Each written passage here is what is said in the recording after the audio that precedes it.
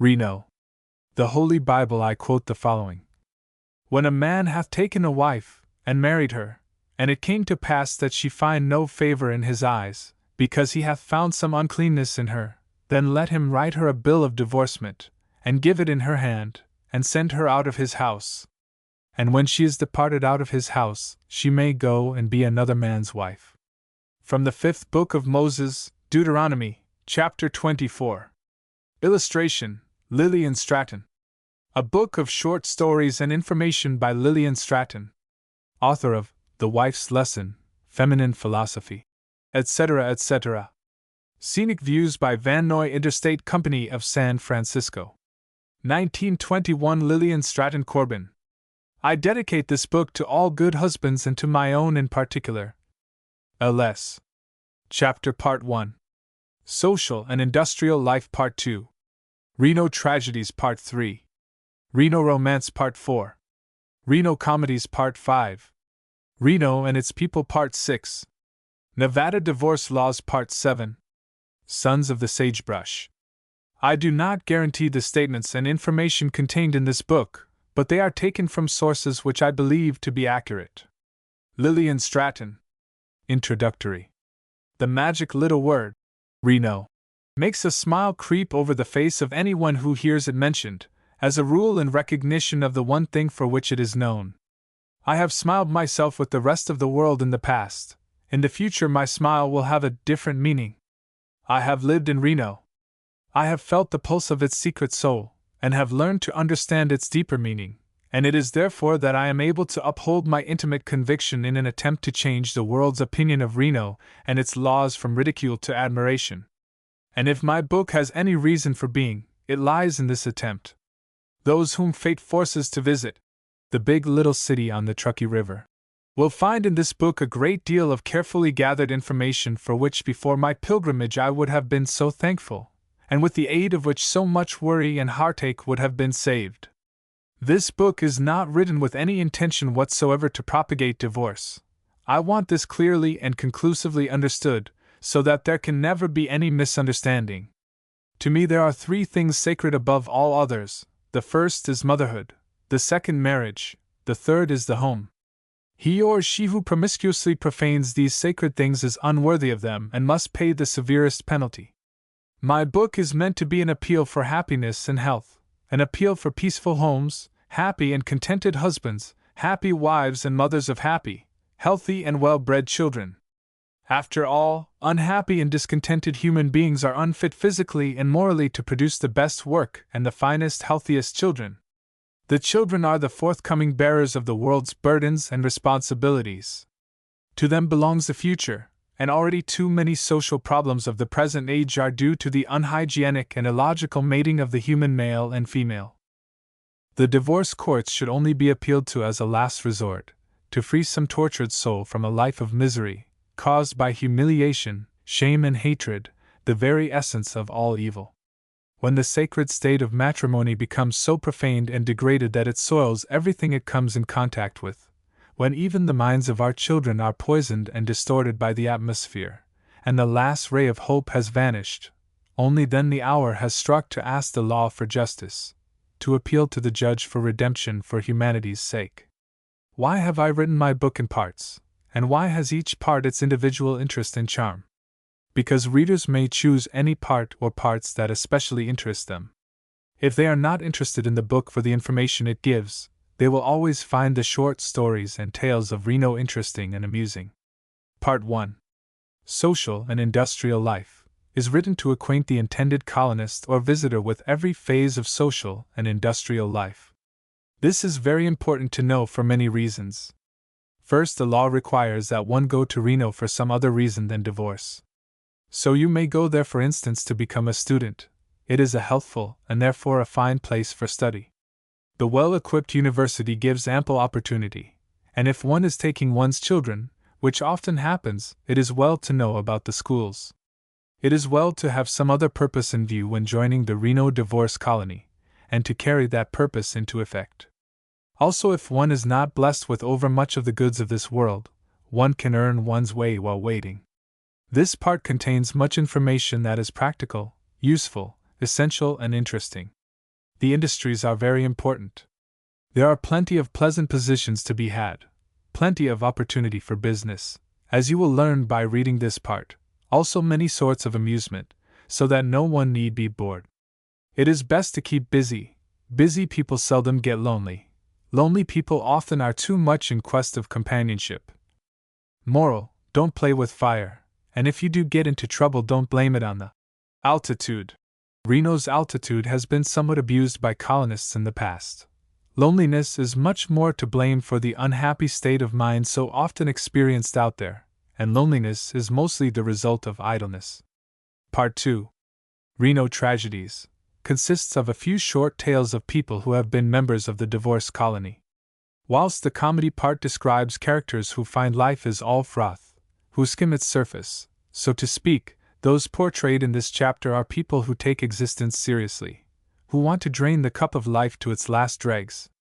If one listens as one reads, one can almost hear the steady heart throbs.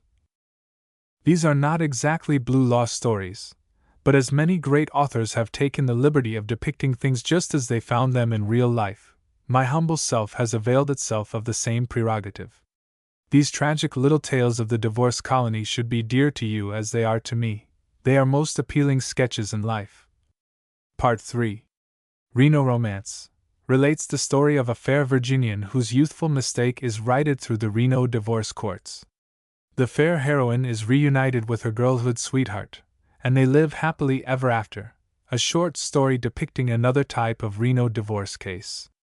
Let us begin, dear love, where we left off, tie up the broken threads of that old dream. Part 4. Reno Comedies has been written to give the reader, whether a would-be colonist or not, a glimpse of the humorous side of the occurrences in this much-talked-of little city. Happiness, after all, is not a question of the place, because the city of happiness is in the state of mind. However, any person, place, or thing that has not its funny side becomes rather dull, to say the least, and likewise the mind that cannot appreciate the humorous side. This part consists of a few plain tales from the humorous side of the lives of departed celebrities of the divorce colony, and should be amusing and entertaining to any reader. Naturally, fictitious names have been used. Part 5. Reno and its people is meant to give prospective residents or visitors an insight as to just what kind of place they may expect to find, and to dispel any fears that the accommodations would not be comfortable. It will acquaint newcomers with the kind of men and women one finds oneself associated with in daily life, which to strangers in a strange land is most important, I think. Newly arrived colonists, perhaps lonely and heartsick, will not find it quite so hard to go to a strange country, if they know in advance that the people are generous, big-hearted and sympathetic, progressive and interested in all things that stand for the betterment of humanity. Part 6. Nevada Divorce Laws gives the reader any and all information required to secure a divorce in Nevada, and besides it contains the opinion of many great thinkers on the question of divorce, coupled with a plea for universal divorce law. One should find this an interesting chapter, whether a prospective colonist or not. Its contents, however, are absolutely indispensable for anyone anticipating divorce in Nevada, and consequently ought to be read most carefully, more especially so. As for the actual legal advice in this part, I am greatly indebted to one of Reno's ablest lawyers, Senator H. Walter Husky. Part 7. Sons of the Sagebrush. A few short biographical sketches of men I met, read about, and heard about during my stay in Reno. It is well to know the kind of men we may come in contact with, both in business and in a social way. Most certainly it is well to know the type of men we may have to come in contact with in a business way. For that reason I have written a few little sketches of these men. Among them are lawyers, judges, mining men, hotel men, politicians and pioneers. Aside from giving some useful information, this part is interesting for its character studies and its amusing little incidents. Lilyan Stratton. November, 1921. Illustration, Washoe County Courthouse. Reno, Nevada. Part 1. Social and Industrial Life. Dull in Reno? Why no, how can one be bored in this delightful, big little city, when here you will find a concentration of all the most picturesque phases of life, a conglomeration of gaiety and tragedy, humor and drama, frivolity, and learning. What a fertile field for the psychologist and sociologist! It is wonderfully interesting not always to turn to books only, with their rigid, lifeless rules and laws. Books can only convey to us the things someone else has learned. Those who desire a real understanding of human nature's handiwork must work and play on human mountains, in human fields and human swamps. Being an ardent student of life and character, I have found Reno highly interesting and amusing, and dear reader, if you will do me the honor to accompany me through the following pages of this chapter, I am sure you too will be interested. First, we will visit the restaurants, cafes, and hotels which are teeming with the vigor of life, vibrant and pulsating, and if you know and understand human relationship, or wish to, then you may overflow with sympathy, laugh in conviviality, or perhaps weep in the privacy of your own room for what is and for what might have been. The fashionable restaurant is not a large pretentious place, elaborately decorated, but there is something in the atmosphere which is not tangible but which we yet can sense. Who are all these people? And if each told his own story, how tremendously interesting it might be. Unconsciously, you know that the atmosphere is distinctive, that things are different. So many interesting personalities grouped into such a small place is something most unusual. Over in the corner is a New York banker, his strong, handsome face marked with character lines and crowned with white hair, the stamp of long years of struggle in the financial world. See, he is smiling across the table at his companion, and his face is almost boyish as he chats and laughs. Such a companion! I wonder what fate has sent her to cheer the desert city, a modern Cleopatra, even more beautiful than she of Egypt, a radiant beauty, this dark-eyed queen of the Orient, ruby lips and teeth of matched pearls, hair black as midnight, and fires smoldering in dreamy eyes as if in pools of mystery, bored in Reno? How could one be? This is only a cafe such as you might visit in any other city. One might see the same banker and the same oriental beauty in a New York cafe. But there they would not be nearly so interesting, for such people to be in Reno means either a domestic comedy, tragedy, or romance. Each one is a puzzle, and one finds oneself intent upon divining the mystery embodied in these personalities, as they come and go like shadows on a screen. Now the waiter comes. There is something unusual about him, also. One can't help noticing his big, powerful form as he bends over the table to take the order. He is a New York chauffeur working his way free from a nagging wife, so that he may marry a popular society belle. You can forgive her, can't you, for admiring his handsome physique? A Greek god he is in spite of his Irish brogue and bad ear for grammar. But then she probably does not hear much of that, and won't if he is wise. That little woman over there with the carmine lips and black eyes, she is the wife of a Methodist minister, and is here for the cure, of course, like the rest. She is going to hitch her matrimonial wagon to a vaudeville star, by way of a change. The very day I get my decree, she told me. There comes an interesting couple. I think the woman is Moroccan. Doesn't she look a barbarous relic with those immense rings in her ears? You feel that there should be one strung through her nose, too. There is a story abroad that she is the consort of a well-known millionaire of Chicago. After several unsuccessful attempts on her part at stabbing him, he is giving half his fortune in alimony to get rid of her. The other night at Rick's she threw a plate at a man because for 5 minutes he paid more attention to her woman friend than to her. A dangerous playmate, methinks. That charming little lady in a symphony of blue, surrounded by a company of admiring friends, is Madame Alice, a Broadway opera star. Her story is very interesting indeed.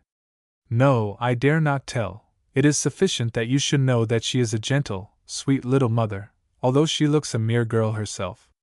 She has a voice of unusual quality and dramatic sweetness. I have had the pleasure of hearing her sing at several concerts which she gave for charity. She is extremely generous in that direction and always draws a packed house. She got her divorce while I was out there and passed on like the other shadows on the screen. The last I saw of her was when she was singing the Battle Cry of Freedom in the Hotel Golden Lobby, as her decree had been granted. Her face was just radiantly happy as she repeated several times, "I am free, I am free." At a table, back in the shadows of the palms by the piano, sits another interesting little lady from gay New York. She is also a singer of note and the wife of a well-known author. She has taken a mansion on the banks of the Truckee and brought along her retinue of servants. Of course she is beautiful, the golden-haired, blue-eyed type, with a complexion like tinted rose leaves. Who is that lone man at the table just opposite? Ah, that bearded gentleman with light hair, wearing a black tie, an artist-looking sort of chap? That is a world-famous portrait painter. I had the pleasure of meeting him and his beautiful bride at Caen, southern France, some years ago. Yes, he does look rather forlorn. There is a pathetic droop to his mouth. No, he is not here for a divorce, one of the exceptions. He arrived a few days ago from Tangiers. It was while there that he received by registered post his wife's summons in her divorce suit, and he took the first ship back to America to fight the suit and to try to win back his beautiful wife, who, by the way, is also a talented artist. But alas! Cupid is a stubborn little beggar. Though blind as a bat and not very large, yet he has a will of his own, and won't be driven or led. Though the man seated over there is apparently very interesting and is internationally known as a great artist and an exhibitor in the Royal Academy in London, though he must have loved his wife very much, to have traveled halfway around the world from the northern coast of Africa to Reno, in order to try and bring about a reconciliation, still the beautiful wife has gone on with her divorce, which was finally granted, though bitterly contested. And so there he sits as though lingering over the grave of a great love. Bow down, ye gods, and weep. The hotels also are filled with interesting types. The pretty girl at the news-stand today suddenly disappeared. Yes, she got her divorce. In her place is the homeliest man you have even seen, and all the traveling men look disgusted and buy their papers from the newsboys in the street. The hotel stenographer has also taken her departure, and now we see a dainty blonde in place of the statuesque brunette. The brunette has gotten her divorce and has gone to San Francisco to marry a millionaire sportsman, so I hear. The beautiful lady with the sparkling black eyes, between that little boy and girl, is a violinist. They have the rooms over mine, and for several months I have heard the patter of tiny feet and childish free laughter, but I fear the mother does not laugh so much. I have been told that she lives in constant fear lest her husband come and take the children from her. In this case, I am told, there is a chance of reconciliation. I hope so with all my heart. The tall, handsome old gentleman speaking to her is a retired civil engineer, very wealthy I believe. He lived 21 years with his first wife who died. After some time he married again, but after 1 year of married life he is here for the cure. He is an enthusiastic sportsman, a good horseman and very popular. The courthouse is the next place of interest to study character, to find interesting personalities and new types. You may go over any day and watch some poor victim's case being tried. If one is doing time oneself, it is a very good way to obtain inside information, though it is a bit like being at your own hanging. Not exactly, of course, but enough to make the anticipation peculiarly gruesome. Each searching question of the judge seems to draw the noose around the plaintiff's neck tighter and tighter. You will hold your breath, a word, and the 6 months' exile and more are all in vain. Not until the final decision, judgment for the plaintiff, is pronounced do you heave a sigh of relief. Illustration: one of the courtrooms in famous Reno courthouse. Each day the divorce mill grinds the steady grist, and it is there that one has a splendid opportunity of studying personality and character. The wife who is nagged and abused, the one who is obliged to support herself and her children, the one who has outgrown her charms, the luxurious beauty who has spent her husband's fortune and is preparing to spend another in the same way, the wife who has made a mistake and found the right man at the wrong time, the wife whose husband another woman has taken, the wife of a drunkard or a gambler, the husband who is nagged, the husband whose wife is a spendthrift, the husband whose wife wins prizes at bridge and neglects her home, the husband whose wife has deserted him when he needed her most. Naturally, the stories you hear from the aspirants are always plausible, and so they go by, the endless passing show. Next we will go to dinner. We will dine at the Hotel Golden tonight. They have just opened their new restaurant, and the food is excellent, so is the cabaret. There are 2 beautiful girls, new arrivals, who sing very well indeed. One is tall and fair and more than usually interesting.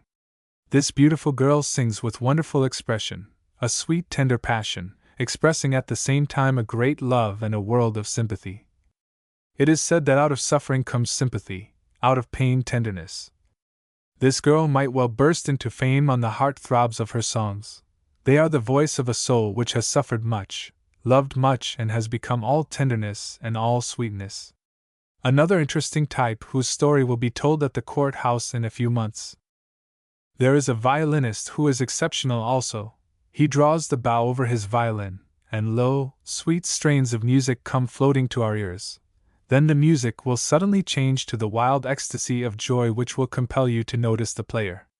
When you look at him, you will know that his soul is not there. Your heartstrings will quiver until the music stops. Then you will suddenly find that you have forgotten to eat, and that the food is cold. But you ponder on, you wonder who that artist-dreamer is. He must have been leading his love through poppy fields, kissing away from starving lips love's hunger, while he played. Yes, he is here for the cure. After dinner we will go to the theater. There are several theaters, but the large productions usually go to the Majestic, which is modern in every respect and has seating capacity of more than 1,000. All the New York productions that make the Pacific Coast tour play Reno. All the eminent musicians such as Chrysler, Misha Elman, the Boston Symphony Orchestra, and others stop here on their Western tour, and their concerts are always well attended and tremendously appreciated. Tonight we will hear the Boston Symphony. You are surprised at the large ultra-fashionable audience. There are as many in evening dress as one would expect to see at a New York first night. Here one can't tell the members of the divorce colony from the residents. They are an aggregation of well-dressed, appreciative people, anxious to enjoy the evening's wonderful music. Dancing is the next in line of indoor amusements. Most of the hotels and restaurants have splendid floors and excellent dance music. At Wilsonian Hall there is a beautiful ballroom, and those who wish to learn the latest steps will find an expert teacher in Mrs. Wilson, who takes special trips to New York every season in order to become acquainted with the very latest dances. Her classes and receptions are patronized by the best people, both of the colony and city, and are very interesting and popular. Those who take their pleasure in life a little more seriously will find an excellently equipped public library, thanks to Mr. Carnegie. There is also a very fine collection of books at the University of Nevada, which is conveniently located in a very beautiful part of the city. I should like to pay a passing tribute to the university staff. They are as fine a set of professors as one could possibly desire to have. I had an opportunity of attending some of the lectures during the summer course and found them exceedingly interesting and well delivered. Of special interest to women would be the Century Club, a well-organized body of the best women in the city.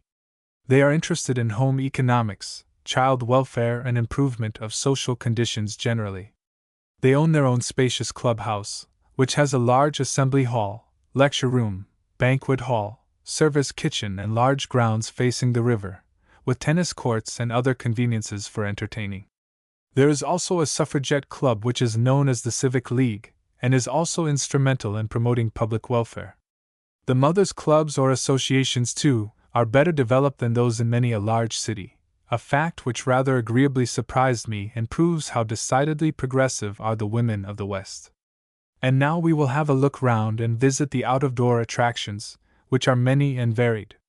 In summer, there is Belle Isle, a beautiful little amusement park on the banks of the Truckee, almost in the center of the city, and the scene of many jolly carnivals. The city park is also a pretty little spot, and here are given many festivals and concerts for the Red Cross and other charitable organizations. It is a delightful place to spend a summer afternoon or evening. The gay music, flying colors, and beautifully tinted light among the branches of the trees are all an inspiration to free happiness. There too it is delightful to sit when all is quiet, and watch the moonlight on the snow-capped mountains, while the warm summer breeze stirs the leaves above and the distant rushing waters of the Truckee float out to you like fairy laughter on the summer air. Illustration: Palisades Canyon showing Humboldt River. Nature has many delightful surprises in store for the new arrival in Reno. When you have strayed out to Moana Hot Springs and have taken a refreshing dip, you will agree with me. I thought the water was heated until a friend explained that it came gushing out of the ground almost boiling hot and had to be cooled off for the pools. There had been Jeffrey's quarters during his training for the Jeffries-Johnson fight. From Moana one can see Steamboat Springs. These springs can be seen from a distance of several miles, owing to the fact that they send a steady stream of hot steam into the air, which spreads over an area of a mile or more. It is a strange sight to see this stream ascending into the clear atmosphere from the roaring regions below. The various hot springs to me are the most wonderful part of nature's loveliness. Here one may watch lonely colonists and native maidens dive and play in the water whilst listening to their laughter. An early morning dip in the pool and a swift canter back to town will start your blood tingling, clear the city-cramped lungs and fill them with Nevada's fresh, invigorating air. It will make one feel like a 2-year-old and add 10 years to one's life. Rick's, the famous roadhouse, and training quarters of Jack Johnson, the black champion prize fighter, is within walking distance of Reno. Its chicken dinners have helped to make the place famous. There are private rooms for those who seek seclusion, a splendid dance floor, and I am told that here the mechanical pianos grind out waltzes, one-steps and foxtrots, whilst glasses clink far into the night and parties of colonists make merry. Farther on is Lawton Hot Springs, another popular bathing resort. This place is mostly patronized by motorists and equestrians, and is more fortunate than the others in its location. The little rustic hotel is built in the coziest nook, just at the bend of the river. The fine old trees bend their graceful branches over the rushing waters in which the majestic mountains reflect their wondrous beauty. Here one may obtain private dressing rooms and bathing pools, or a party of 2 or more may have a number of dressing rooms opening onto the same pool. The water in the pools changes every 15 minutes. I am told there is a continuous inflow and overflow, which empties out into the river. What a wonderful spot to build a modern structure with beautiful steam rooms, modern dressing rooms and marble bathing pools, in place of the crude board sheds which rather spoil the natural beauty of this place of many charms, where one may bathe in the hot springs pool, fish in the river, wine, dine and dance. What more could the soul in exile wish for? If you wish for seclusion, seek a tranquil spot on the banks of the river, dream to your heart's content, watch the silvery moonbeams play among the branches and sparkle on the river, and listen to the sighing of the summer wind. I know of no place near New York endowed with so many of nature's charms.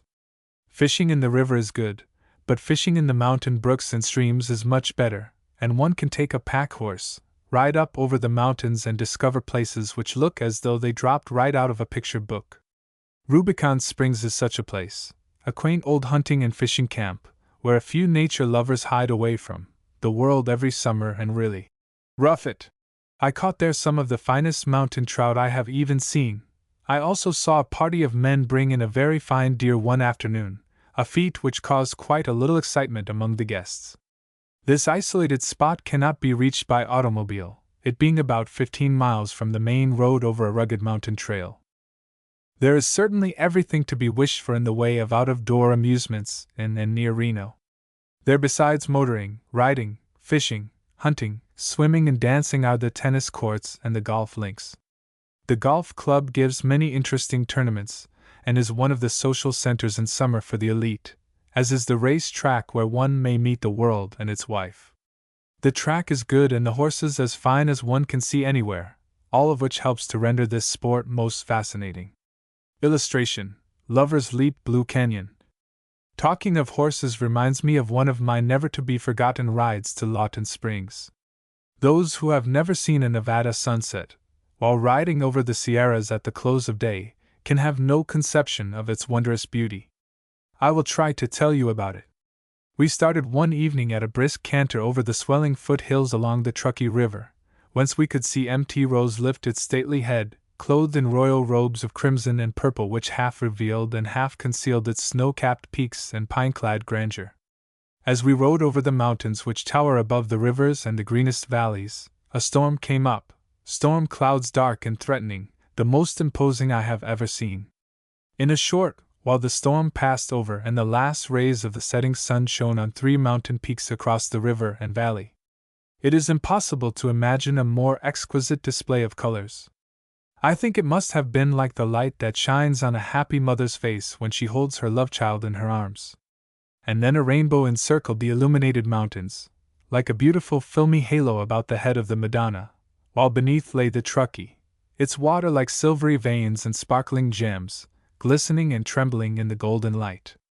And stretching away to the north and east lay the sagebrush plains, wrapped in the silence of a dying day and illuminated with the sheen of God's promise of a tomorrow to come. A wonderful picture, nature's own masterpiece. The motor trips are the next in line of outdoor amusements, and these trips will afford one the splendid opportunity of seeing, apart from the unexcelled scenery, the numerous places of interest. First, Carson City, the capital, the state penitentiary and the government Indian school, also the Indian homes and reservations. You will find them all interesting. Carson City was founded in 1858 and was named after Kit Carson, the famous scout. The capital is 30 miles from Reno, 14 miles from Lake Tahoe and 22 from Virginia City. Illustration: Truckee River Canyon. The elevation of Virginia City is 6,000 feet above sea level. There you may don skin garments and go down 3,000 feet in a mine on the famous Comstock lode. The heat in some of the mines is so intense it is impossible to stand it for more than a few minutes at a time. There is so much of interest in these famous old mining camps and in the strange freaks of nature. Here are the numerous hot springs and Pyramid Lake, an enormous body of water 40 miles out in the desert, which possesses no apparent outlet, although the Truckee flows into it. And apart from that, the development of agriculture and irrigation is interesting. I will try and describe some of my motor trips through Nevada and California. One fine Sunday we set out on an automobile trip to Virginia City over the Great Giga Grade, which has become so famous through the wonderful Comstock lode from which over 700 millions in gold and silver have been extracted. The ride was most exciting, and the magnificent scenes unrolling themselves continuously upon each swerve round a sharp curve or a dangerous bend just held us all enthralled. Often I was reminded of Switzerland, and then as I gazed, more and more enraptured by the delirious orgy of multicolored hues, and looked at the precipitous ascent we had made, at the heights we had yet to climb, and at the undulating peaks that stood like an army of sentinels guarding us on every side, I forgot I was in the land of Nevada. I had drifted into an Arabian night reverie, and not till the 40-horsepower winged horse suddenly lost its equilibrium, and gave a most ungainly lurch, not till then did I redescend to earth. While the incapacitated horse partook of first aid to the injured, I got out and gathered some of the prettiest little flowers I have ever seen, all the more marvelous because nature takes care of them in some mysterious way which we cannot understand, since rain is practically unknown in Nevada. There was the beautiful spotless desert lily, the delicate desert violet, the fascinating yellow blossom of the pungent native growth, the sagebrush, and many others. Illustration: Off to Donner Lake picture shows a dog-sled team. My next motor trip was from Los Angeles to Santa Barbara. There the scenery compares with that of Nevada as an exquisite watercolor compares to a grand old oil painting. We went spinning along over a perfect road from Los Angeles to Santa Barbara, and I felt that America might well be proud of this wonderful state. Surely none other possesses such a variety of climate, or such a variety of beauty. Hardly do I dare attempt a description of all this magic scenery. It seemed a dream to me, just color everywhere. Green valleys and turquoise skies, snow-capped mountains and rosy sunsets. For many miles we wound round and round the mountainside, through orange groves, laden with golden fruit, tucked away in the emerald-green foliage, and fruit orchards abounding with spring blossoms. And then we came to the Pacific Ocean, which stretched far out into the infinite, reflecting the rose-colored sky just at sunset. The dream of it all is still with me.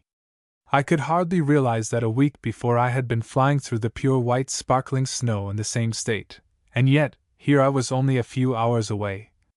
One sojourning in Reno should not miss a trip through California while in the neighborhood of that glorious state. San Francisco is only a day's journey by rail, and the trip is truly worthwhile.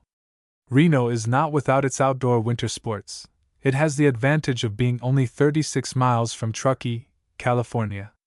While flowers are blooming and birds singing their spring songs in Southern California, the Snow Queen reigns at Truckee in the mountains, 6,000 feet above the sea.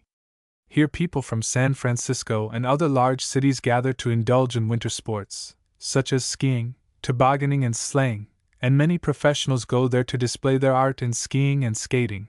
The Switzerland of the West, I would call it. It was all too fascinating and too beautiful, 6 feet of snow everywhere, and everything sparkling white in the sunshine. Illustration: amid the snow at Truckee, California. Illustration shows a dog-sled team. Once I started out to see Donner Lake, which reposes between Summit, the highest point on this trip across the Great Divide, and Truckee. We were in a sleigh drawn by a team of huskies, real Alaskan dogs. I have ridden pretty much everything from a broomstick to a bronco, but this was my first experience with huskies. I thought it was going to be hard work for the dogs, but they frolicked about in the snow with their pink tongues out, showing all their teeth as though they were laughing in fiendish glee and enjoying every moment of it. Truckee is only about 33 miles from Reno by automobile, and the distance by train is 36 miles, so there should be no excuse for not visiting this American Switzerland.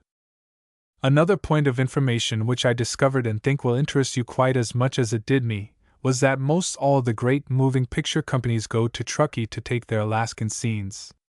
And now whenever you see a beautiful Arctic picture on the screen, you will realize that you are not looking at the frigid regions of Alaska, but at the glories of California.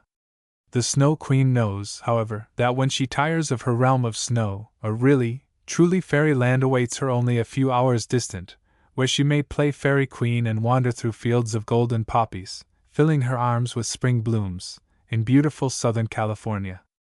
In Reno itself, moonlight skating parties on the river and the University Pond are popular also. Dull in Reno? Absurd. Nevada is necessarily a mining state. Apart from the $700 million in gold and silver taken from the Comstock lode, Nevada's mines have supplied the world with thousands of tons of other materials, such as lead, zinc, etc., and thus when one thinks of the industries in Nevada, it is quite natural to think of mining first. There it is in the air. Everywhere you are confronted with specimens of ore, in the offices of mining companies, in your lawyer's office, on the doctor's desk, on your friend's dressing table, next to the Bible in the minister's home. A chubby baby will gurgle and coo over a piece of this polished rock, and hold it in a little pink fist. Old, white-haired men will feebly finger a rough specimen streaked with green and amber. The spell of Nevada. Walk out over the desert, or ride over the hills, and as far as you can see, the sides of the mountains are perforated with holes made by prospectors, thousands and thousands of them, every one representing a hope. A promoter will take a piece of this beautifully colored rock and explain to you about the percentage of gold or copper it contains, the cost of extracting it, and the enormous profits to be made. A friend will show you a marvelous specimen and explain that he or she owns a half interest in the claim which is sure to turn out at least $500,000. Then you will perhaps think of Robert's services, Spell of the Yukon, and you will understand the enthusiasm and spirit of optimism. After all, why should they not be enthusiastic and optimistic? The whole state is piled high with mountains which look just like the ones in which so much gold and other valuable minerals have been discovered. If they are the same on top, why are they not the same below the surface? Tell us, you opal-colored mountains of Nevada, what stores of precious treasures are you guarding from the greedy hand of man, and how soon will you throw open another door of your treasure house? After having lived in the West and visited the mines and talked with the old-timers, I can easily understand the fascination of prospecting and mining, and why, in spite of all the hardships it entails, so many have become enslaved by the spell of it. The Crystal Saloon, at Virginia City, was built during the days of the first great boom, and on its register are many names of famous people. Under the year 1863, I saw written the following: Clemens Samuel L., local editor of Territorial Enterprise. Mark Twain. The old-timers will tell you stories about Mark Twain's adventures in Nevada's mining camps almost as funny as those he himself wrote about in his book, Roughing It. In the register of the Washoe Club, organized in 1875, are the name of Thomas A. Edison, Fred Grant, son of General Grant, and many other famous names. Illustration: Donner Lake. I have been informed of a new discovery in connection with the native plant, the sagebrush. I am told there are splendid prospects for the development of potash and denatured alcohol from the huge sagebrush fields of the state. The principal business of Reno consists of banks, hotels, shops, and restaurants. The shops do the city credit. They are up to date and well kept, and you will find almost every kind of shop. The electrical stores display every new electrical device on the market. The stationery shops are equally well equipped, the candy stores most tempting and excellent in every way, and the music store, hardware, drug, corsetier, gents' furnishing, shoe, fancy goods and department stores, the hair-dressing parlors and florist shops are all up to date and as fine as you could find in any city twice Reno's size. The grocery stores and butcher shops and markets are of the finest. These places employ hundreds of people, and the department stores send their buyers to New York and Paris. Reno has two daily papers, namely, the Evening Gazette and the Nevada Journal. The Nevada Journal belongs to the Associated Press and has its private telegraph wires by which it receives the news direct. The hotels and apartment houses are always well filled. They are up to date, well kept and flourishing. The cafes are constantly being enlarged. The real estate business is also progressive. One may rent splendidly furnished houses, or modest cottages, or apartments at very fair prices. There I first saw the automatic elevator, the kind that you ring for and that runs down by itself and opens its own door. Then you get in, press a button at the number you wish to get off at, and the elevator runs itself up to the floor indicated, stops and opens its door. The same apartments have beds that fold up automatically into the wall, leaving nothing in evidence except a beautifully paneled mirror. The Reno Commercial Club, which was founded in 1907, is made up of a body of the representative men of the state, who are organized to encourage educational and social intercourse, and to aid in social and material upbuilding of the city and state. Its executive board is as follows: Charles S. Knight H. Kennedy, Tasker L. Oddie B. Adams, Fred Stadtmuller R. L. Kimmel E. H. Walker. The club's efforts are continually directed toward the encouragement of new enterprises, the securing of capital for new industries and investments, the dissemination of literature regarding the resources of Nevada, the building of good roads in cooperation with other states for a national highway, the immigration of settlers upon the agricultural lands of the state, more intensive farming, expansion of dairy interests, fruit growing and other agricultural industries. The Commercial Club is always obliging in extending the courtesy of its information bureaus in matters pertaining to the affairs of the city or state. Write to it. Nevada has made very broad strides in the direction of agriculture owing to its irrigation development. The Easterners somehow have an idea that Nevada has made very little progress since prehistoric days, that the West is still wild and woolly and consists of cowboys, cattle ranches, and rattlesnakes. But this impression is very erroneous. The picturesque cowboy is practically a thing of the past, and so is the highwayman. The picturesque stagecoach with its 4 to 6 teams is almost forgotten, and I did not see one rattlesnake during all my exploits in the mountains and over the deserts.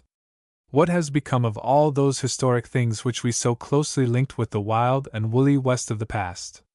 They have retreated into oblivion before the great wheel of progress.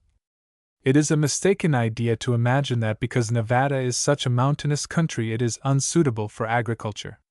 There are many broad green valleys, flourishing and producing splendid farm products. This, of course, is the astonishing result of artificial methods of irrigation. Alfalfa and potatoes are Nevada's greatest crop. Wheat, rye, oats, and other cereals are also grown. Some of the ranches have splendid orchards consisting of pears, apples, plums, cherries, etc., and the production will undoubtedly increase as greater irrigation developments are introduced. Illustration: Trucker River Dam. What irrigation will do for the parched deserts of the West remains as yet to be seen, but when I stop to consider that all the famous spots of California owe their beauty almost entirely to irrigation, then I dare predict great things for the desert states. In a 1918 issue of the United States Geographical Survey Press Bulletin is an article which is particularly interesting for the possibilities it suggests at once to the reader for the utilization of waters. It reads as follows: Underground water in Nevada deserts. In Nevada, the bedrock forms a corrugated surface consisting of more or less parallel mountain ranges and broad intervening troughs that are filled to great depths with rock waste washed from the mountains.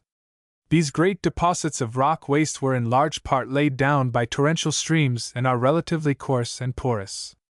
Because these deposits are porous, the rain that falls upon them and the runoff that reaches them from the mountains sinks into them, and the valleys in which they lie are exceptionally arid. These deposits, however, form huge reservoirs in which the water is stored and in which, to the limit of the capacity of the reservoirs, it is protected from evaporation. So well is this water hidden that its existence was not suspected by many of the early travelers, and even today long desert roads on which there are no watering places lead over areas where groundwater could easily be obtained. In a desert valley, even where no wells have been sunk, it is generally possible to ascertain and outline the areas where groundwater lies near the surface and to make an intelligent forecast of the depths to water in other parts of the valley. If a sufficient number of observations are made, it is also generally possible to form a rough estimate of the quantity of water that is annually available in such a valley and to predict to some extent the capacity of wells, the quality of the water, and the cost of recovery. To anyone familiar with Nevada, there are dozens of such desert reaches which must instantly suggest themselves to the mind, and it is interesting to speculate, not altogether idly, on how advantage might be taken of such conditions. The bulletin particularly speaks of one of these areas. In an investigation recently made by O.E. Meinzer, of the United States Geological Survey of the Department of the Interior, in Big Smoky Valley and adjacent area near Tonopah, Nevada, the character of the vegetation and other surface criteria show that the groundwater stands within 10 feet of the surface over an area of 130,000 acres. The measurements made indicate that tens of thousands of acre-feet of water are annually contributed by mountain streams and by rainfall to the underground reservoir, and that about the same quantity of groundwater is annually discharged into the atmosphere through the soil and the plants in the shallow water areas.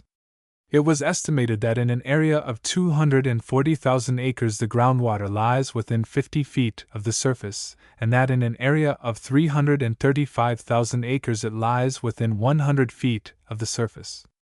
Detailed maps were made showing the location and extent of these areas. Nevada, because of its peculiar geographical and climatological situation, will always need to irrigate its land to produce crops. Where irrigation waters are available, the soil has proved abundantly fertile, but Nevada has been handicapped by a lack of water for these very soils which would be capable of producing the best crops. If, perhaps, underlying those fertile though now arid areas there is such a reservoir of untapped waters as the bulletin describes, there must instantly occur to the mind the question: cannot these waters be made available? Elsewhere in Nevada, great arid areas have been reclaimed by tapping such underground reservoirs and raising the waters to the surface for irrigation purposes with gasoline motors, where they have not flowed of their own accord, in artesian wells. Nevada has not ventured far into this field because it has not felt the necessity. But why wait on necessity? Why should not Nevada attempt to reach this water? It could easily do so, and so add much valuable fertility to the state's already important resources. Of course, if these new irrigation resources of the state were to become sufficiently utilized, then there would seem no reason why Nevada should not be one of our best agricultural states. The Truckee River is a splendid asset to Reno. Fed by the eternal snows of the Sierra Nevadas, with a fall of 2,442 feet between Lake Tahoe and Pyramid Lake, it affords a water power equaled by few rivers in the U.S.A. Its power plants now supply light and power for all nearby mines, Mason Valley, Youngton, Virginia City, and the Comstock Lode, yet these power stations do not generate 1/10 of the power that could be obtained. It is said that it would easily be possible to develop 40,000 horsepower within 5 miles of Reno. This means that Reno has great advantages as an industrial center, and as water power is known to be low in cost and as there is an immense quantity of iron ore in the state, it might eventually be considered a fine place to manufacture war supplies, especially for use on the Pacific coast. The Southern Pacific shops are at Sparks near Reno and are of great advantage to Reno merchants. These shops do the general repair work of the Salt Lake Division of the Southern Pacific. They employed between 500 and 600 men at an approximate payroll of $125,000 per month. The Verde Lumber Company near Reno employs from 350 to 400 men in its mills, box factories, and logging camps, at a monthly payroll of approximately $25,000. In addition to these industries, there are the Reno and Riverside mills, and large stockyards and packing houses. Nevada is a noted stock-growing state for great droves of sheep, hogs, and cattle. Nevada's beef is famous throughout the United States. Reno, as well as all Nevada, is proud of the world-famous Wingfield racing stables, and not without reason. Mr. George Wingfield is a great connoisseur of horseflesh, and has spared neither pains nor expense in order to add the best thoroughbreds to his stock. Even as I write, the news reaches me that an expert has left for England to purchase from Mr. Wingfield 4 mares and a stud, Atheling, a great English favorite. Illustration: Honeywood of the Wingfield Stables. At present Mr. Wingfield has in his stables about 75 horses. I had the privilege of visiting them some time ago, and made the acquaintance of some of his prize yearlings. They were wonderful animals, just as fine as any I have ever seen, and I think I know and understand horses pretty well. There is one, Honeywood, a beautiful stallion, who was the winner of the Cambridgeshire Stakes at Newmarket, England, in 1911. I don't think I have ever seen a more beautiful animal.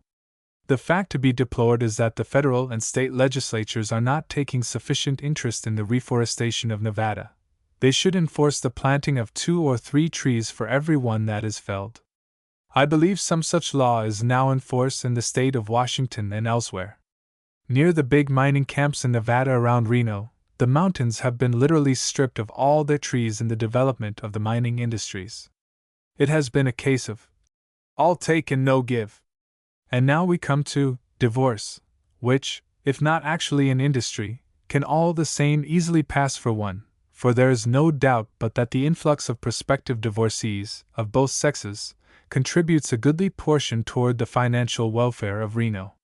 Not only do hotels, restaurants, cafes, and shops reap an abundant harvest from the luxury-loving wealthy colony, but even real estate prospers, as many aspirants rent cottages for the season. Lawyers are kept busy all the time. The banks are opening new accounts for every patient who comes to town, and therefore, on more mature consideration, why should we not call it the divorce industry?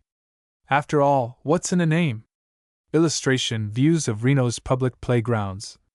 Reno has all the advantages of a big city with none of its disadvantages. The following is a reprint of a circular prepared by the Reno Chamber of Commerce. Location: Reno is situated in western Nevada, 12 miles from the state line, and on the borderland of the lofty Sierras and Nevada Plateau. The city lies in a fertile valley through which the beautiful Truckee flows, and is surrounded by high mountains. Area of Reno, 3 square miles. Population: Power Company, Telephone Company and School Census show over 15,000. Government Census, 12,016. Elevation: 4,500 feet. Climate: winters short, moderately cold and open, with very little snow. Cool, dry, delightful summers, with cool nights, allowing refreshing sleep. No thunderstorms, hail, fogs, or earthquakes. Average number of days without a cloud in the sky, 195, partly clouded, 105, and cloudy, 65. Doctors prescribe Reno's sunshine, dry atmosphere, and altitude for health. Railroads and rates. 3 railroads enter Reno: the Southern Pacific, the Western Pacific, and the Virginia and Truckee, affording the city transportation facilities enjoyed by few western cities. At the present time, Reno enjoys full terminal rates or better for goods shipped from eastern points, and the distribution rates to the Nevada and Eastern California territory are also very favorable. All 3 roads furnish ample freight handling and side-track facilities. Highways. Reno is the center of the highway system of Nevada, and an important station on 3 transcontinental highways, the Lincoln Highway, the Overland Trail, and the Pikes Peak Ocean-to-Ocean Highway. City government. The government is a municipality with a mayor and 6 councilmen elected by popular vote. Appointive officers are city clerk, chief of police, chief of fire department, city engineer, and city health officer. The city attorney is also elected. Industries. Reno is not an industrial city, but may be termed the office of the big industries of the state. Its biggest industries are a packing plant, machine shop and foundry, soap factory, planing mills, brick plant, flour mills, and railroad yards. Financial strength. The 6 banks in Reno have a total capitalization of $1,745,000 and total deposits of $14,782,751.92. Total resources amount to $18,363,651.94. The clearings average $4,500,000 monthly, indicating that Reno does a business of a city at least twice its size. Of the 6 banks, 3 are national. Tax rate and indebtedness. The tax rate of Reno, including state, county, and city taxes, is $3.55 and the bonded indebtedness $433,000.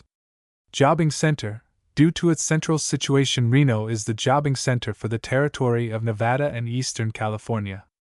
Reno has several warehouses and wholesale grocery, automobile supply, produce, tobacco, building materials, hardware, bakery, and confectionery store. Cost of living. The cost of living is about the same, if not lower, than in the Middle West and Western communities. The surrounding country supplies Reno with wholesome and cheap food, and Reno's location on the main lines from the east and California enables the merchants to sell imported goods at a reasonable figure. One person can live well on $75 a month, and the average family of 5 lives on $150 a month. Housing conditions. Like most of the cities of the country, there is a shortage, but not an acute one, of apartments and small homes in Reno. However, the amount of building done in Reno this year was almost 3 times that of any previous year, and the housing problem is expected to be solved by the summer of 1921. Health conditions. The clear, dry air, altitude, and sunshine of Reno's climate are especially beneficial to health, and persons with lung trouble find relief in Reno. There are no tenements or unsanitary conditions, and the city health authorities enforce the laws strictly. Dairies, restaurants, and bakeries are inspected regularly, and no refuse is allowed to accumulate in streets or yards. The water supply is pure. Labor conditions. Labor conditions are good in Reno, which is the shipping point for the labor of the mines, lumber mills, ranches, and construction camps of the Nevada and Eastern California territory. There is always work to be found in the trades and unskilled labor markets. The supply of office and store positions is about equal to the demand. There are no strikes or other quarrels between employer and employee in Reno. The trades are on a union basis. Schools. There are 5 grammar schools, a kindergarten, business college, high school, and university in Reno. Plans are now being perfected for the establishment of a junior high school which will take care of the 8th grades and freshman high school classes. The scholarship standard is high, and the best laboratory and playground facilities are offered. The teachers are paid salaries above the average, enabling the schools to maintain an efficient teaching force. Churches. There are 12 churches as follows: Baptist, Congregational, Presbyterian, Episcopal, Christian Scientist, Lutheran, Methodist, Methodist Colored, Roman Catholic, Salvation Army, Seventh-day Adventist, Spiritual. Illustration: University of Nevada. Hotels and apartments. Reno has excellent hotel facilities with 3 large, first-class hotels and 40 smaller hotels and apartment houses. Clubs and civic organizations. Headed by the Reno Chamber of Commerce, there exists a live and aggressive group of civic and other organizations in Reno. Enumerated, they are the Rotary Club, Lions Club, Woman Citizens Club, Italian Benevolent Society, G.A.R., Women's Relief Corps, Nevada Bankers Society, Nevada Historical Society, Nevada Livestock Association, Nevada Mine Operators Association, Reno Clearing House Association, Nevada Highway Association, Y.M.C., A. Y. W. C. A. American Legion. Veterans of Foreign Wars, Red Cross, Salvation Army, Reno Grocers Association, Reno Automotive Dealers Association, Washoe County Medical Society, W. C. T. U. Spanish War Veterans, Washoe County Farm Bureau, Washoe County Taxpayers Association, Truckee Meadows Water Users and Washoe County Bar Association, 20th Century Club, Reno Nurses Association. Fraternal Organizations, Ancient Order Foresters B. P. O. E. Fraternal Brotherhood F. O. E. I. O. O. F. Daughters of Rebecca, Knights of Columbus, Knights of Pythias, Ladies of the Maccabees, Loyal Order of Moose, Masonic Orders, Modern Woodmen of America, Royal Neighbors U. A. O. Druids, Woodmen of the World, Women of Woodcraft. There are 4 lodge buildings maintained by the Elks, Masons, Odd Fellows, and Woodmen of the World. Public buildings. Reno has many imposing public buildings, among them the County Courthouse, City Hall, Public Library, Post Office, Y.M.C.A., High School Building, churches and university buildings. A new post office and federal building is contemplated, and $100,000 a year is being spent on new buildings at the university. Theaters. Reno has 4 first-class theaters, the Rialto, Majestic, Grand, and Wigwam.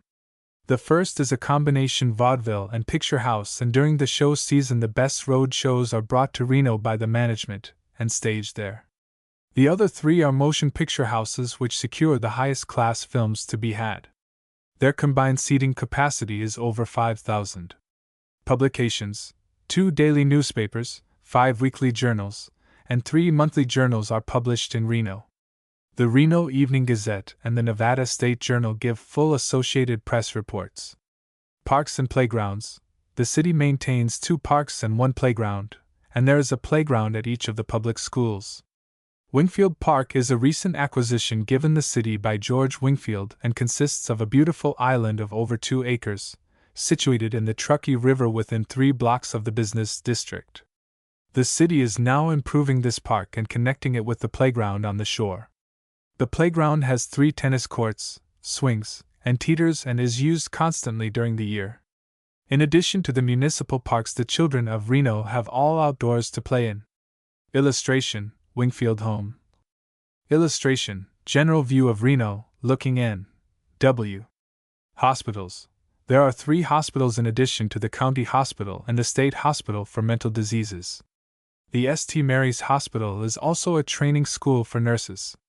With a staff of 33 physicians, these hospitals are well able to take care of any emergency, and the most expert treatment can be obtained in Reno. Libraries. Reno has a Carnegie Library, University Library, County Law Library, and the High School Library. The Elks Club, Y.M.C.A., and Chamber of Commerce maintain reading rooms. Telephone. The Bell Telephone Company of Nevada furnishes telephone service in Reno with 3,729 stations in the city. Of this number, 1,725 are business phones and 2,004 residence phones. The rates are lower than most cities on the coast. The company plans to spend $300,000 in Reno the coming year in a new building to house its exchange. Long-distance communication with most of the points in Nevada is also provided. City water supply. The city water supply is taken from the Truckee River by the Reno Power, Light and Water Company, 12 miles west of Reno, and is of the purest quality. It is snow water and is treated by a purification plant near the outskirts of Reno. 2 large reservoirs store the water and give it ample pressure for distribution. A monthly rate of $2.75 for an unlimited supply of water is charged each residence. This allows for irrigation of small gardens and lawns. Gas and electricity. Gas is manufactured by the Reno Power, Light and Water Company and distributed to nearly every home in the city through 31 miles of mains. The minimum rate is $1.10 a month and averages $2 per 1,000 cubic feet. Electricity is sold by the same company for light and power purposes from 3 hydroelectric plants on the Truckee River. For domestic uses, the electricity is sold at 7 to 2 cents a kilowatt hour, and for power at a minimum of 5 cents a kilowatt, and as low as 2 cents for large users. Street cars. The Reno Traction Company has 5 miles of track in the city and connecting with Sparks, 3 miles to the east. Cars are run on the half hour during the day and on the hour at night until 12:30 a.m. City paving. Reno now has 6 miles of paved streets with 5 additional miles on the program for 1921. There are 40 miles of sidewalks covering practically the entire city. Sewers. Reno has 30 miles of sewers emptying in the river at a point below the city. Shipping. The railroads entering Reno do a large business in the local yards, and Reno's importance as a distributing center is growing rapidly as shown by the following figures. Imports 1915, 155,000 tons of freight. Imports 1920, 207,000 tons of freight. Exports 1915, 45,000 tons. Export 1920, 89,000. Several trucking lines also operate out of Reno to surrounding points and handle a large tonnage which it is impossible to estimate. Building activity. The building permits issued for 1920 totaled in round numbers $300,000, which is twice the figure of last year. Contemplated civic improvements. The City Council is working upon a comprehensive plan of civic improvements which includes paving work already mentioned, landscaping the river banks west of the Virginia Street Bridge, and improvement of Wingfield Park. A new bandstand costing $5,000 is being completed in the city park and close to $100,000 is being spent in purchasing an aviation field and building a hangar. A free tourist campground is to be modernly equipped. Building and loan associations. There are 2 building and loan associations in Reno. The Union Building and Loan Association and the Security Savings and Loan Association. Both offer material assistance to the home builder on long payment plans. Fire Department. The equipment of the fire department is valued at over $75,000 and consists of the most modern firefighting apparatus. High-speed motor trucks which can reach any point in the city within 3 minutes after the alarm is sounded are used, and 24 men man the trucks on the platoon system. The department has a record of efficiency and the loss by fire is very low in Reno. Police Department. Reno also has a very efficient police force of 15 men. An identification bureau and emergency hospital is maintained by the police department. Only 16 burglaries occurred in Reno in 1920, and 8 of the perpetrators were apprehended. 11 robberies were reported and 6 apprehended. Reno Chamber of Commerce. The Reno Chamber of Commerce is an organization of 1,300 members employing a managing director, a secretary, and a traffic manager on full time. These men maintain a credit bureau, mining information bureau, and traffic bureau, and are carrying out a program of civic improvement and state development. The rooms occupy the 4th floor of the Reno National Bank building in the heart of the city, and are used by some 30 organizations as a civic center. The business and community life of Reno revolves around the Chamber of Commerce. Illustration with caption: The Truckee from Riverside Drive. Illustration with caption: Looking north of Virginia Street. Aviation Field. The municipal aviation field consists of some 60 acres of land 1 mile south of the city, and is headquarters for the aerial mail service. The county is building a hangar costing $30,000 and the government stations over 30 men at the field. 2 mail planes arrive each day and are repaired and overhauled at the field. In the event of the mail service being extended to Los Angeles and the Northwest, Reno will be the point at which the mail transfers are made for these points. University of Nevada. The University of Nevada is located in Reno, on a beautiful eminence overlooking the city. It is an accredited university offering for study all the regular courses for matriculation and bachelor's degree in mining, agriculture, arts and sciences, civil engineering, electrical engineering, and mining engineering. The teaching and scientific staff numbers 75 and the registration, 465 students. The state is expending $100,000 a year on new buildings at the university, and it costs $170,205 a year to maintain from state and federal funds. Laboratory service is afforded the mining, agricultural and stock-raising industries of the state, and the university is looked upon with great pride by the citizens of Nevada. Fishing and hunting. The country surrounding Reno abounds in game and fish, and outdoor life is the fashion. The streams and lakes are all well stocked with game trout, and a good basket of trout can be caught in the Truckee River within the city limits of Reno. Deer, grouse, sagehen, rabbits, coyotes, and wildcats are plentiful on the ranges and can be reached within a few hours from Reno. Valley farming.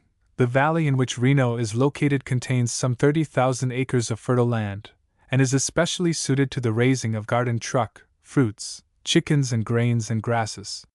There is a ready market for all the produce that is raised in the valley. A small farm of a few acres can be obtained within a mile of the city for a reasonable figure, and a good living earned in spare hours after work in the city. Part 2 Reno Tragedies. Mrs. Smith did her little 6 months in Reno, and the world's sympathy was with her, and the recording angel, I dare say, winked solemnly to himself and said, "Another domestic tragedy." It is certainly a tragedy to be told outright by the husband one has borne children for and has been a good wife to, and has loved and cherished for the best part of one's life, to cash in one's old face and make room in his heart and home for a younger and more fair. This was the case, apparently, with the Smiths. And yet during my short stay in Reno, I have heard of more tragic cases than that of Mrs. Smith. Mrs. Smith had been left her child and money. We can't buy happiness with money, it's true, but we can at least buy comfort, and that is something after all. I knew of a different case where there was no money to buy comfort. A mother, with a baby in her arms and the one desire in her heart, to make it legitimate before it should grow old enough to understand. I met this heartbroken mother in a hospital in Reno, 6 years after her arrival there. I had heard about her and went to see the child. The divorce colony, all frivolity and gaiety. You say? Pardon me, I know better. This devoted mother had loved the father of her child. She had left an impossible husband and gone with a man who had shown her sympathy, kindness, and love when her life was all unhappiness. She had fought bravely for her freedom, but for some reason had been unable to obtain it.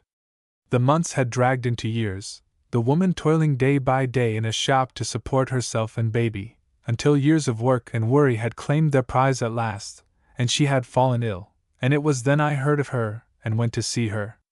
I could still see traces of beauty in the now hardened lines about her mouth and sunken eyes. It has been said that absence makes the heart grow fonder. But alas!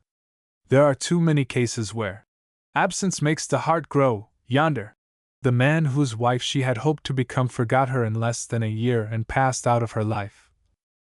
I shall never forget the day I saw this fatherless child, with her little pale face, rosebud mouth, and big brown eyes, which when she lifted them to mine were filled with unshed tears. I knew that this little lonely child of fate understood. Even at the age of 6, I just wanted to take her in my arms and cry. One beautiful morning a mother arose and called at the door of her daughter's bedroom. What, no answer? She opened the door and looked in. Why, the bed had not been slept in. The mother knew that Marjorie had been despondent of late, and she knew why. Can you imagine the icy hand that gripped that mother's heart when she looked upon the empty couch? An hour later Marjorie's beautiful young body was found floating in the stream that runs through the university grounds among the green trees, with sunshine filtering through and the birds singing their glad notes of life among the leafy branches. As pure and sweet as a desert lily, and as dainty as an apple blossom was this daughter of Nevada. He who said, "Truth is stranger than fiction," well nigh spoke truthfully indeed. Why wish to leave, Marjorie, when you possessed youth, beauty, and loving friends, when the month was June and all the world rejoiced? Indeed, why? If Marjorie's stiffened lips could have answered, she would have said, "Yes, but my lover proved untrue. Yesterday he was married to the queen of the divorce colony. Today they are on their honeymoon, and I am in the great unknown. It is between the hours of twilight and night. The last fading light of the setting sun is reflected upon the waters of the Truckee River, in a silvery, rose-tinted hue, indescribable in its delicate beauty.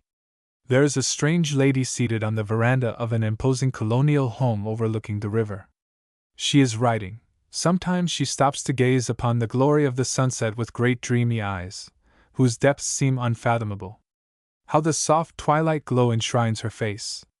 But now the sun has disappeared, yet the light seems still to cling about her beautiful form. In a brighter light you might see that her lips are crimson with the glow of youth, though her face is pale. Her hair, parted in the middle and dressed straight back, and her white gown give her the appearance of a Madonna. In her bodice she wears a white rose which from time to time she caresses in a dreamy fashion. Just here Eileen, her name is romantic, isn't it, is attracted by a young man who comes up the street whistling as he walks full of the joy of youth and life. He runs up the steps 2 at a time. The lady on the porch lifts her eyes just one moment, but womanlike she sees much in a glance. She sees that his eyes are of a wonderful dark blue, that his hair is thick and wavy, and that he is tall, straight, and strong. How lithe and supple he seems, too, as he runs up the steps and disappears into the house. Has he seen the Lady Madonna? She does not know. There is indeed something strange about this dark-haired man, something out of the ordinary and fascinating. The Holbrooks had been immensely wealthy at one time, but owing to gambling and unsuccessful mining deals their fortune had dwindled, and at the death of Mr. Holbrook his widow had found that her sole possessions consisted of a beautiful home and 3 lovely children. Eileen Reed had come to Mrs. Holbrook with a letter of introduction from a friend in the East, and had been taken into the home for the period of her exile. It was young Holbrook who had tripped up the steps and entered the house without apparently seeing her. Having a keen woman's understanding, I wondered if this apparent ignoring of the lady's presence was not what first caused her keen interest in the young man, for Eileen was not accustomed to being ignored. She bore her crown of beauty with added brilliance and grace because of the passing years, and was fully aware of her power to sway the will of those about her, and move the hearts of men with her irresistible charm and perfect splendor, alike persuasive, compelling, and all-powerful. She had never really loved. A poor girl of a respectable family, she had taken up nursing, had married a wealthy doctor, and had been in the position of the penniless but beautiful wife of a rich husband. At dinner Eileen was presented to young Holbrook. I happened to be a guest at dinner on that particular evening, and noticed a slight effort on the part of the new arrival to interest the young man. However, young Holbrook was cordially polite only. After dinner they sauntered out on the piazza and chatted, for some time. During the conversation, Eileen got the impression that if he had expressed his opinion about divorces, it might not have been altogether complimentary. He had grown up in Reno and for more than 15 years had seen the divorcees appear and vanish, and oh, what a tale he could have told.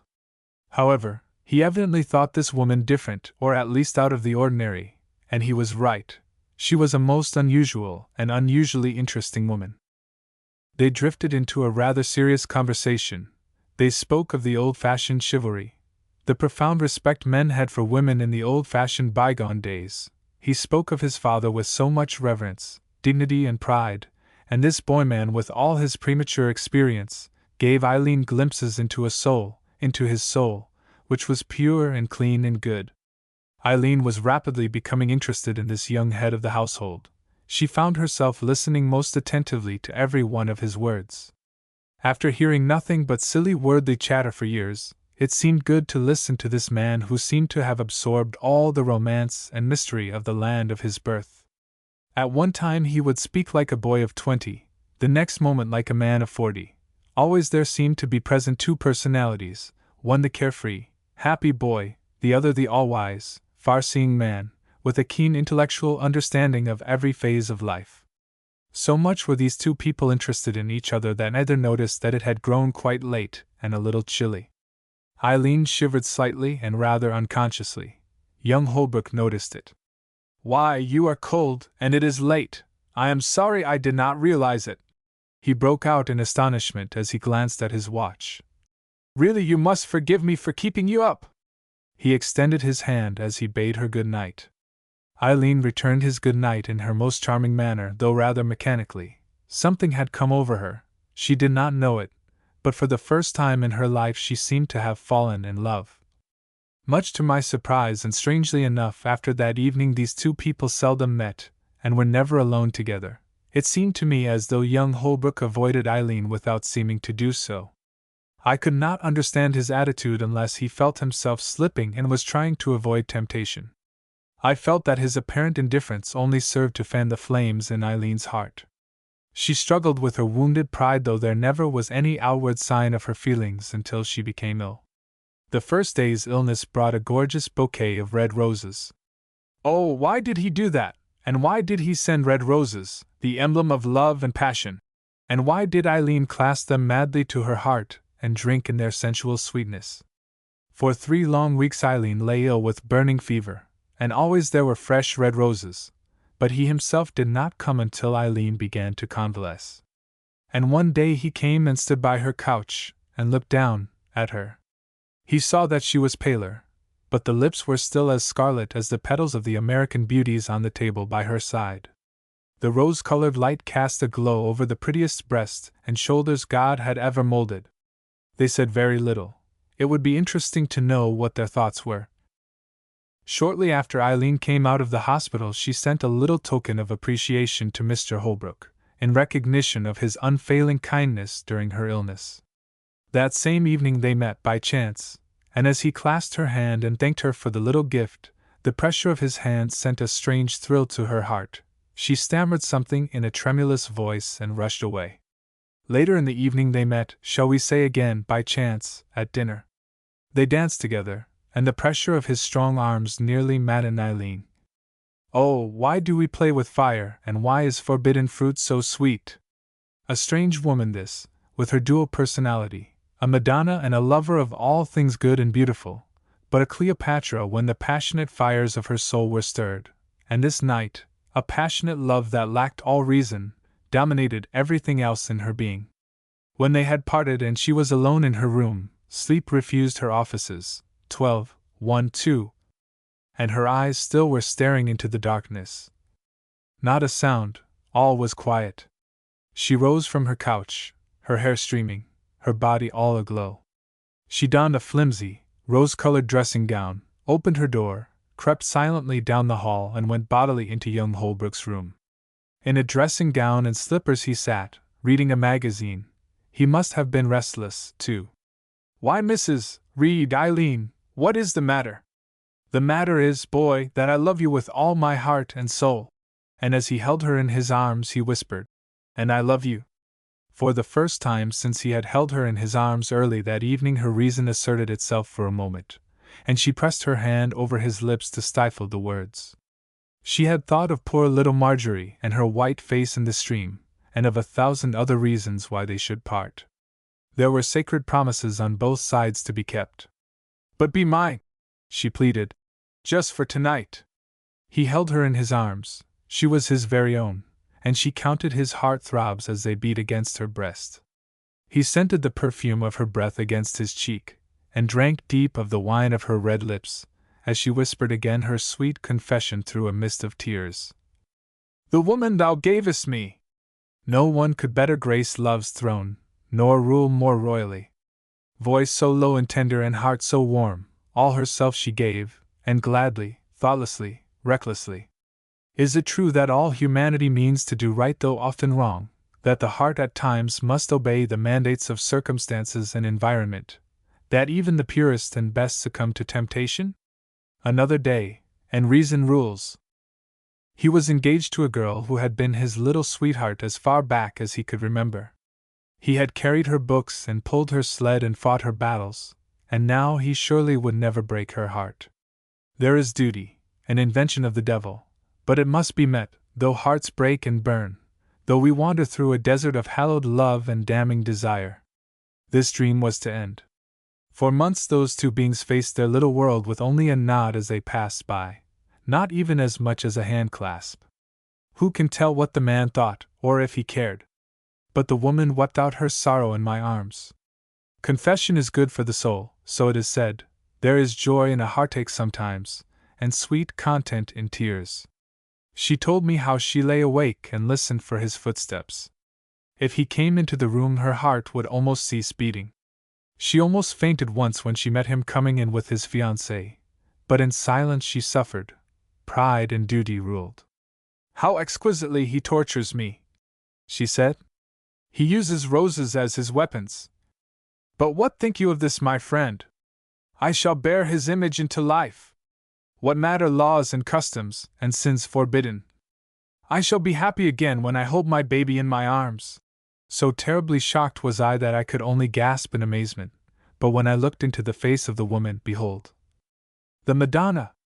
There seemed to be a spiritual light illuminating her face, and she was far away in the land of dreams, looking into the face of her blue-eyed baby, born of a great, great love, sacrificed to duty. Life.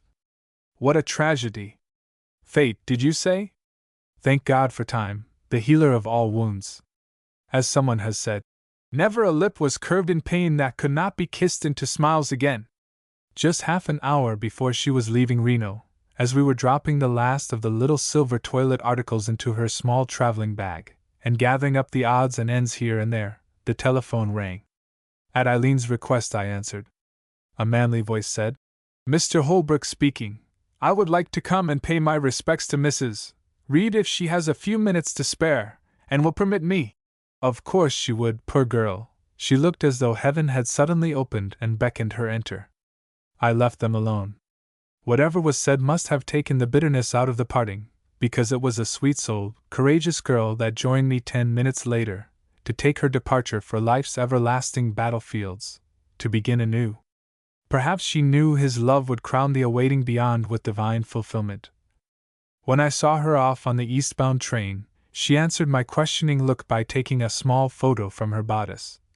No, I have not forgotten, she said with a smile that was more tragic than all the tears the world has ever shed. Here, next my heart, I shall carry my love always, but there is his duty and mine, and so much do I love him, that I want to bear all the pain myself. Being a trained nurse, Eileen, when she got her divorce, went to France with several other Red Cross nurses. Where, she said, I shall try to mend my broken heart while I help to patch up some of our mutilated soldier boys. My only hope is that I may be of some use, and I feel sure that my own miserable little wail of bereavement will get lost in the shuffle when I am face to face with the tragedies of the battlefields. Shall we forgive her? Yes, if we follow the teachings of the Nazarene. I sometimes hear from Eileen. She is somewhere in France, and so is young Holbrook, I am told. I may yet continue their story some day. Methinks it is a promise, a whisper across the miles of unrest, a pledge of the fulfillment of a prayer, a surety for tomorrow's sunshine. Already I can see a smile in the east. May I hope, and hoping believe? To Helen, my full-blown rose, spirit of perfect womanhood, my inspiration and guide, to her whose love exceeds all others, to her memory I bow my head in everlasting devotion and admiration. Thus spoke a man who had watched the train disappear eastward with the body of his sweetheart, for years prior to the writing of this book. When I think of all the tragic stories of the divorce colony, Helen's was perhaps the most pathetic. She was the daughter of a wealthy family in New York State. She ran away when only 16, and married a man whom she thought she loved, and for years she struggled to find happiness, ignored by her people because of her choice of a husband. She found herself poverty-stricken and unloved, paying the price of her folly. What a pity that we must be young and know too little, and then grow old and sometimes know too much. Ideals are simply mental will-o'-the-wisps, of which we are always in pursuit, but which we see realized but seldom. For 10 long years this woman faced neglect, humiliation, and days and nights of anguish in her efforts to fulfill her duty, until she could stand it no longer, and crept back to her father's door to ask forgiveness. The millionaire father sent her to Reno, with $10 a week to live on, and a promise of forgiveness if in future she would promise to live according to his wishes. Poor little Helen! For years her heart had been starving for love, and now Reno meant to her the call of honor and duty, the sworn obligation of her family. But alas, Helen was beautiful, a girl who had only just become a woman, whose sufferings had only served to develop a strong personality with an intangible charm, whose whole being suggested unnumbered possibilities of mind and character. Her face was like a lily, so fair and almost classic, yet showing unmistakably the warm heart and emotional nature of the woman. A wealth of golden hair that crowned her regal grace, and eyes that had stolen the tenderest blue from a turquoise sky beneath the shade of modest lashes. Appealing lotus-like lips, rosy ripe and moist with the dew of promised bliss, sensuous curves and graceful feminine lines. Such a woman was Helen. And he? 6 feet of Western manhood, a graduate of Yale, and still an athlete at 35. A man with the highest ideals of fine, clean, strong manhood. He had gone west shortly after leaving college and had made his fortune, but he liked the West and its people, and there he made his home. The rough mining life he had led had worn off a little of the drawing-room polish of his younger years, which made him even more fascinating, and something had turned his raven-black hair just a little bit gray at the temples.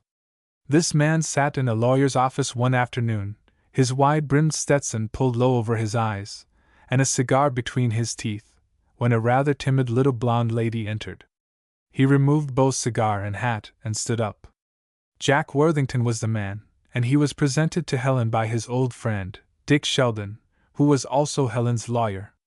Were you ever alone in a strange land, sitting between the 4 walls of a barren, stuffy room with the blue devils swarming thick around you? That had been the case with poor little Helen for 2 long weeks before her meeting with Jack Worthington. 2 whole weeks.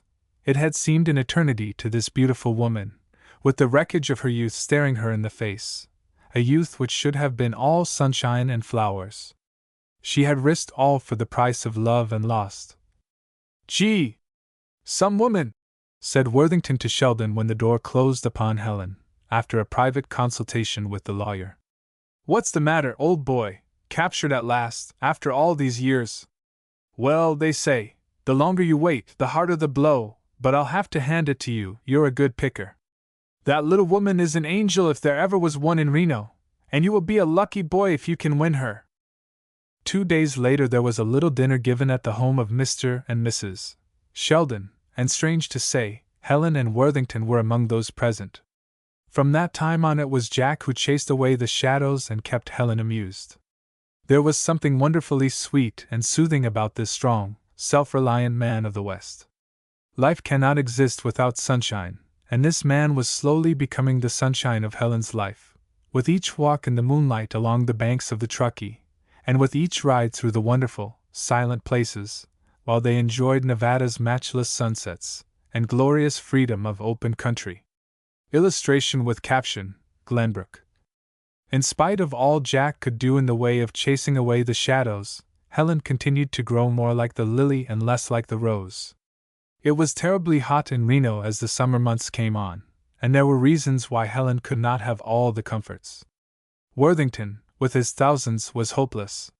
She should be up to the lake where the cool, fresh breezes could fan the roses back into her cheeks, but how could he manage it? "I know, I shall have the Sheldons go up to their camp at Glenbrook, and invite us up for the week." The very next morning a very sweet feminine voice called Helen over the phone. "Good morning, Helen dear, aren't you nearly cooked?" "Yes, I know it's 110 in the shade." "I say, dear, Mr. Sheldon and I have a cozy nook up at Glenbrook on Lake Tahoe. Won't you come up and spend the week with us there?" "Oh, yes, we will call for you at 8 a.m. tomorrow." "Oh, no, don't thank us, you will be so welcome." "All right, goodbye." When Helen tripped lightly down to the big touring car the next morning, she showed no surprise when Jack jumped from the back seat and assisted her to a place by his side. It was a gay party that landed at the camp a few hours later. Did these 2 people know that they had grown to love each other? There had been no word of love spoken between them, but that night they went for a row on the lake of many colors, just as the sun dropped over the hills and the moon shone out in all its glory. Mr. and Mrs. Sheldon stood on the shore and watched them with a knowing smile. Jack was the salt of the earth, and he meant so well. He did not mean to speak to Helen until she was free, but alas! For the infinite cry of infinite hearts that yearn. For weeks and weeks, when the days were the darkest, it had been Jack who happened along just at the right moment with a book or some flowers, accompanied by a funny story or a joke, some little kindness that would brighten the path a bit. What a mixture he was, of tenderness and brusqueness, of common sense and poetry, of fun and seriousness, this adopted son of the sagebrush. These were Helen's thoughts as she watched his strong body bend gracefully over the oars, which sent them flying through the sapphire water of Lake Tahoe. Already the color was beginning to appear in Helen's cheeks, and she looked happier and more bewitching than ever before. An angel pointing the way to paradise, thought Jack. They discussed the moon-kissed glades and leafy woods of Shadowland. Did they know that in each leafy bough Cupid awaited with love's weapon poised? Jack drew in the oars and allowed the little boat to drift. It is sometimes wonderfully sweet to drift. Sometimes we drift into the harbor of happiness. Sometimes we smash against the rocks, and are left shipwrecked. Little did Helen dream that soon this new-found happiness was to vanish, that her lips burning for kisses yet unborn, might soon unbend and voice deepest anguish and piteous appeal, that those eyes which betoken unsolved depths of fondest affection, of laughter, love and life, might soon lose their luster and dreamy languor in an ocean of tears. Their two people drifted silently along, conscious only of the fact that they were supremely happy in each other's company. But lo! Out of the quiet a storm is born. Why had they not noticed that the moon had hidden her silvery face behind a black cloud? The spray and rain beating upon their happy faces was the first incident which made them aware that a terrific storm was upon them, and that they were many miles from home. The wind was whipping the waves into a perfect fury, thus rendering unmanageable the little boat. The thunder rolled and roared, and finally the wind drove the frail craft against the stony wall of cave rock. Jack managed to grasp a part of the jagged surface and drag Helen with him. The boat hit against the rocks several times and finally broke up. Illustration with caption, Cave Rock. All through the struggle Helen had sat motionless and fascinated at the strength and skill this man displayed in his efforts to pull for the shore. But when at last they were there, and she felt his strong arms about her, all her courage and strength failed her, and she fainted.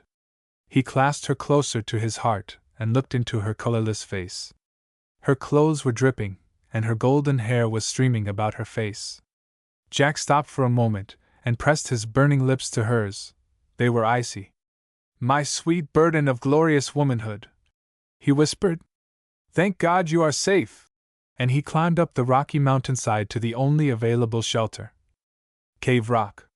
There he took his dripping burden and laid it on the damp, cold stones. There was no sign of life. He took off his coat, wrung the water out as best he could, and spread it on the rocks and laid Helen upon it. He rubbed her hands and arms, and bathed her head, but she remained chilled. If he only had a dry match to start a fire with, or some brandy, but alas! They were storm-tossed souls, with no means of warmth, except that of the man's palpitating body. He was aglow with warmth from the exertion of rowing and climbing up the mountainside. He would bring back life and pulsation to this woman whom he loved with all his heart and soul, by the warmth of his own glowing body. As he drew off his waistcoat and threw it aside, something fell to the ground. He felt about in the dark until he found the object. It was a tiny silver match case, some silly Christmas present which he never used and had forgotten all about, but it was surely a welcome friend at this particular moment. Were there any matches in it? He held his breath for a moment while he opened it. His sigh of relief told the story. The rest now was only the work of a minute. Some bits of driftwood and the remains of some previous camp fire quickly started a blaze. Carefully he laid Helen upon his coat near the fire, and continued to rub her body until her eyelids quivered and she opened her big blue eyes and looked about. She saw the camp fire, the strange-looking cave and the big handsome figure bending over her. First she looked startled, then when she slowly realized their predicament she became hysterical, threw herself into her rescuer's arms and wept. And each knew, as the one man and the one woman will always know by intuition, that fiction has no miracles such as are found in the book of life. Lips may dissemble, but there is no need of speech when heart meets its mate. Jack gathered her to his breast and soothed her as best he could. It was so good to look in her face and to hear her voice. Her heart was so pure and her soul so lily-white, her eyes like violets wet with the morning dew. When she was quieter, Jack whispered in his fine manly voice quivering with earnestness, "Helen, my own, will you be my wife, my own sweet little wife until death do us part?" Until death do us part, I will, she whispered, and surely the angels must have recorded that sacred promise. Her voice was suffused with a world of tenderness as she breathed the words. From his coat pocket Jack produced a plain gold band. My mother's wedding ring, he said. It has never left me since I said goodbye to her and laid her to rest. I have been looking for a woman who would be as worthy of wearing it. And he slipped it on her finger and kissed the hand it graced. And then and there they pledged their troth. I love you with all my heart and soul, my own sweet woman, and before God we can do no harm. With love such as ours there can be no such thing as sin. Society is a tissue of pretense, convention a fleeting phantom. My sweet bride of tonight. Splendidly conscious of her sweet sacrifice, she smiled at tomorrows. There is this hour and we live. If sin it is yet divine, the happiest hour of my life, because I am loved and I love so much. Adieu to duty and creeds, love's altar has vestments of rosebud lips and starry eyes with whispered words of love divine. Sin, it said, but if with the one all-holy love, what care we for the reckoning hour? Oh, Helen dear, you are missing the most gorgeous sunrise of creation. Illustration with caption, Lake Tahoe. Why, it is Jack's voice. Helen opens her eyes and looks around. What did you say about the sunrise, Jack dear? She looks out of the cave in the direction whence the voice came, and sees the silver dusk turning rose. Oh, the sunrise! Yes, dear, I'll be there in just a minute. Helen quickly brought back her gaze from the rosy-tinted silver light to the cave and its surroundings. There was a campfire lighted, and her clothing was stretched on a line near it, and she herself was wrapped warmly in a dry woolen cloak. In a very short time, she appeared at the opening of the cave, fully dressed, as fresh and sweet as a rose and radiantly happy. Good morning, my wonderful bride, my own sweet woman, he whispered as he kissed her almost reverently. Together we will enjoy this glorious sunrise. Isn't it wonderful? She sighed. Not a sign of last night's terrible storm. Just see how beautiful the lake is. All emerald, sapphire, and gold.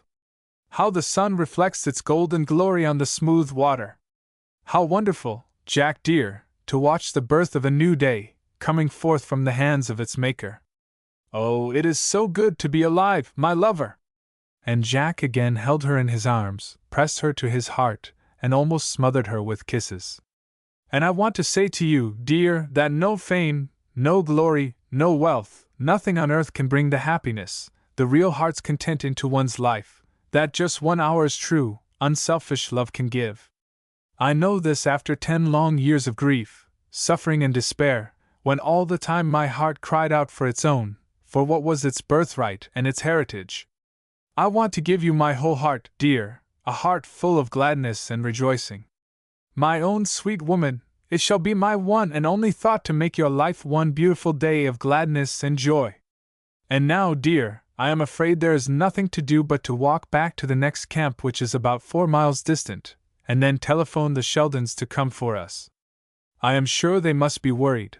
They are probably searching the lake for us. The road is good, that is one thing in our favor. Do you feel equal to the walk, or do you prefer to be left here while I go for help? Indeed, I shall not be left here all alone. I could walk twice that distance. They started off, hand in hand. And for 3 wonderful months hand in hand they wandered. Only 2 people lived in this wonderful world for this man and this woman. All its wealth and beauty, its unutterable joys, its pleasures and stores of infinite happiness, all their very own. Together they wandered down life's leafy lanes, treading its quiet paths. Together they drank deep of nature and enjoyed every moment without a thought of tomorrow. The flowers shed their sweetest perfumes, the birds sang their sweetest songs, and each leaf and bough nodded as though they knew. Of all men, he was the one God made, and she, the woman. Their souls responded to spiritual intuitions, their minds entwined as do the ivy and the oak.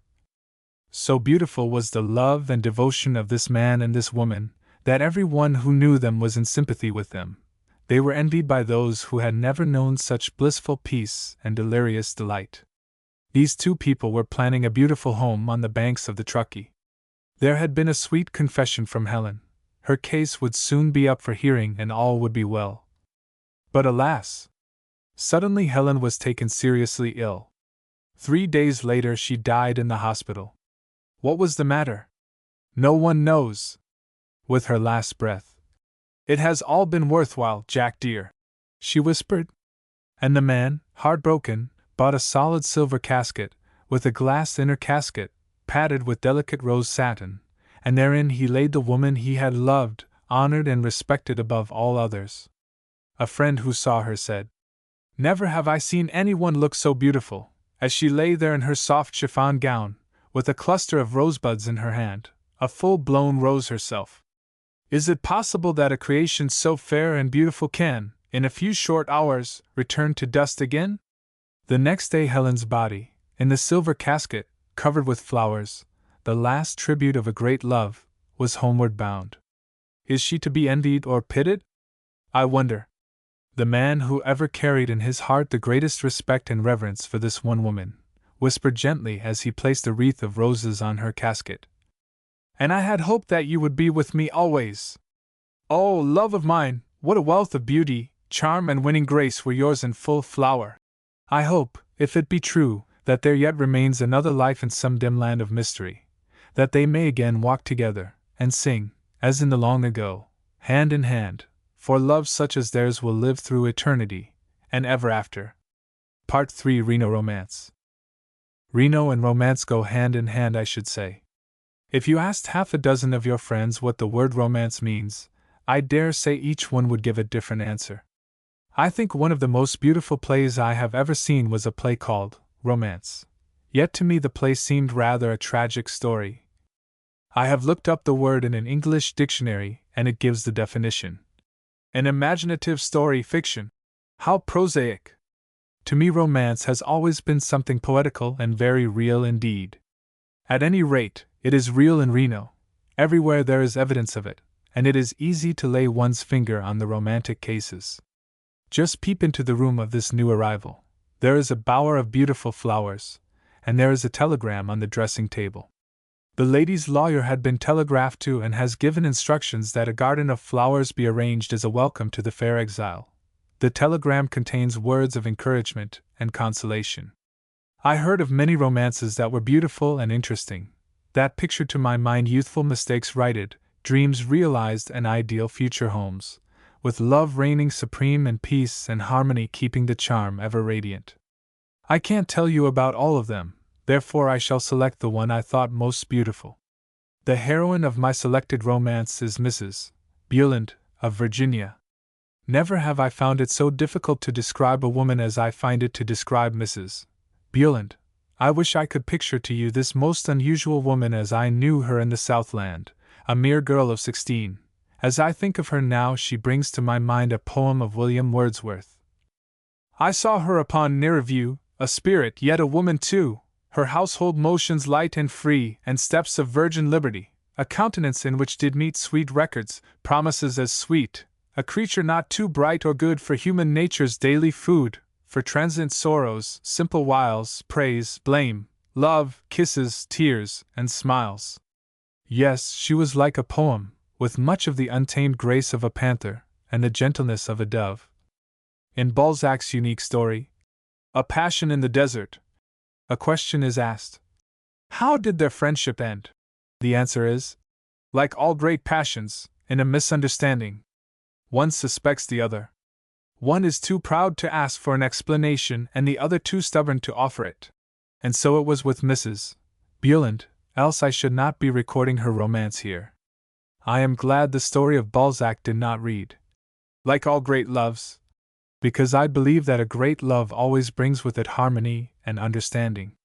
The misunderstanding in this case was due to the fact that the girl did not know that under this great passion lay slumbering a wonderful love of everlasting endurance. Surely the heroine of this romance was deserving of a great love. She was like a sunbeam when she entered a room, she always brought gladness, she radiated the joy of living. She rode like a princess, danced like a fairy, was a child of nature, and at the same time a woman of the world. I have seen her romp in a daisy field and gather flowers with the children, as much a child as any of them, and a few hours later I have met her in a drawing room, an entirely different person, all dignity and self-possession. Mrs. Bueland was a daughter of one of the first families of Virginia, tall and stately, with a splendid, graceful physique, blue eyes, black hair, and olive skin. Her physical charm and mental attraction were always struggling for supremacy. She was a girl of many moods. Sometimes the joy of living would just radiate from her, and her carefree laughter and musical voice would be that of a happy child. Another time her eyes would lose the sparkling, captivating expression and become dreamy and thoughtful, as though they were peering into the great beyond. Her voice would tremble with earnestness as she would discuss some serious subject. And then again there would be a note of sadness, though never of bitterness. I knew Mrs. Bueland as Nell Wilbur in Virginia, before her marriage to Mr. Bueland. Her family were among the victims of the Civil War who were left paupers after the wreckage of the South. Nell Wilbur had always been proud, willful, and highly strung. Her mother had died young. Her father, after futile attempts to guide her steps in the right direction, finally concluded that it was better to let her have her head. She would run away with the bit anyway. She might break her neck, but she surely would have to learn life's lessons in her own way, and she did. Her family tried to make a match for her, but she refused, saying, "I want to be the captain of my own soul. I will make my own mistakes." And she kept her word. Just 17, she went to visit an aunt in New York, glowing with youth and health, with a mind full of romance and ideals, an enthusiast, and a dreamer of dreams. She at once found herself surrounded by devoted admirers, all rivaling with each other in their efforts to please her.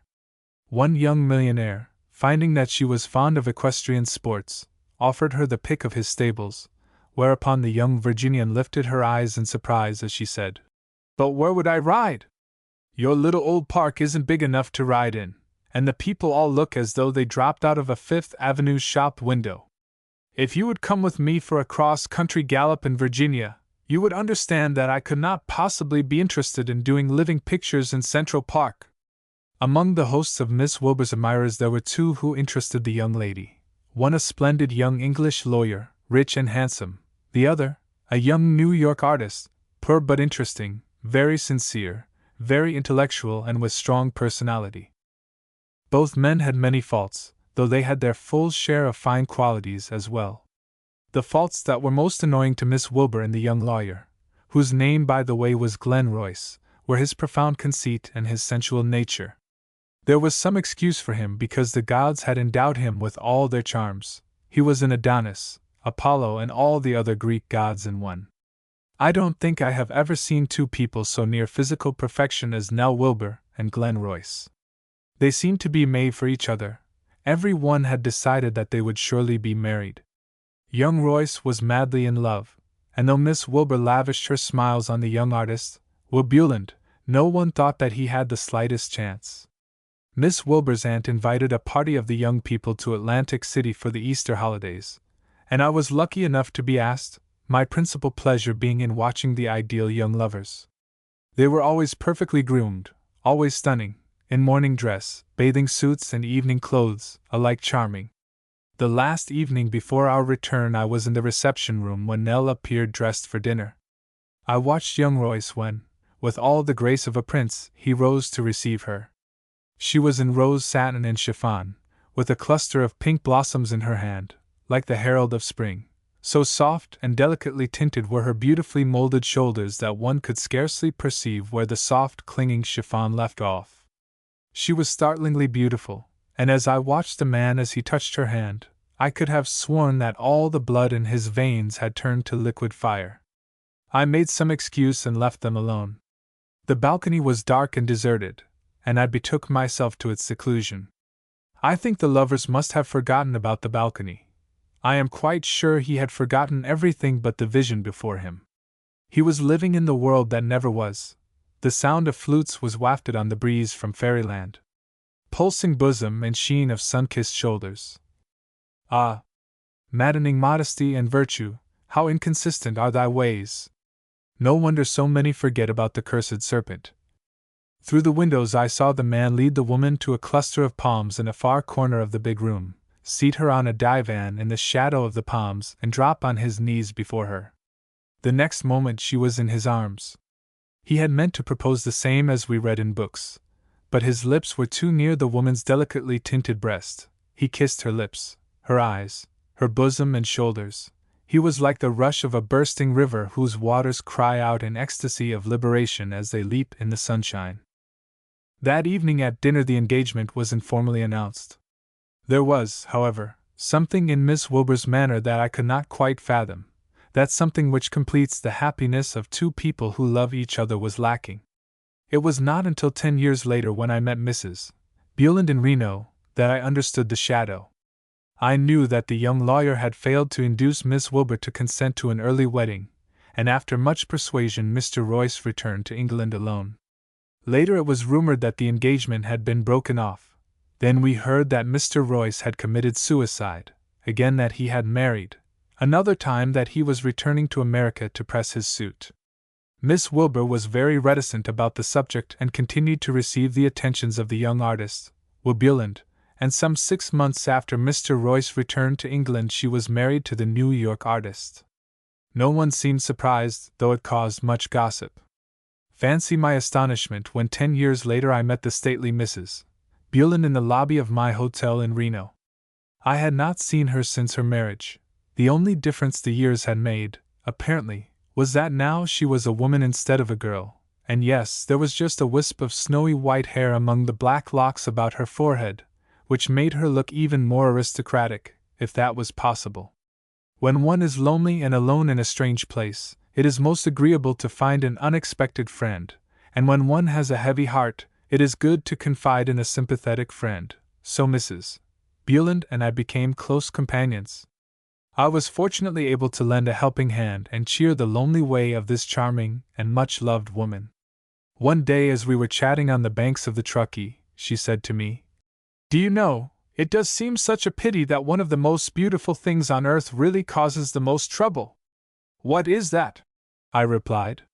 "Youthful ideals," she replied. "For a youthful ideal I have paid long years of misery, and have spent that time as an apprentice in the workshop of wisdom. Tardy wisdom, the mother of all real enduring happiness. Because of a youthful ideal I did not marry the man I really loved, instead I married the man I thought I loved. I wanted to be the companion and friend and ideal mate and intellectual partner through life to the man I married. Those were my ideals. The moment I promised myself to the man I loved I found myself clasped tightly in passion's mad embrace. A mad passion by youth's fierce fires fed. His kisses hotly pressed on my lips burned into my very soul and made my heart sick. Was that love? It was certainly not my ideal, to be the toy of mad passion. Ah! Where was wisdom's tardy voice that it did not whisper, "God made men thus. There are no perfect men"? How true it is that ideals are simply mental will-o'-the-wisps. I marry for ideals, not for love. I was in love with the ideal, and the man I married led me to believe he was that ideal. Picture my heart-aching disappointment when I found that his art was his real bride, and that I was a sort of understudy. Hardly that, after the first few months, I awoke to the fact that I had exchanged my youth and freedom for a domestic mill that sank all my ideals into commonplace. I said I would make my own mistakes, and I did. Then came the long battle with my pride, and I suffered in silence. For 7 long years I faced neglect and humiliation, and then one day after a visit to my old home, I returned to find my husband and one of his models occupying my very home. My very bed. I turned and left the place without a word. For the first time in my life I grew bitter. I wondered if it were true that realization kills all the joys we anticipate, if all our rosy dreams turn gray in the face of cold reality. I was sick at heart and alone, too proud to go to anyone with my troubles. It seemed to me that day by day the color was fading out of my life. I had for years given all my love gifts only to answer duty's call, and one by one the leaves of my romance began to fall, until jealousy, like a cancer, had eaten into my aching heart, and left me stripped of everything, even hope. My thoughts were muddled. I could not think clearly. It was a day in early June. I did not know where to go, and I did not want to meet anyone I knew. I never knew quite how or why, but a few hours later I found myself in Atlantic City.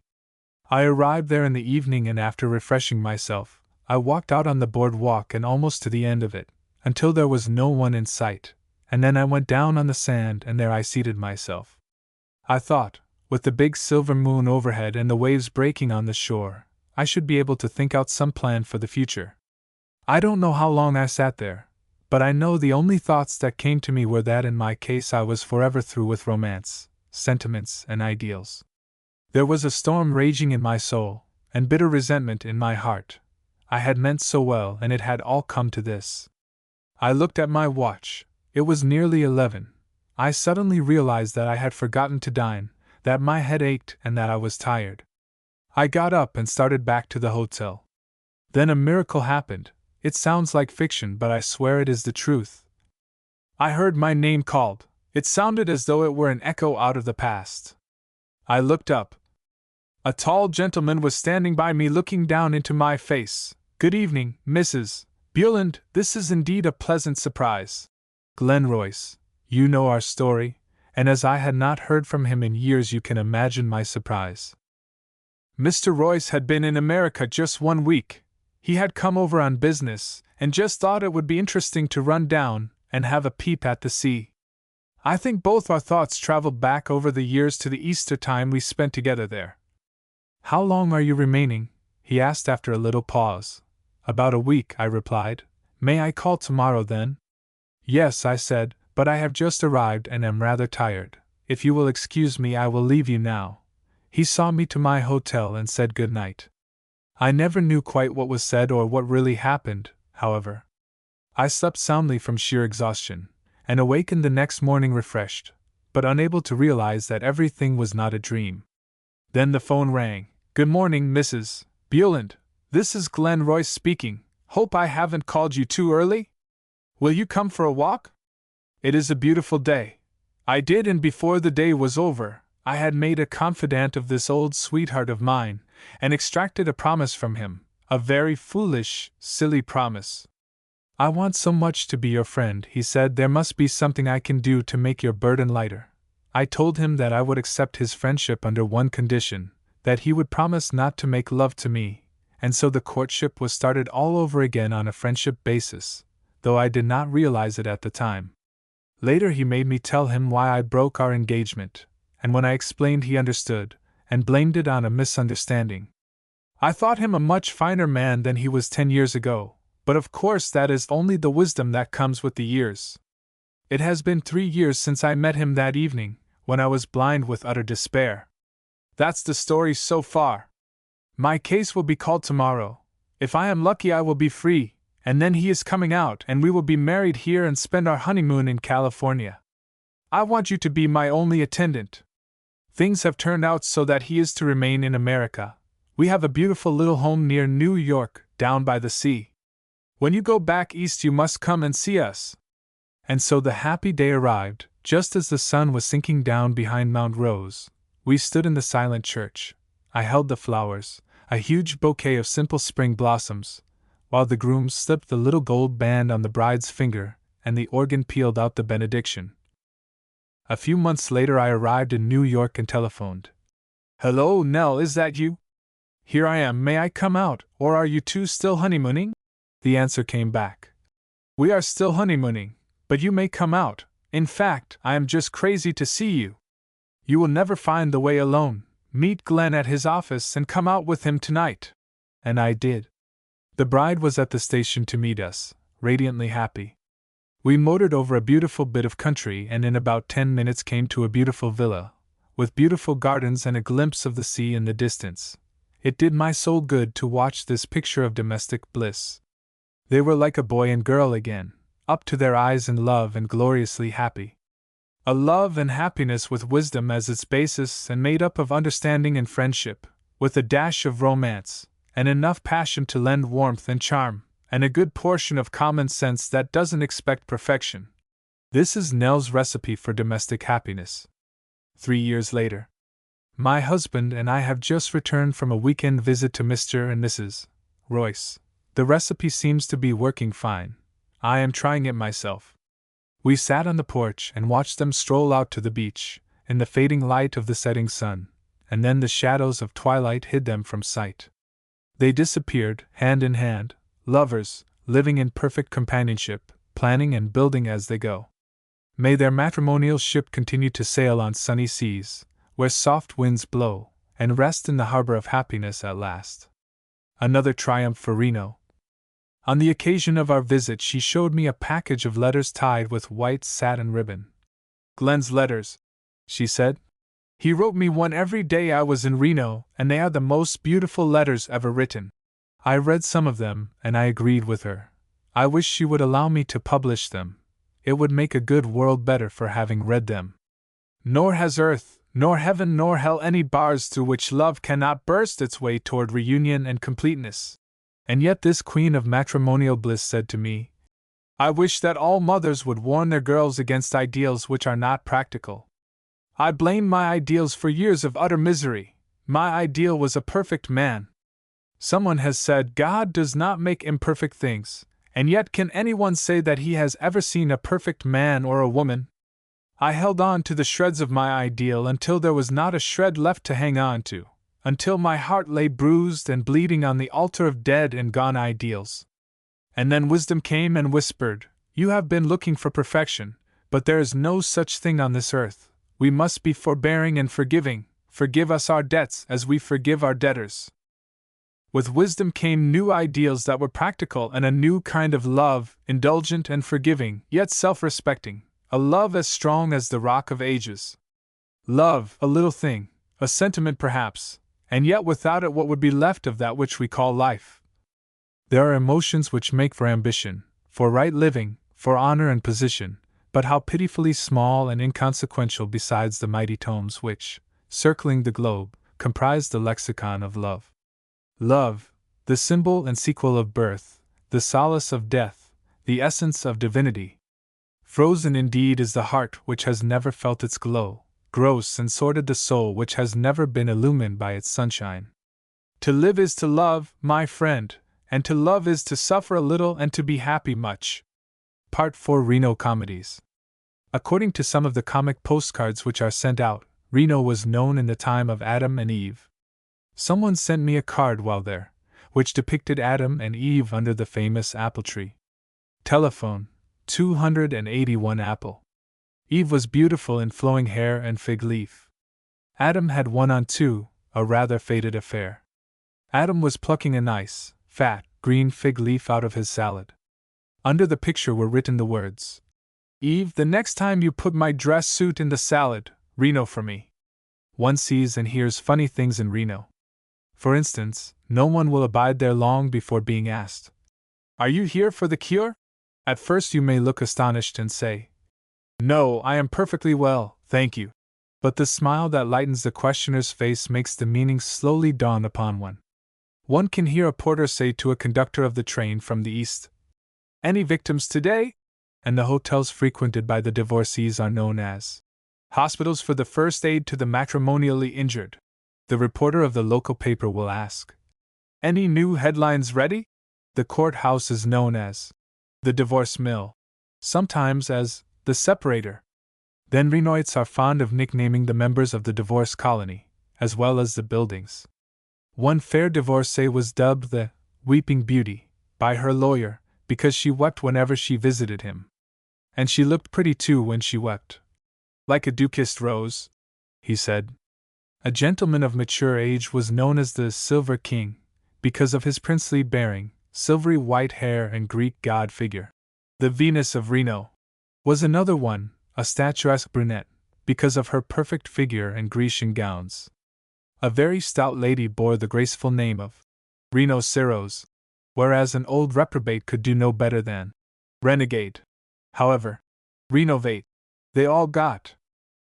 An interesting fact is that your chambermaid, bellboy, hotel clerk, taxi driver, dressmaker, saleslady, cook and laundress, hairdresser, waiter and bootblack may all and each be a so-called divorcee. For convenience sake, I speak of them all as divorcees, although Webster defines a divorcee as a man or woman who has already obtained a divorce. What is more, a great many of these people who are working are well fixed financially, and are just working to keep sane. I remember tipping my waitress one evening. The next day I received a bunch of American Beauties from that lady, which simply bowled me over at a glance. She got her divorce, and is now married to a wealthy New York real estate man. So you see, it is difficult to discriminate. I received shock after shock until I felt like a shock absorber. I was dining with a friend one evening in a restaurant we often patronized. The gentleman with me desired a cigarette, and found his case was empty. A waitress, noticing his disappointment, extracted a silver cigarette case from her rather attractive bosom, opened it, and offered my friend one of her monogrammed cigarettes. Another victim. One evening, after riding all day without any recreation, I went down to dinner, feeling a bit tired but rather satisfied with my day's work. I said to my waitress while looking over the bill of fare, "Tilly, I have worked hard today. I feel that I deserve a halo." Tilly looked at me for a moment, and disappeared. She was a devoted soul and had always taken great pains to please me. In a few minutes she returned with a disappointed expression on her face, and said, "I am sorry, ma'am, I can't get you the halo. Cook says it's something Mary wore around her head." Some of the witnesses in divorce cases are very humorous. I was present at a few hearings, when a tall and thin man stated in a rather shaky voice that his wife was a beastly vampire, and that after living with him for 2 whole weeks she struck him over the head with a crutch and told him that she had a graveyard full of better men than he was. The present victim was the 4th husband of the defendant. Judgment for the plaintiff. Another pretty young lady said that one of her husband's favorite pastimes was spitting in her face, while yet another lady accused her actor husband of too much artistic temperament and whiskey temper. Judgment for the plaintiff. The funniest case I ever witnessed was that of an old washwoman. I don't know where she hailed from, but the judge said, "Why do you wish to get a divorce from your husband?" "Well, your honor, he don't support me." "But," said the judge, "is that all the complaint you have? You must have more than that to get a divorce." "Well, your honor, I don't love my husband any more." "That won't do either," said the judge impatiently. "Is that all?" "Well, to tell the truth, your honor, I don't think he is the father of my last child." Judgment for the defendant. What matter law and customs to even the most staid and stone-hearted Wall Street banker if he happens to be on top of the world with a woman who is a masterpiece of creation? There are many in Reno, masterpieces, not millionaire bankers, and lonely too, sometimes. Anyway, it came to pass not so very long ago that a New York banker of great wealth and international reputation went out to Reno to secure a divorce. After 2 months' stay, the gentleman lost his heart to a very attractive lady, who also was whiling away 6 months of her sweet young life in order to shake off the matrimonial shackles. The banker was about 50, the lady 27, and the wife of a well-known New York actor. So lavish were the banker's attentions to this charming lady that he gave a most extraordinary banquet in her honor at the Riverside Hotel, to which were invited about 100 guests. The dinner was under the management of one of the best of San Francisco's caterers, and all the table decorations were brought from San Francisco. The banquet, I am told, cost about $5,000. Hoover in those days was not popular as yet. But alas! Poor little Cupid was obliged to succumb to failure. Before the 6 months had passed, the banker's wife got wise to his whereabouts and his doings, and he disappeared from Reno very abruptly. About the same time, the beautiful lady's actor husband learned of the affair, and sued the banker for $50,000, heart bomb. And so we find a fool face to face with his folly. Altitude, did you say? I don't know. Funny how a few fleeting hours can change the face of the world. How the mind, when free and refreshed, can see and admit mistakes, and how our fairy castles and wondrous dreams vanish at the touch of reason and stern reality.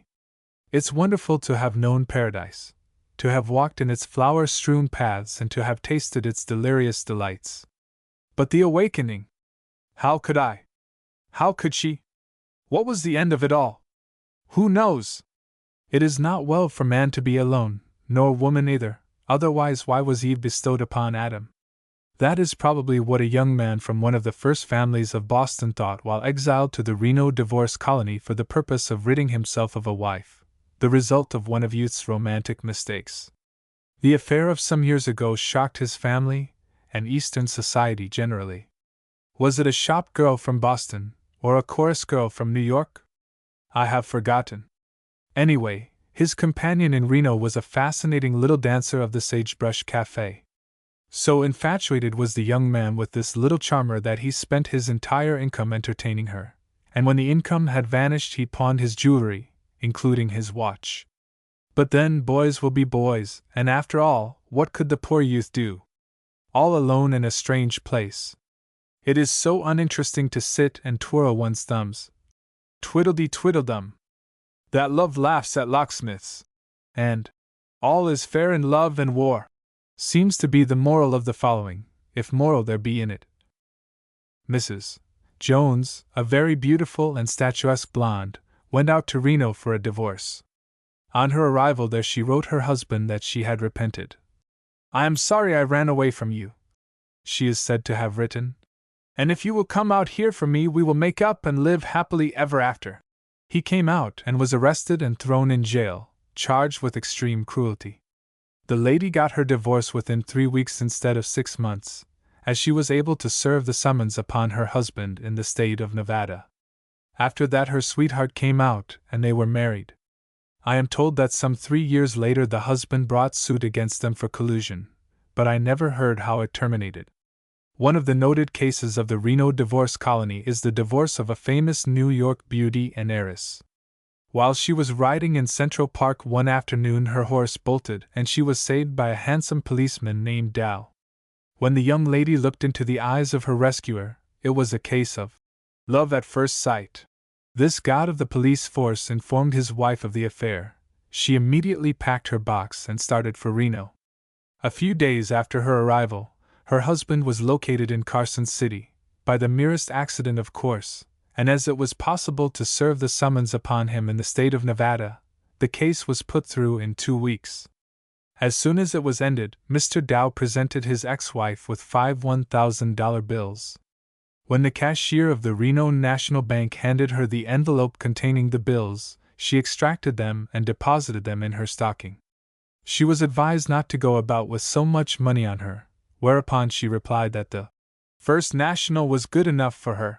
That same evening a champagne banquet was given by the ex-policeman at the colony restaurant at which most of the divorced colony were present, and among them, his ex-wife. Both of them were extremely demonstrative. In fact, the entire party was decidedly affectionate, and the affair was the talk of the town for months afterwards. After Mr. Dow married the famous beauty, he found out it was riot all heaven to be the poor husband of a rich wife, and so he decided to return to the police force. Of course, that would never do at all, and therefore the fair lady promised to pay him $10,000 a year, in quarterly installments of $2,500, if he would consent to be her idle rich husband. This he did until Mrs. Dow, too, found out that hubby was indulging in clandestine meetings with Mrs. Dow, and presto, change! The allowance suddenly ceased. After a few months of separation from his bankroll, having become accustomed to an easily earned income, Mr. Dow sued his bank, Mrs. Dow, too, for the blue envelope of 2/4 of the allowance, and the New York newspapers just hummed with a fresh scandal. Finally, Mrs. Dow, too, tried to get a divorce on the plea that the Nevada divorce was illegal. Failing in this, there were ways and means found in the East, and at last they were divorced. It has been rumored that Mr. Dow thought the old love best after all, and that Mrs. Dow has been reinstalled to the place of honor by his side. True love never did run smoothly, not even in the police force. A rather amusing story is told of Eleanor Glynn's visit to Reno, not for a divorce, dear reader, but apparently for atmosphere, as she spent several months in the most rugged states in the West.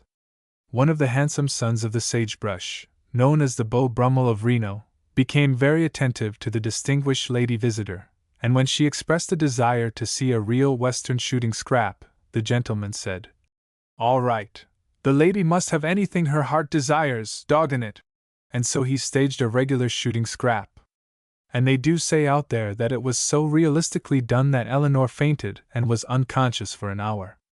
The fight occurred on the train from Tonopah to Mena. Mr. Beau Brummel had been showing the Lady Nevada's great mining camps. A couple of seats in front of Eleanor Glynn and her escort, two men began to quarrel, presumably over a game of cards. The fight grew until each pulled a six-shooter. There was a shot and a flash, and one man fell, dead, apparently, while the other stood over him, wild-eyed, his smoking gun in his hand. I can truly believe this story, as I saw the dead gentleman auction off 4 times the same basket of roses at a Red Cross benefit, and each time he got $100 for the basket. However dead he may have been, he certainly was not dead on the vine. Speaking of Beau Brummels, I never found out the name of the gentleman who came back from Lawton's one evening, or was it morning, minus his silk shirt. A lady of the party had taken a fancy to it, and suggested that they auction it off for the benefit of the Red Cross. At that time America had just declared war on Germany, and the interest in the Red Cross was at its height. The lady's suggestion was carried out with enthusiasm. The lucky lady was Mrs. Hall, called the $40 million divorcee. She bid $75 for the shirt, and wore it to a golf tournament the next day. Let us hope that the gentleman's linen was as attractive as his shirt, for the shirt was removed then and there and bestowed upon the fair purchaser. I met a very charming young couple in Reno whose story rather interested me. I was not shocked at this case, as I had been in Reno some time before I was introduced to them, and had heard about it. When I first met Mr. Lake, he was with a very beautiful young lady to whom he seemed very attentive, and I thought surely they were sweethearts. We all went out motoring with Mr. Lake's lawyer, and in the course of conversation the lawyer informed me that Mr. Lake had received his decree about 2 weeks before, and as he had obtained a splendid position in Reno, he had decided to remain there. His fiancée was expected next week from Alabama, and they were to be married at once upon her arrival. The lady with Mr. Lake at the time, the lawyer went on to say, was just 18 years of age, and had received her decree about a week before. She had a fine little boy about 2 years old with her. One day the young lady called, and informed me that she had just been up to the future home of Mr. and Mrs. Lake unpacking his fiancée's trousseau, which had been sent on ahead, with the request that it be unpacked and hung up in order that the wrinkles all be out by the time the bride arrived. "Look," continued the girl from South Carolina, and she held out her hand displaying a beautiful Roman gold ring of artistic design. "Isn't it beautiful? Was I mistaken?" Did her voice choke at the next words? Were there tears in her eyes? "This is her wedding ring, isn't it beautiful? I am wearing it until she arrives." The naughty fiancée arrived 2 days before she was expected, and came near upsetting everything. Hubby-to-be saw her first, dodged, jumped into his car and raced up to the other girl's home to get the wedding ring and break the dinner engagement for that evening. Then he rushed downtown and greeted his bride-to-be in his lawyer's office. They are living in Reno, happily married. Mr. Lake received a telegram of congratulation from his first wife. Mrs. Lake, too, is a charming woman. I think she has heard all about the episode, but she is a diplomat and probably thinks that one way to matrimonial bliss is skilled ignorance.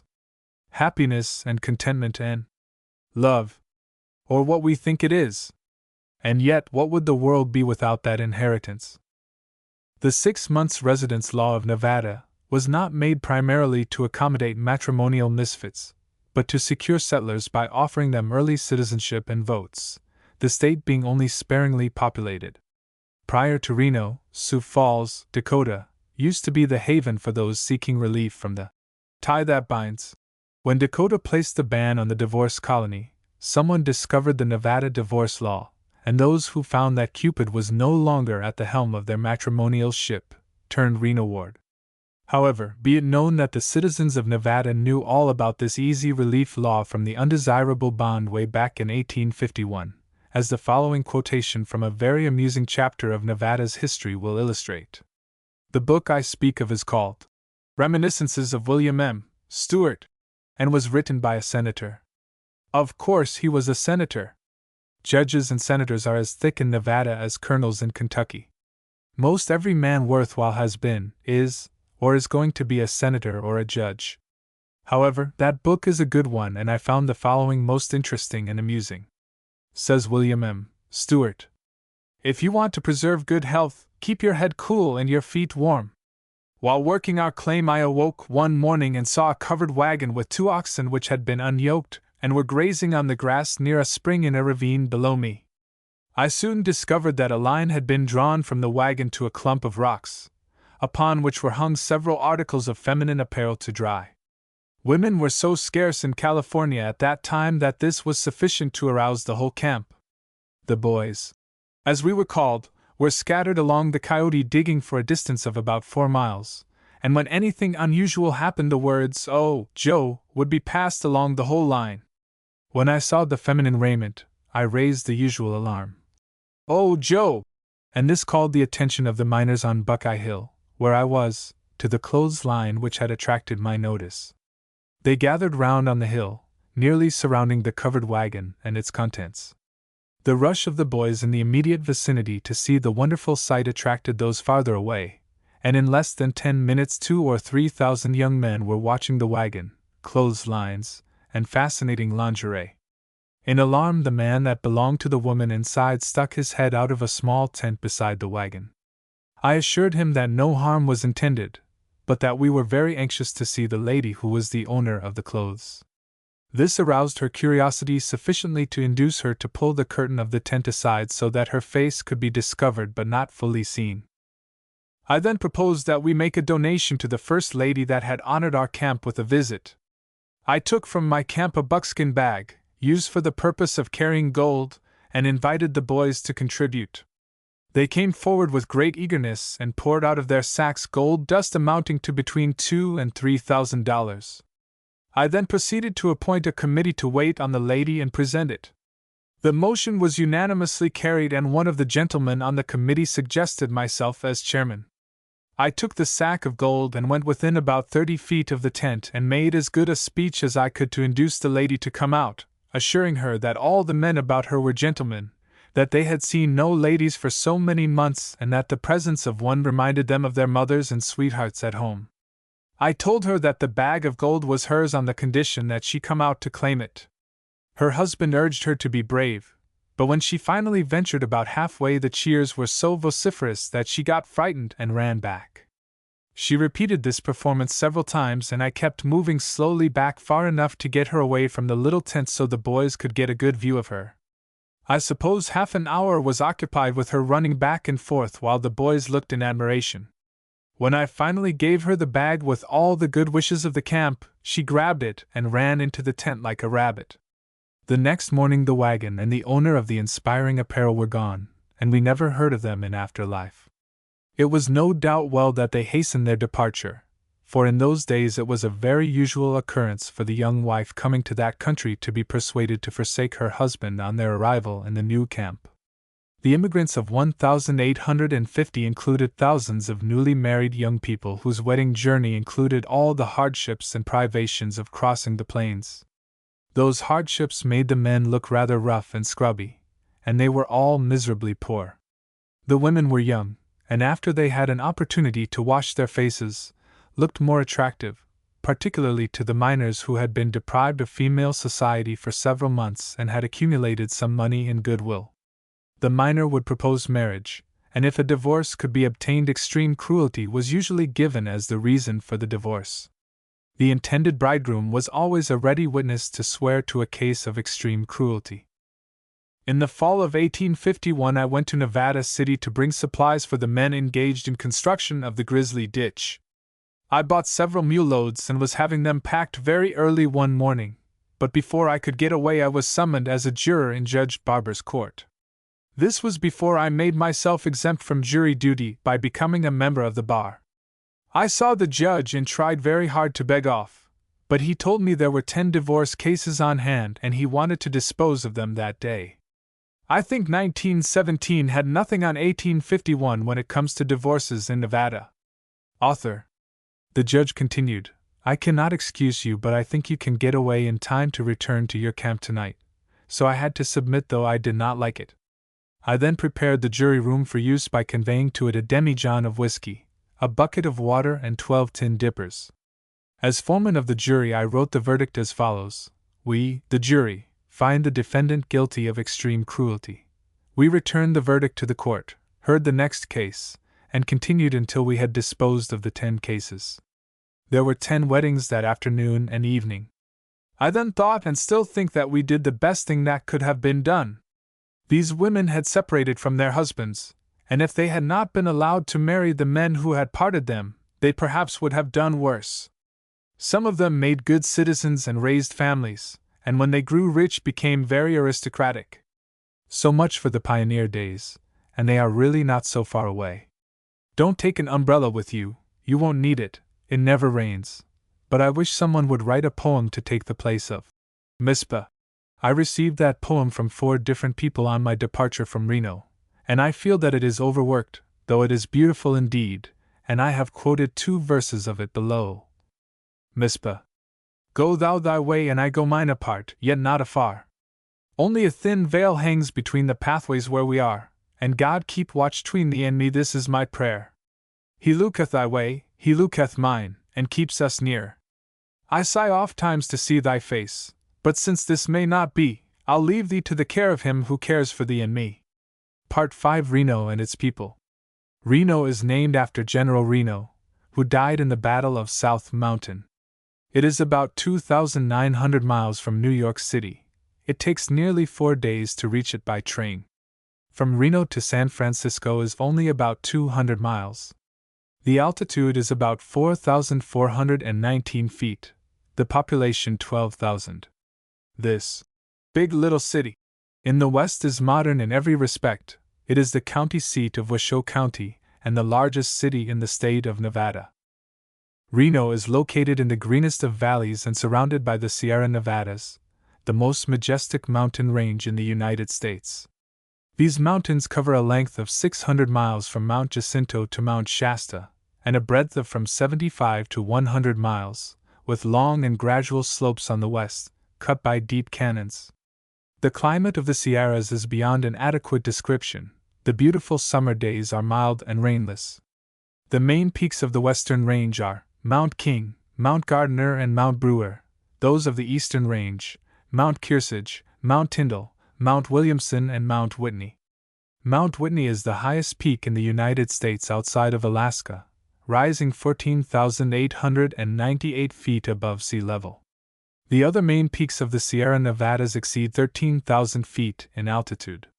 The peaks nearest Reno are Mount Rose and Peavin Mountain, both of which can be seen from any part of the city of Reno. In this setting nestles our much talked of Gem City of Nevada, the city of heartthrobs and dreams. Its chief industries, I would say, are gold and love. One less poetic might call these mining and divorce. Next to its dreamy, romantic side, Reno has a very practical side, its position as a business center. The railroads radiating north, east, south, and west give it an enormous tributary territory. There are modern business blocks, department stores, excellent hotels. The best hotels are the Hotel Golden, the Riverside, and the Overland. Illustration: Lobby of the Golden Hotel.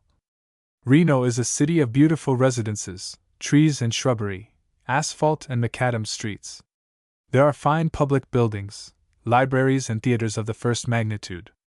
One of the most noteworthy features of Reno is its beautiful schools. There are 6 besides the high school and the university: Orvis Ring School, McKinley Park School, Southside School, M.T. Rose School, Mary S. Doughton School, and the Babcock Memorial Kindergarten. The architecture is the Old Mission, and it is difficult to decide which one really excels in beauty. Apart from the beautiful architecture, these schools are all equipped with every modern device for the training of the younger generation, both physically and mentally. Never in any public school have I seen such a splendidly equipped domestic science room as the one in the McKinley Park School. Its beautiful open, airy assembly hall with its hardwood floors and stage for private theatricals and other social affairs is the acme of modern refinement. In this hall the Mothers Club holds its meetings, and the children have their school dances. The University of Nevada has the best equipped school of mining engineering in the western states. It also has a summer course on several interesting subjects, which often is taken advantage of by many who find time passing slowly, and wish to Brush up a bit. Among the imposing buildings downtown is the Y.M.C.A., an artistic and splendidly equipped edifice.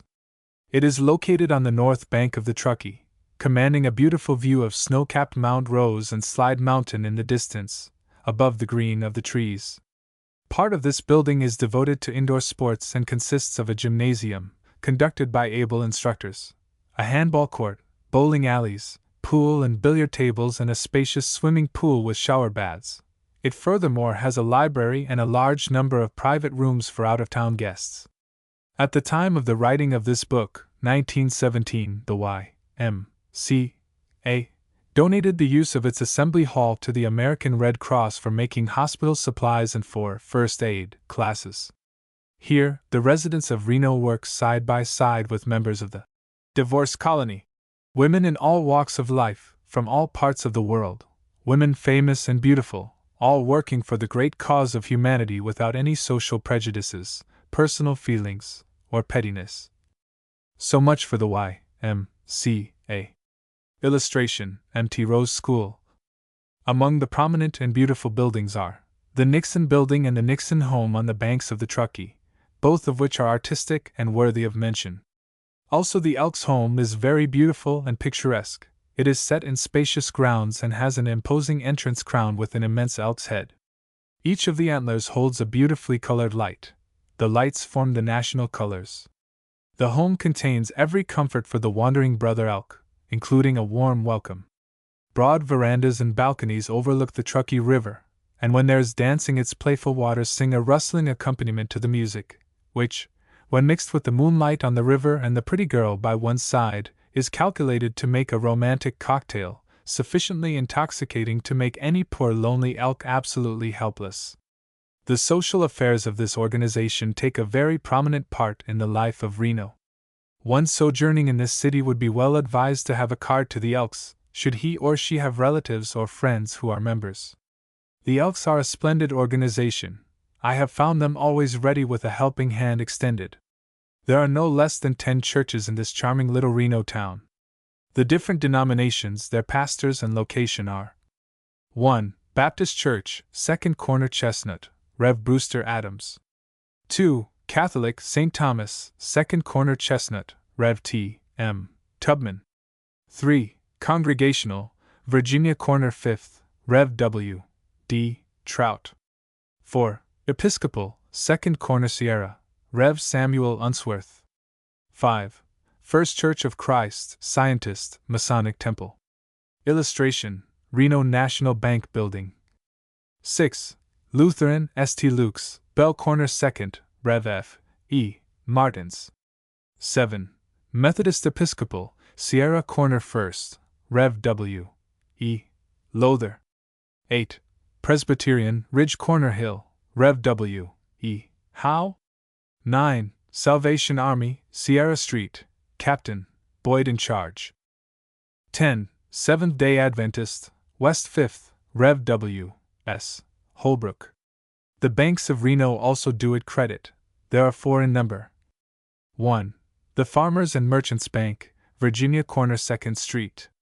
2. The Reno National Bank, Virginia Corner 2nd Street. 3. The Skyline Banking and Trust Company, North Virginia Street. 4.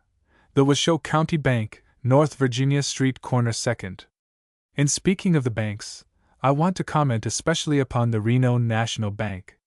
This bank a few years ago moved into its new building, a most beautiful and artistic structure, which in my opinion would do credit to Wall Street. Its lobby is artistically and beautifully equipped, as well as all parts of the bank. It is finished entirely in white marble, with blue velvet hangings, and no luxury or comfort known to a modern bank building has been forgotten in its construction. This bank was built in 1915 by Mr. George Wingfield at a cost of approximately $200,000. From the north corner comes the light. Can it be that sometimes it emerges from the west? Last but not least is the beautiful courthouse. It was rebuilt in 1909 at an approximate cost of $150,000.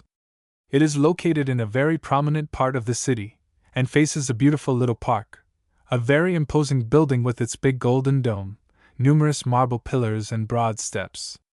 These steps might truly be called the Great Divide, as many thousands have tripped up united and returned divided, which incidentally does not mean united we stand, divided we fall. Perhaps much more so. United we fall, divided we stand. Illustration: Interior of Reno National Bank.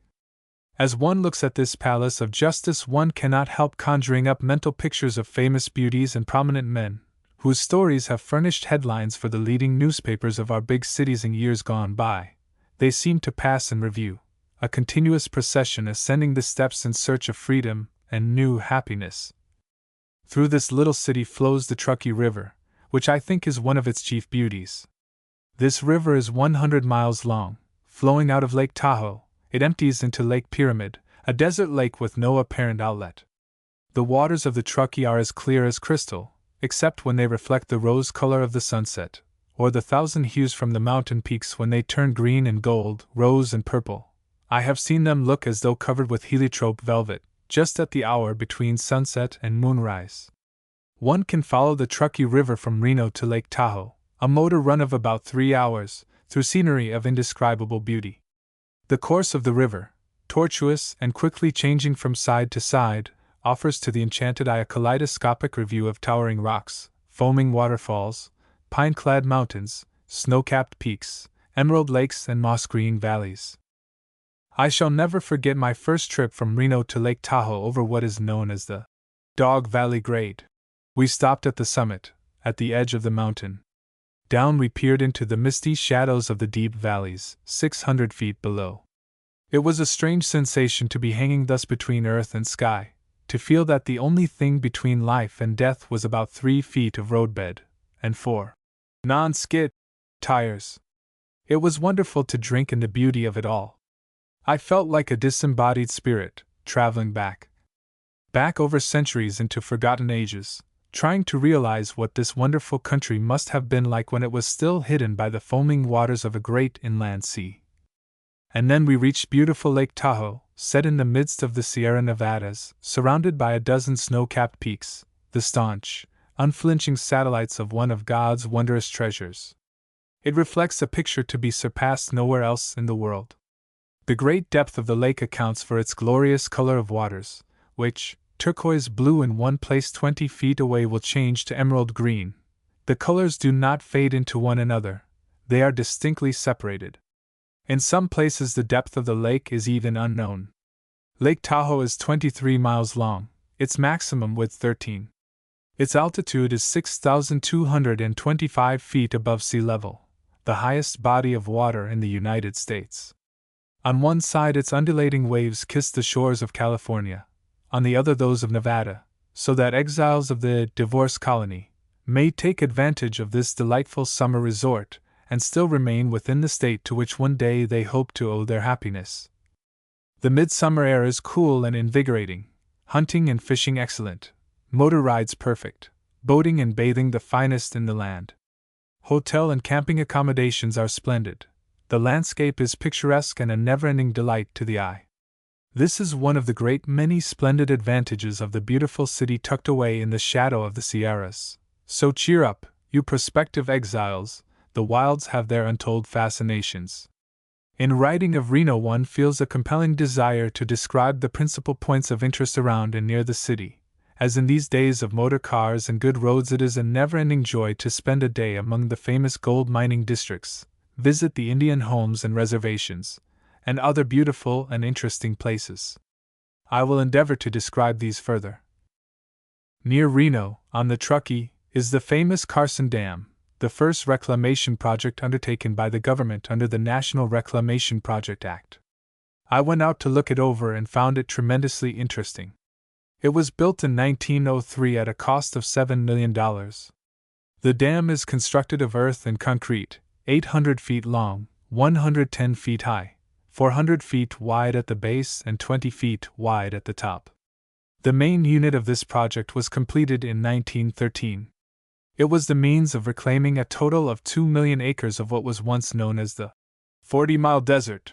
The dam produces many thousand hydroelectric horsepower, and it is wonderful to see this stretch of desert waste turn like magic into rich, productive agricultural soil.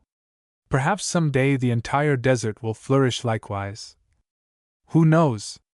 Carson City, the capital of Nevada, is situated in the Eagle Valley and was originally laid out in 1858.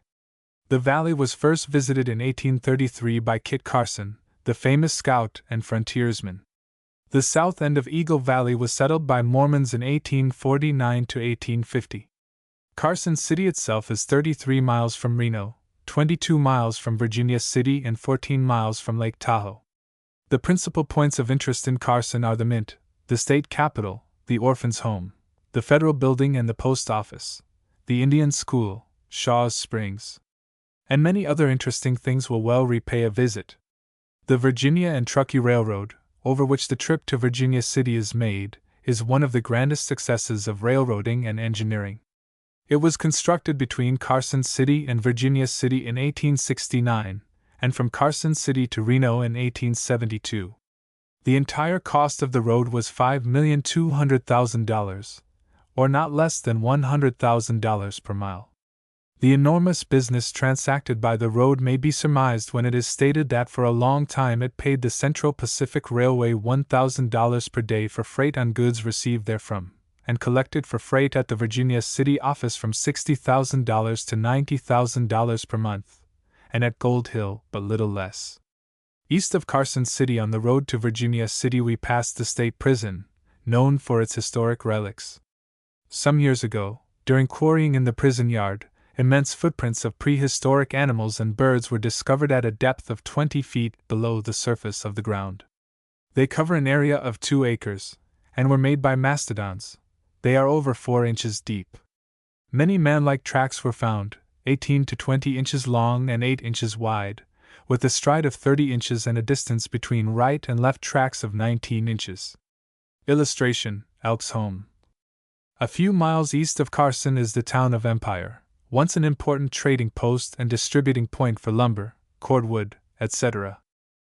After leaving Empire, the road enters the canyons of the Carson River, passing in rapid succession the sites of numerous mills which were erected to crush the rich ore of the world-famous Comstock lode. Principal among these were the Morgan, Brunswick, and Santiago mills, which turned out hundreds of millions of dollars worth of bullion.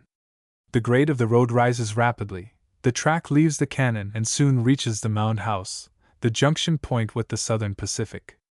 Railroad trains leave Mound House for Dayton, Fort Churchill, Tonopah, Goldfield, and all points south. Leaving Mound House, the road soon traverses the famous mineral belt of the Comstock lode. This belt is 7,000 feet wide and 6 miles long, and produced nearly $1 billion. The first mine to be seen is the Haywood, lying to the west side of the road. This mine produced over $1 million and is still active. To the east can be seen Silver City. The mines in this vicinity produced over $12 million. None of them has attained any great depth. The road next enters the Gold Hill district. The country in this vicinity is gashed and scarred by hundreds of cuts, shafts, and tunnels dug by the early prospectors in their search for wealth. Every one of these marks represents a hope, and in many cases the hope was realized. The same spirit animates their successors, and the search still goes on. The principal mines in Gold Hill are the Ophir, Caledonia, Overman, Seg, Belcher, Yellow Jacket, Kentuck, Crown Point, Imperial, and Bullion. The Yellow Jacket was the first mine located, taking its name from the fact that its locators were warmly opposed by a swarm of Yellow Jackets. This was in 1859. The yield of the Gold Hill mines and the dividends paid were enormous. The Ophir Mining Company in 1859 sent 45 tons of their croppings to San Francisco for reduction, the cost for transportation being 25 cents per pound, or $500 per ton. They paid $450 per ton for smelting, a total cost of $42,750, yet they made a profit of $128,250 on the transaction, the rock giving over $3,800 per ton. High above the town of Gold Hill and clinging to the side of the mountain can be seen the flumes of the Virginia and Gold Hill Water Company, which supplies the camps of Virginia City, Gold Hill, and Silver with the finest water in the world. The water is conducted 3 miles through pipes and flumes from springs and snow-fed streams in the Sierras 1,500 feet above the city. The capacity of the flumes is 10,800,000 gallons per day. From Gold Hill the road runs through tunnels, twists, and turns along the side of Mt. Davidson until it reaches Virginia City, the end of the line. Virginia City was first settled in 1859. It obtained its name from an old prospector, James Finney, nicknamed Old Virginie. Its elevation is 6,205 feet above sea level. In 1860, when the population of Virginia City was 3,284, of Gold Hill 1,294 and of Silver City 1,022. In 1878 it was 40,000. The first international hotel was built in 1860. It was a single-story building.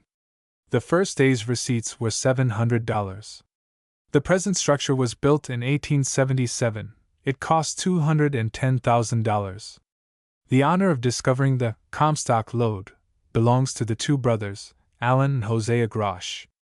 The majority of the miners on the Comstock in the first days of its activity lived in tents and dugouts called holes in the wall. I never realized the vastness of our country, nor the wonderful opportunities which the West affords those in search of wealth, until I lived there 6 months. There are untold undeveloped resources, the like of which does not exist in the overcrowded East. May this little book, in a way, serve to introduce the West to the East. Reno and her people cannot be spoken of as typical of other Western towns and people, as the residents of this much talked of big little city are subject to conditions which do not exist in any other town in the country. They are democratic and wholehearted Westerners, but find themselves confronted with social conditions which change their attitude toward things. However, I was very much impressed at the comparatively few divorces one finds among the older, permanent residents. I think this proves that it is the unattainable that is most desired. Illustration, YMCA. The women of Nevada have enjoyed equal suffrage for some time. They are wide awake and interested in all public affairs. Besides being domesticated, they are intellectual and energetic. There are very few prudes among them, and a great many diplomats. Nowhere more than in Reno is developed among men and women a sense of being individual. I attended many of the women's clubs, and was always agreeably surprised to find them up to date in every respect. A company of women banded together to study and plan for the betterment of humanity, and social conditions in general. The Mothers Club and the Century Club are doing splendid work in aiding the development of home economics, better babies, helping with all kinds of charities, civic improvements, and much other commendable work. It was at these clubs that I met the real wife and mother, with real sweetness of soul, the woman who even under difficulties knew how to live a simple, pure and gentle life. Never have I come in contact with so much human feeling. Even the ministers and their families are human, and full of understanding. The officials and people of prominence are all natural and unassuming. I attended a Ladies' Aid meeting at which there were about 40 ladies present, and among other good traits of these fine, earnest women I noticed particularly the absence of gossip and prudishness. However, there is a spirit of contradiction prevailing in Reno which is very difficult to understand. All traces of the wild and woolly Western town have disappeared. The people of Reno are very docile indeed. There are no cowboy yells nor Indian whoops, which some of our Eastern and Southern friends imagine still to exist. And the click of the roulette wheel has passed with the years that have departed. Reno has developed into a cosmopolitan city with a cosmopolitan population. The cafes have cabarets with excellent talent, and there is dancing every evening in several of the hotels, where amid the bright lights, gay music, beautifully gowned women and well-groomed men, one might easily imagine oneself in one of the swell cafes on Broadway, until one catches a glimpse of the moonlight on the Truckee, through an open window. Here the people of Reno rub shoulders with those who constitute the divorce colony, and to a newcomer, it is difficult to distinguish the one from the other. The people of Reno keep their city clean, and maintain a very high standard of law and order. A lady may walk out unescorted at any hour of the day or night, and will never be molested or insulted in any way. The absence of public drunkenness and profanity is very noticeable, and I was not surprised to read the following note clipped from one of the local newspapers on Sunday morning. Dead calm in police courts on Saturday. Police court was absolutely deserted yesterday morning, not a single case appearing on the docket to mar the serenity of the day.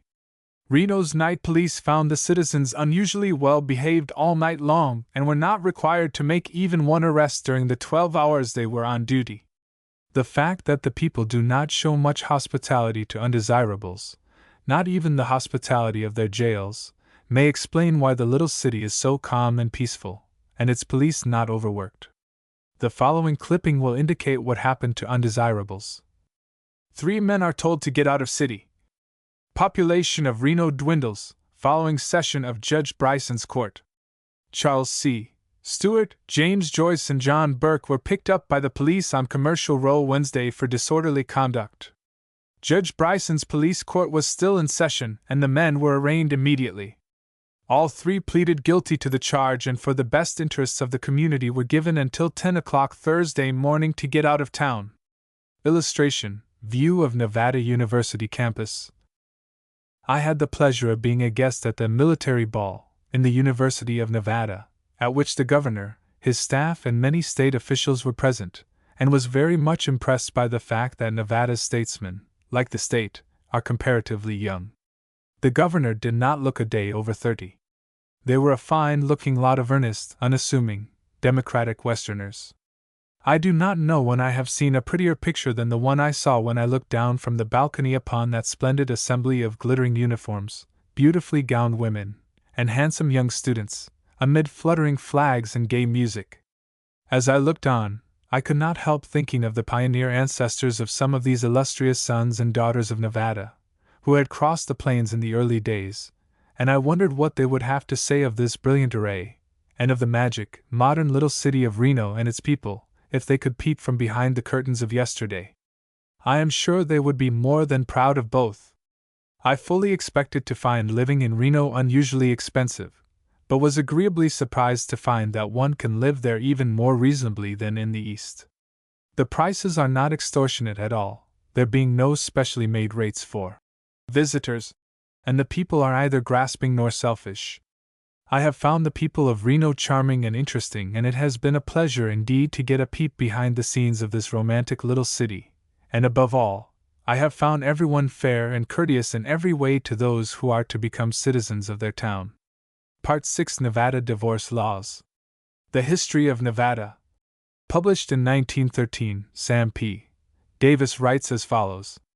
The unenviable reputation, throughout the length and breadth of the land, in regard to the divorce law, has heaped ignominy on the state of Nevada. A few unscrupulous members of the legal fraternity, little better than outcasts at home, have come to Reno and besmirched the good name of a great state by their activity in converting into pernicious channels a law originally intended to give relief to mismated couples who could not travel the matrimonial highway in peace and harmony. The divorce law of Nevada was enacted by the First Territorial Legislative Assembly in 1861. The law was good enough for Nevada and gave general satisfaction until its exploitation for purely mercenary motives began. 22 states have practically the same divorce laws in force on their statute books, with the exception of the provision regarding residence. Until this year, Nevada required only 6 months' residence, but that had to be clearly established before action for dissolution of marriage could have any standing in the courts of the state. The residence had to be absolute, without the lapse of a single day except where good and sufficient reason could be shown, and to the entire satisfaction of the trial court. 6 months' residence was also necessary for citizenship in Nevada and enabled a man to exercise all the rights of a citizen. Therefore, it naturally follows that he could prosecute a divorce, or any other kind of a suit, in the state of which he was a citizen. In order that the reader may reach an intelligent understanding of this much mooted question, the statute on divorce is quoted in full. Divorce from the bonds of matrimony may be obtained **** for the following causes. First, impotency at the time of marriage, continuing to the time of divorce. Second, adultery since marriage, remaining unforgiven. Third, willful desertion at any time, of either party by the other, for a period of 1 year. 4th, conviction of a felony or infamous crime. 5th, habitual gross drunkenness since marriage, of either party, which shall incapacitate him from contributing his or her share to the support of the family. 6th, extreme cruelty in either of the parties. 7th, neglect of the husband for the period of 1 year, to provide the common necessaries of life, when such neglect is not the result of poverty on the part of the husband, which he could have avoided in ordinary industry. As the law governing the term of residence, to acquire citizenship, which obtained in Nevada for half a century without causing even passing comment, has been taken advantage of for mere mercenary motives, the unanimous verdict of a righteously indignant people went forth that the law should be amended, in some way, to correct the evil. Thus, at the last session of the legislature, the time required to obtain a residence before obtaining a divorce was changed from 6 months to 1 year. If some sister states are stricken with remorse or find themselves in a sudden paroxysm of virtuous indignation, let them pass a law and enforce it, correcting the evils complained of at home, which will keep their divorces from coming to Reno. Nevada does not want them. If they persist in coming, let their home state enact a law which will make a divorce decree obtained in Nevada void and of no effect whenever and wherever said divorcee sets foot within the borders of the home state. When other states enact and rigidly enforce some such drastic measure, the West will begin to have some regard for their particular brand of virtue. Until then, the West may be pardoned for believing that cant and hypocrisy often join hands with the lawless element and make a grandstand play for political effect. Economic conditions in the West are vastly different from those in the East. Nevada is a sparsely populated country, and it is not considered to the interest of the state to hedge about too closely the road which leads to citizenship. Anything which may have a tendency to obstruct immigration or turn it in another direction is conceded, in this neck of the woods, to be unwise statesmanship. The state has a vital interest in securing and holding as large a population as is consistent with her rapidly increasing resources, always keeping steadily in view the fact that none but desirable citizens are wanted.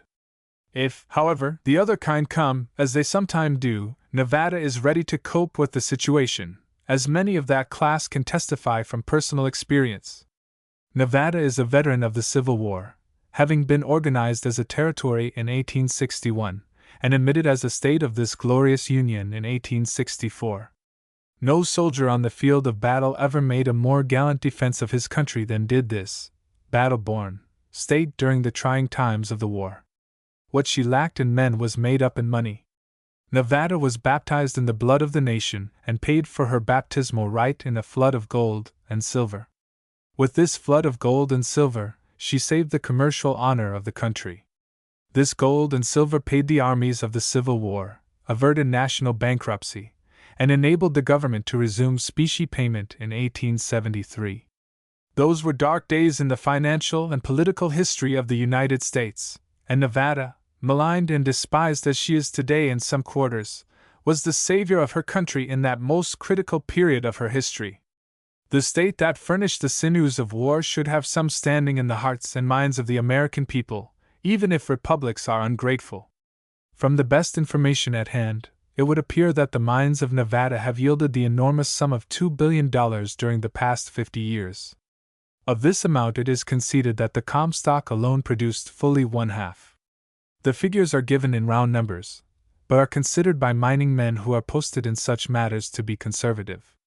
Thousands of discoveries, many of them marvelously rich, are still being made all over the state, in hitherto unknown and undeveloped territory.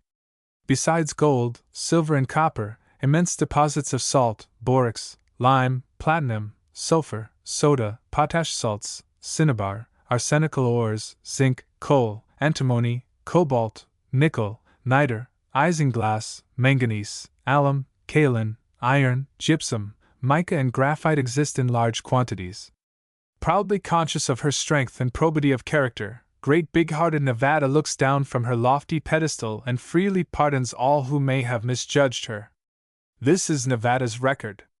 Match it if you can.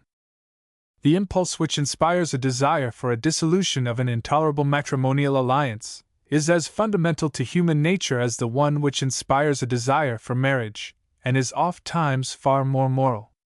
Therefore, to require the commission of immoral and degrading acts on the part of one of the parties to a marriage before a divorce can be granted, regardless of why it is desired, places an unwarranted premium upon immorality, and degrades society equally as much as it does the one committing the offense.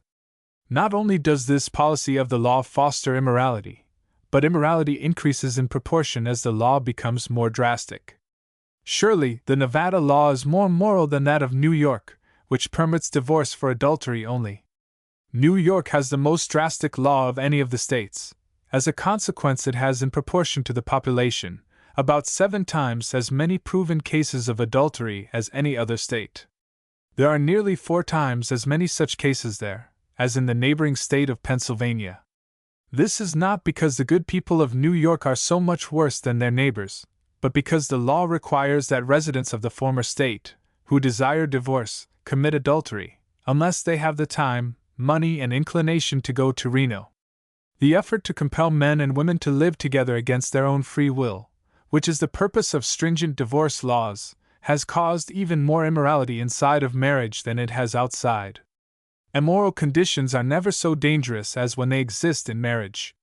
And besides, the fundamental policy of our laws, which not only permits, but requires an investigation of divorce causes, is highly productive of evil. Many of the divorce cases in New York are simply food for a set of morbidly curious scandalmongers. Even the Mohammedans consider our practice in this respect extremely vulgar. There is no more reason why a court should know why a husband and wife wish to separate than why they wish to marry. Nevada most certainly has the most sane and moral divorce laws of any of the states. More than half a century ago, in 1861, Nevada enacted its divorce laws in their present form. It then, as now, provided for only 6 months' residence before filing suit. This was in line with its other liberal legislation and with legislation in other Western states. This divorce statute included, and still includes, 7 causes of action: impotency, adultery, desertion for 1 year, conviction of a felony, gross drunkenness, cruelty, and failure of the husband for a period of 1 year to provide the common necessities of life. In addition to this, there is another splendid feature of the Nevada divorce law. It is not necessary to have witnesses, except to prove the fact that one is a resident in Nevada. The plaintiff's testimony is sufficient, unless the case is contested. This law eliminates the despicable bribing of witnesses which so often happens in other states. It also eliminates the obscene, immoral, and vulgar courtroom discussions which are often the result of calling witnesses in divorce cases. The wisdom of this early legislation in Nevada is shown by the fact that more than 50 years afterwards the United States Commission of Uniform Legislation, in preparing a law on divorce to be offered for adoption by all states, has recommended Nevada's statute almost word for word.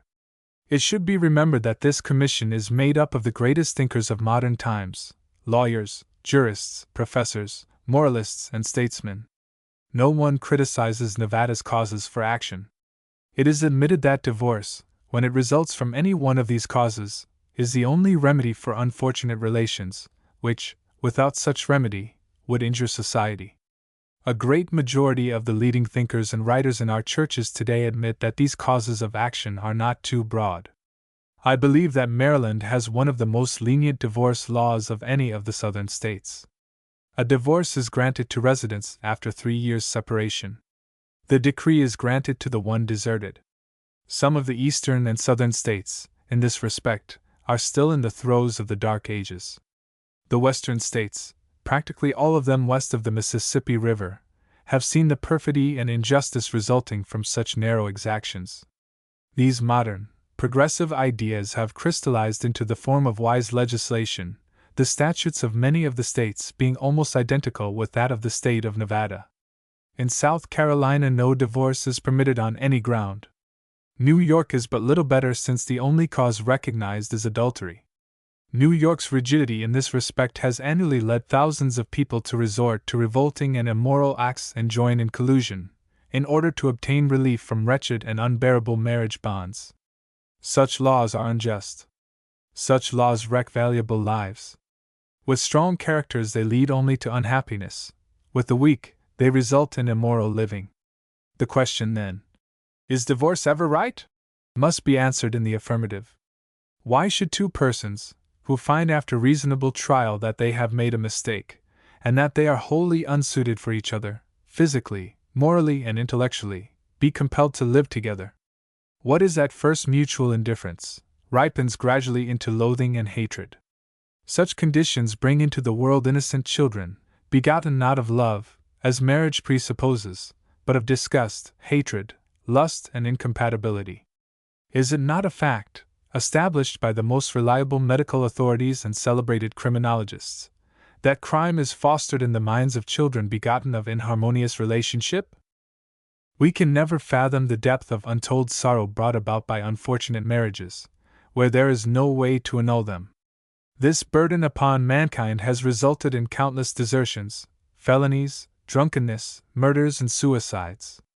In the daytime, when she moved about me, in the night, when she was sleeping at my side, I was wearied of her presence. Day by day and night by night I grew to hate her. Would God that she or I had died! Kipling. There is no stronger plea for divorce than hatred. All things mentally, morally, and physically bad originate from hatred. I clip the following from the Pall Mall Gazette of London, England, of May 2, 1920.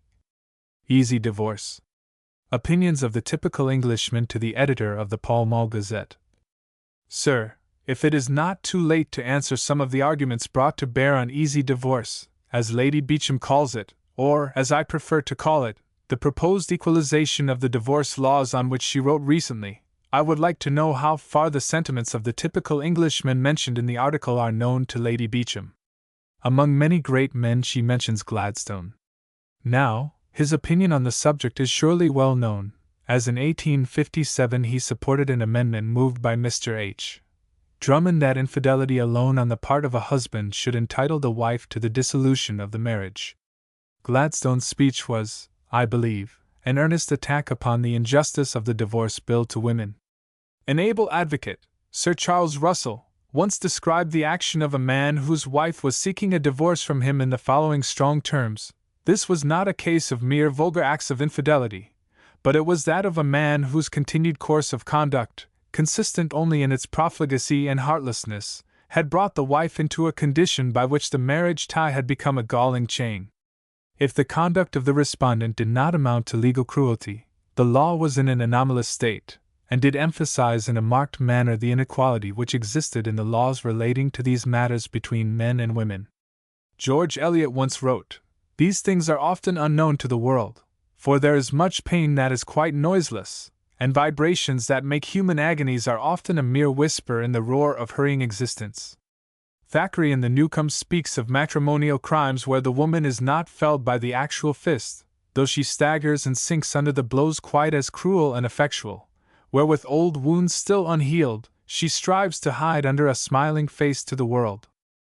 How anyone can find it in their heart to state that incurable insanity should not be ground for divorce is inexplicable to me, but as it is well known that partial insanity even is not, and I know of an instance of a man who went twice into an asylum and came back twice to his wife, the poor woman bearing him on each occasion another child.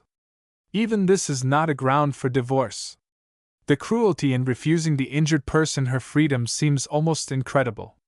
The first wrong step between young people is impossible to avoid, since during courtship both wear masks, each trying to impress the other that he or she is a paragon of all virtues.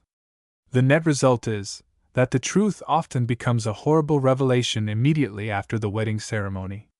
Unhappy and mismated marriages, without means of rectification, are the curse of civilization, the living, gnawing cancer of society. In 1913, Nevada, under the lash of exaggerated newspaper notoriety, enacted a law changing the period of residence for the plaintiff in divorce actions from 6 months to 1 year. From Nevada's territorial existence down to that time it had been 6 months. It is a matter of history that Nevada extended to the world inducements to go to her sparsely settled lands, in the way of liberal legislation and short periods of residence to acquire rights of full citizenship, franchise included. A man becomes, under Nevada laws, a full-fledged citizen and voter at the end of 6 months. To him is extended every privilege of government, and from him is exacted every obligation of government, and the fact that at the end of 6 months he can bring an action for divorce is a consequence of these laws, and not, as is often thought, their purpose. Consequently, changing the law on the point of one of its principles instead of equally on all was irrational and illogical. Small wonder, therefore, that in 1915 the people, acting through their legislators and governor, restored the period of residence in action for divorce to 6 months. It is now in strict conformity with their other laws, and with the same rights prescribed by them. Nevada's inhabitants have rescinded their Act of 1914, by which they allowed immigrants and citizens to be robbed of a valuable right. The overwhelming vote of the legislature and approval of the bill by the governor clearly shows the public opinion upon the subject. If it be right to commence action for divorce in 1 year, then it is right in 6 months. Length of period of residence is not a moral question. In this act, the people of Nevada believe that they are morally and legally right, and that they are materially helping the progress of humanity. It is often supposed that one can secure a divorce in Reno without having to present grounds or causes for it. Let me hasten to disillusion such idealists. As mentioned above, there are 7 causes for divorce in this state, any one of which in the eyes of the liberal Nevada law is sufficient justification for a dissolution of marriage.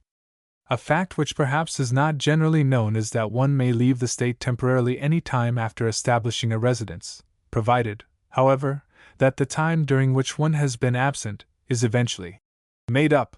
That is, the actual presence in the state and county must amount to 6 months. In one divorce case at which I was present, Mrs. Jones versus Mr. Jones, the questions to a 6 months resident were as follows. Q. Are you the plaintiff in this action? Q. What relation does Mr. Jones bear to you? Q. When were you married? Q. Where were you married? Q.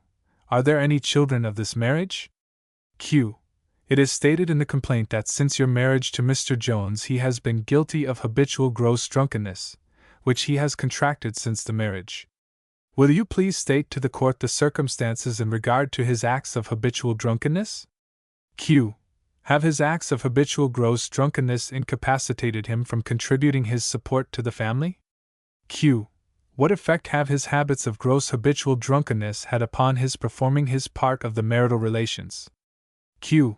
Please refer to page 5 paragraph of your complaint and read it as to your reasons for coming to Reno, Nevada.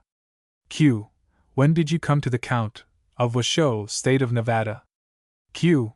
Where have you been residing since you came to Reno, Nevada? Q. Have you been engaged in any occupation or profession during your residence in Reno, Nevada? Q. What is your intention in regard to your continuing your residence in the state of Nevada? Q. What was your former name? Q. Do you desire to be restored to your former name for business and property reasons? Q. It is stated in the complaint as a second cause of action that Mr. Jones for more than 1 year last past has failed, neglected, and refused to provide you with the common necessities of life.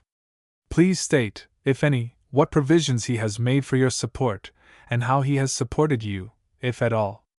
Q. It is stated in the complaint that he has been during all the said time and is now an able-bodied, talented man, and has been and is now in receipt of liberal salaries for his services. Please state to the court what the facts are in regard to this. Q. Has his failure to provide you with the common necessities of life been the result of poverty or sickness, and could he have avoided such failure by ordinary industry? Q. Please state how you have supported yourself. Q. It is stated in the complaint as a third cause of action that Mr. Jones has been guilty of extreme cruelty to you in the state of Texas and in the state of New York. Please state to the court what his treatment has been to you in the way of using vulgar language to you and calling you vile names. Q.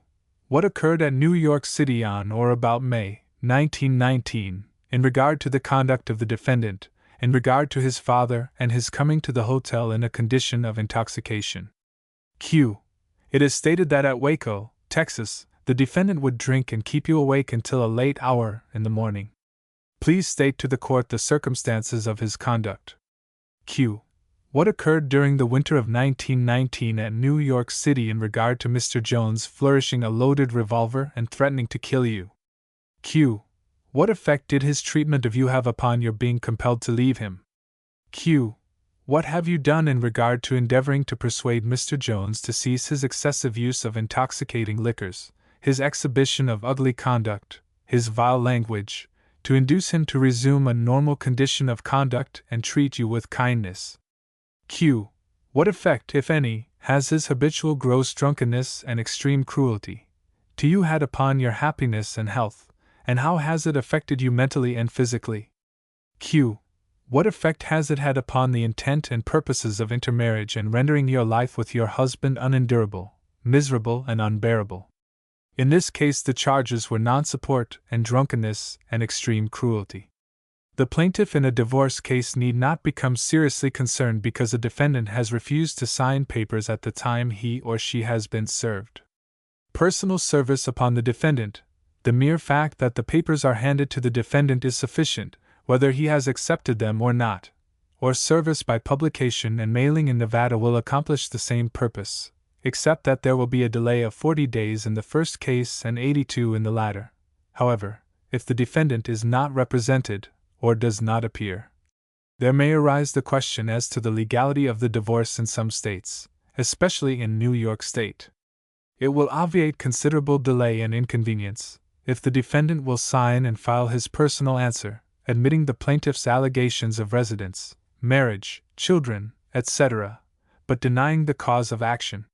This answer should also contain an express waiver of notice of all proceedings. An answer cannot be signed, however, until the complaint is filed. The complaint cannot be filed until 6 months have elapsed. Therefore, the divorce is not granted in 6 months, as is the impression which so many have, but the suit may be started at the termination of the 6 months period. An expeditious and simple method of facilitating proceedings is to have the defendant appoint a lawyer in Nevada, granting him the power of attorney to accept service of the complaint. Since this can be provided for in advance, the delay after the case has been filed can be reduced to a minimum. Below is the form of the power of attorney.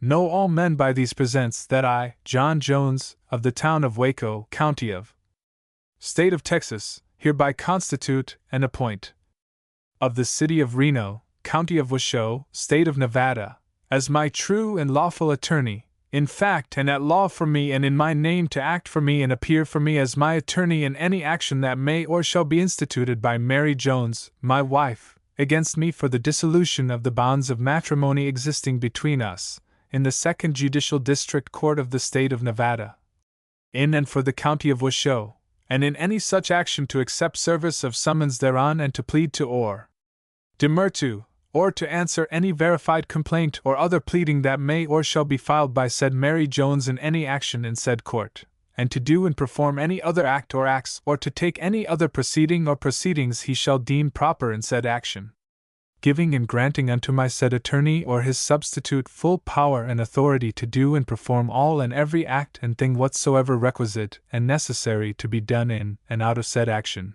as fully and to all intents and purposes as I might or could do if personally present with full power of substitution, hereby ratifying and confirming all that my said attorney or his substitute may do or shall cause to be done by virtue of these presents. In witness whereof I have hereunt to set my hand and seal this day of July A.D. 1917, State of Texas, County of SS. On this day of July A.D. 1917, personally appeared before me, a notary public, in and for the County of State of Texas, John Jones, known to me to be the person described in and who executed the foregoing instrument, and who acknowledged to me that he executed the same freely and voluntarily and for the uses and purposes therein mentioned. In witness whereof, I have hereunt to set my hand and affixed my official seal the day and year in this certificate first above written. Notary public in and for the County of State of Texas. Many people are under the impression that it is absolutely essential to engage a lawyer before reaching Reno, or immediately upon arrival. Both of these conceptions are erroneous. It is considerably wiser to make one's selection after taking up a residence, when one has had an opportunity to discuss the matter with the local people who know the ropes, and who are thus in a position to advise one right. No legal action is necessary until some months have elapsed, unless of course the case be exceptional, as the one below for instance. The Nevada law provides that a suit for divorce may be immediately commenced in the county where the defendant may be found. From this it will be seen that a plaintiff who has been a resident of Nevada for 10 days or even 1 day may sue at once if the defendant can be found in Nevada for service. That is, no 6 months period of residence is necessary at all, if the defendant happens to be there, or comes there for a reconciliation, to regain custody of children, to obtain a satisfactory property settlement, or for any other legitimate purpose, free from collusion. A celebrated case of this kind was tried at Minden, Nevada, in 1920. Below is a list of questions asked the plaintiff by the lawyer. Q. When did you first come here? A. The 15th day of February. Q. Have you any other residence? A. No, sir. Q. Is it your intention to make Nevada your residence? A. Yes, sir. Q. Did you by any means know of the coming of your husband into this state? A. No, sir. Q. Did you make any arrangements whereby he was to come into this state? A. No, sir. Q. When did you first learn that he was in this state? A. A friend told me he was coming to Nevada on business to look for a coal mine. Q. Did he mention any place your husband might be going to? A. Yes, he said something about Gold Hill. Questioned by the judge. Answered by plaintiff. Q.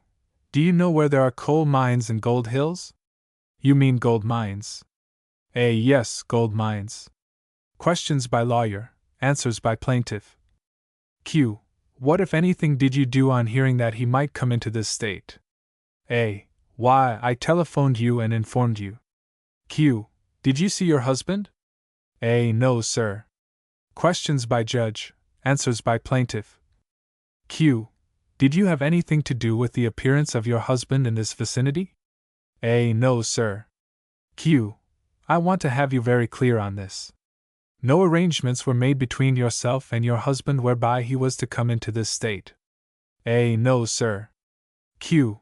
When was it that you determined to stay in Nevada? A. When the doctor told me I needed a change. Q. And when was that? A. That was at Christmas, about 2 weeks after. Q.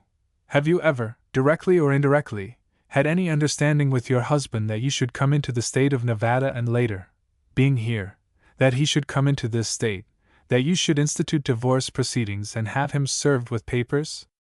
A. No, sir. Q. Is it your purpose and intention to, remainder of question and answer missing in original. Q. Did you have anything to do with the appearance of your husband in this vicinity? A. No, sir. Q. I want to have you very clear on this. No arrangements were made between yourself and your husband whereby he was to come into this state.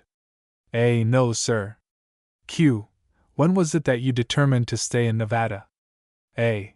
When the doctor told me I needed a change. Q. And when was that? A. That was at Christmas, about 2 weeks after. Q. Have you ever, directly or indirectly, had any understanding with your husband that you should come into the state of Nevada and later, being here, that he should come into this state, that you should institute divorce proceedings and have him served with papers? A. No, sir. Q. Is it your purpose and intention to remain in the state of Nevada as a resident and particularly in the county of Douglas? A. Yes, sir. Q. Is it your purpose to build here? A. Well, if I can find a place to suit me, I will. Q. And have you given up Los Angeles as your residence, and your permanent residence is Genoa, Douglas County, Nevada? A. Until I regain my health, but this will be my home. Q. Do I understand that you have come into this state in good faith, seeking health and nothing else? A. Yes, sir. Q. That you have not come into the state of Nevada for the purpose of instituting divorce proceedings? A. No, sir. Q. That is absolutely so? A. Absolutely. By the judge. I think I have gone into this question pretty thoroughly. I feel that I should do so in all these matters in view of the fact that our statute requires a 6 months' residence. Therefore we should look into these matters thoroughly. That is all. Because of various newspaper items recently published, the public has got the idea that the Reno divorce law has been changed. The following article, clipped from the Nevada State Journal of February 2, 1921, will explain the change in the laws as amended on that date. Scott divorce bill passes unanimously. Senate bill provides that party must have lived in state 6 months. Carson City, February 1. The Senate today passed the measure introduced by Senator Scott to amend the present divorce law. The bill as drawn reenacts the law now in force, with the added provision that at least one of the parties to an action for divorce must have resided in the state of Nevada not less than 6 months prior to commencement of the suit. On recommendation of the Judiciary Committee, the bill was amended to make the beginning of a suit possible in cases where the cause of action shall have occurred within the county while plaintiff and defendant were actually domiciled therein. In a talk urging passage of the bill as amended, Senator Scott declared that at least 90% of the odium attached to Nevada because of its divorce law was due to the fact that a few unscrupulous persons and attorneys by means of collusion so arrange matters as to take advantage of the where the defendant may be found clause. He stated that he feared that unless some change as he proposed was made that people might soon go to that extreme and demand an enactment of legislation much more severe in its requirements. He presented the bill, not as an attorney, but as a citizen of Nevada to cure what as a citizen he believed to be an evil. The amendments were adopted, and the bill passed, Senator Ducey answering, "No," on roll call. At the afternoon session of the Senate, Senator Ducey rose to ask a question of privilege, and proceeded to explain his vote by stating that he had failed to get the gist of the amendment. He thereupon requested that the Senate grant him the courtesy of a reconsideration of the vote taken at the morning session. Under the unanimous consent rule, a motion for reconsideration carried, after which the bill was passed with 16 senators voting in its favor. Illustration: picture of Sir H. Walter Husky. Following is a letter from H. Walter Husky, one of Reno's prominent lawyers, in which at my request he answers some very important questions. Much of the information I have already given you in the foregoing pages, but I think it a good idea to give you the questions exactly as answered by him. This information really consists of most valuable legal advice to anyone anticipating a visit to Reno. 22nd October, 1920. Dear Mrs. Stratton, I am very happy to have your letter of the 11th instant, and to note that you are making such splendid progress with your book. My time and services are always at your command, even though you have asked me some questions that are not strictly in the horizon of a lawyer's work. The advantages of Nevada's divorce laws are as follows. The residence is only 6 months, but requires actual presence in the county where the action is to be filed. We have 6 causes of action for the husband, and, by adding neglect of the husband to provide the plaintiff with the common necessities of life, 7 for the wife. In most states, corroborative evidence is required, that is, testimony of evidence tending to corroborate the allegation and testimony of the plaintiff. In Nevada, no corroborative evidence is required in the absence of a contest, that is, testimony of the plaintiff alone in a non-contested case is sufficient. In most or many of the states, the decree of divorce when granted is not final and absolute, that is, in some states it is interlocutory, requiring another appearance in court at the end of 6 months or a year. In other states, either one or both parties are forbidden the right to marry for 6 months or 1 year or longer, or the defendant is given 6 months in which to appeal, or one or both parties are placed under disabilities preventing immediate marriage. In Nevada, the decree is absolute the moment granted, and the minister, if desired, may be waiting at the courthouse door to perform the new marriage ceremony. With these few remarks, I shall take up your questions by number. 1. Where to go upon arrival? There are 3 good hotels in Reno: the Riverside Hotel, Hotel Golden, and the Overland Hotel. Besides the hotels, we have 2 or 3 good apartment houses.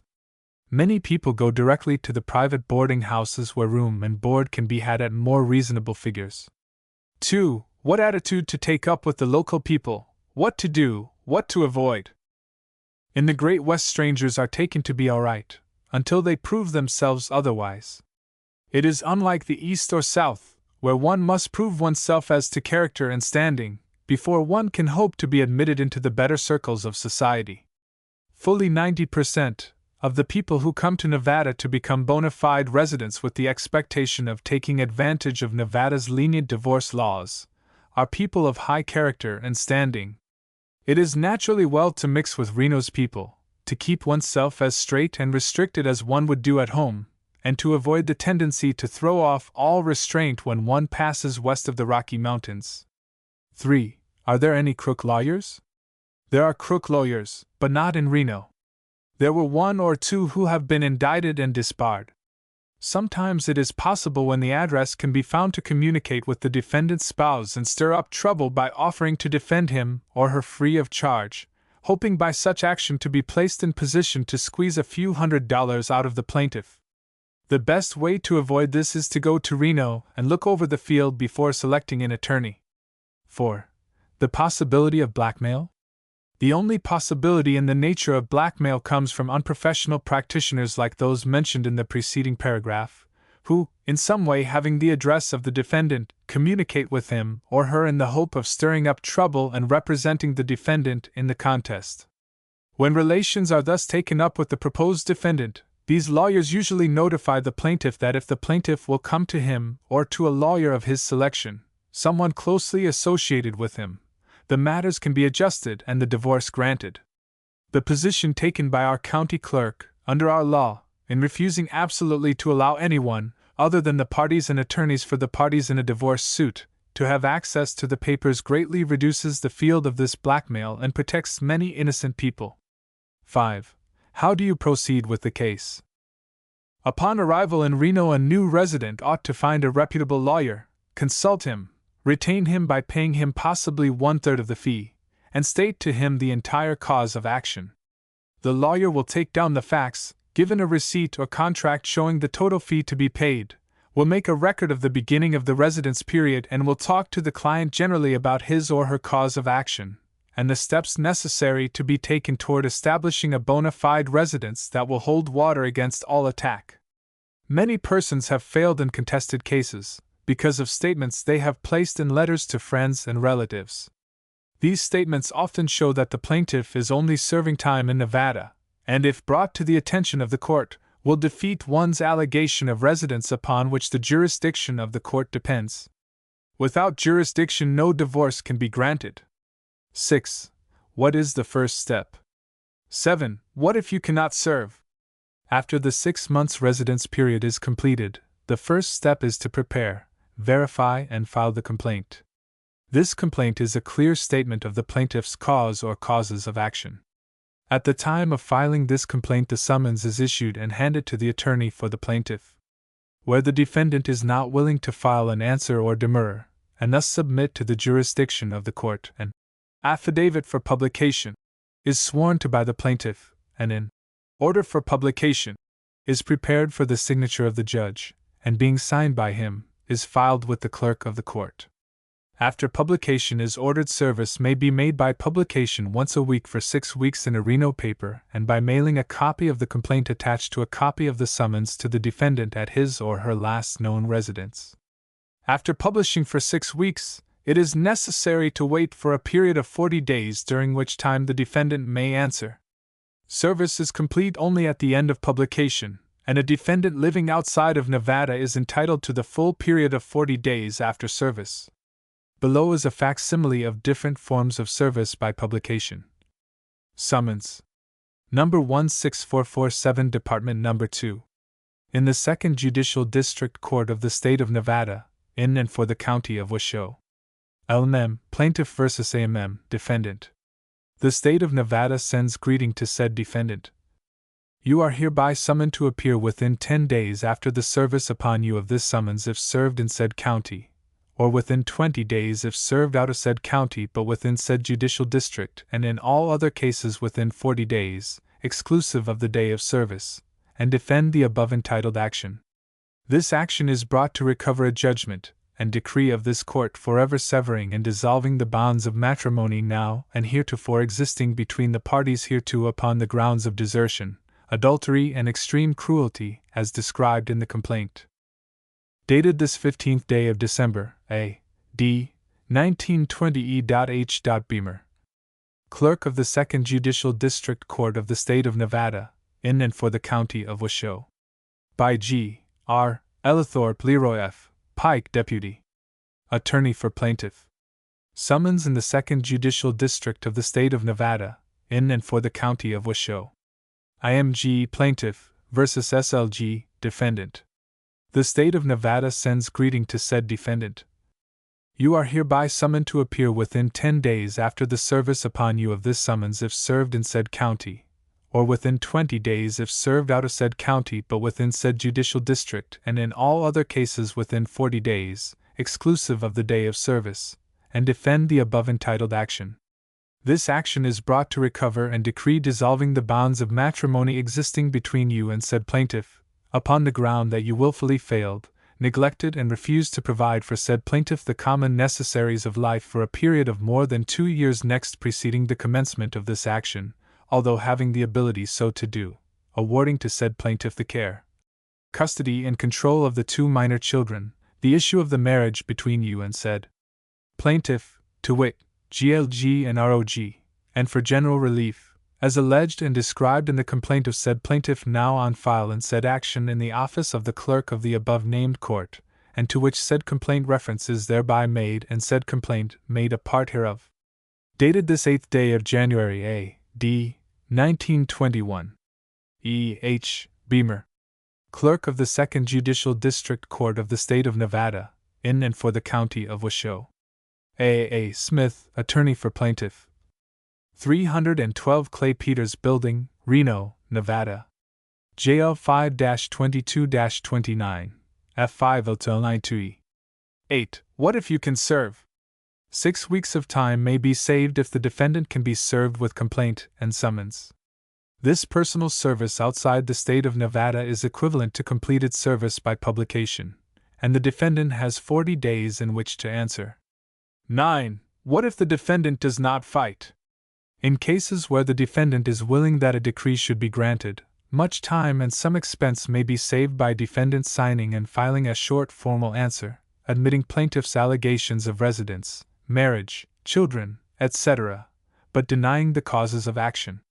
By filing this answer personally, or by retaining a Reno lawyer to accept services and file it for the defendant need not visit Nevada at all.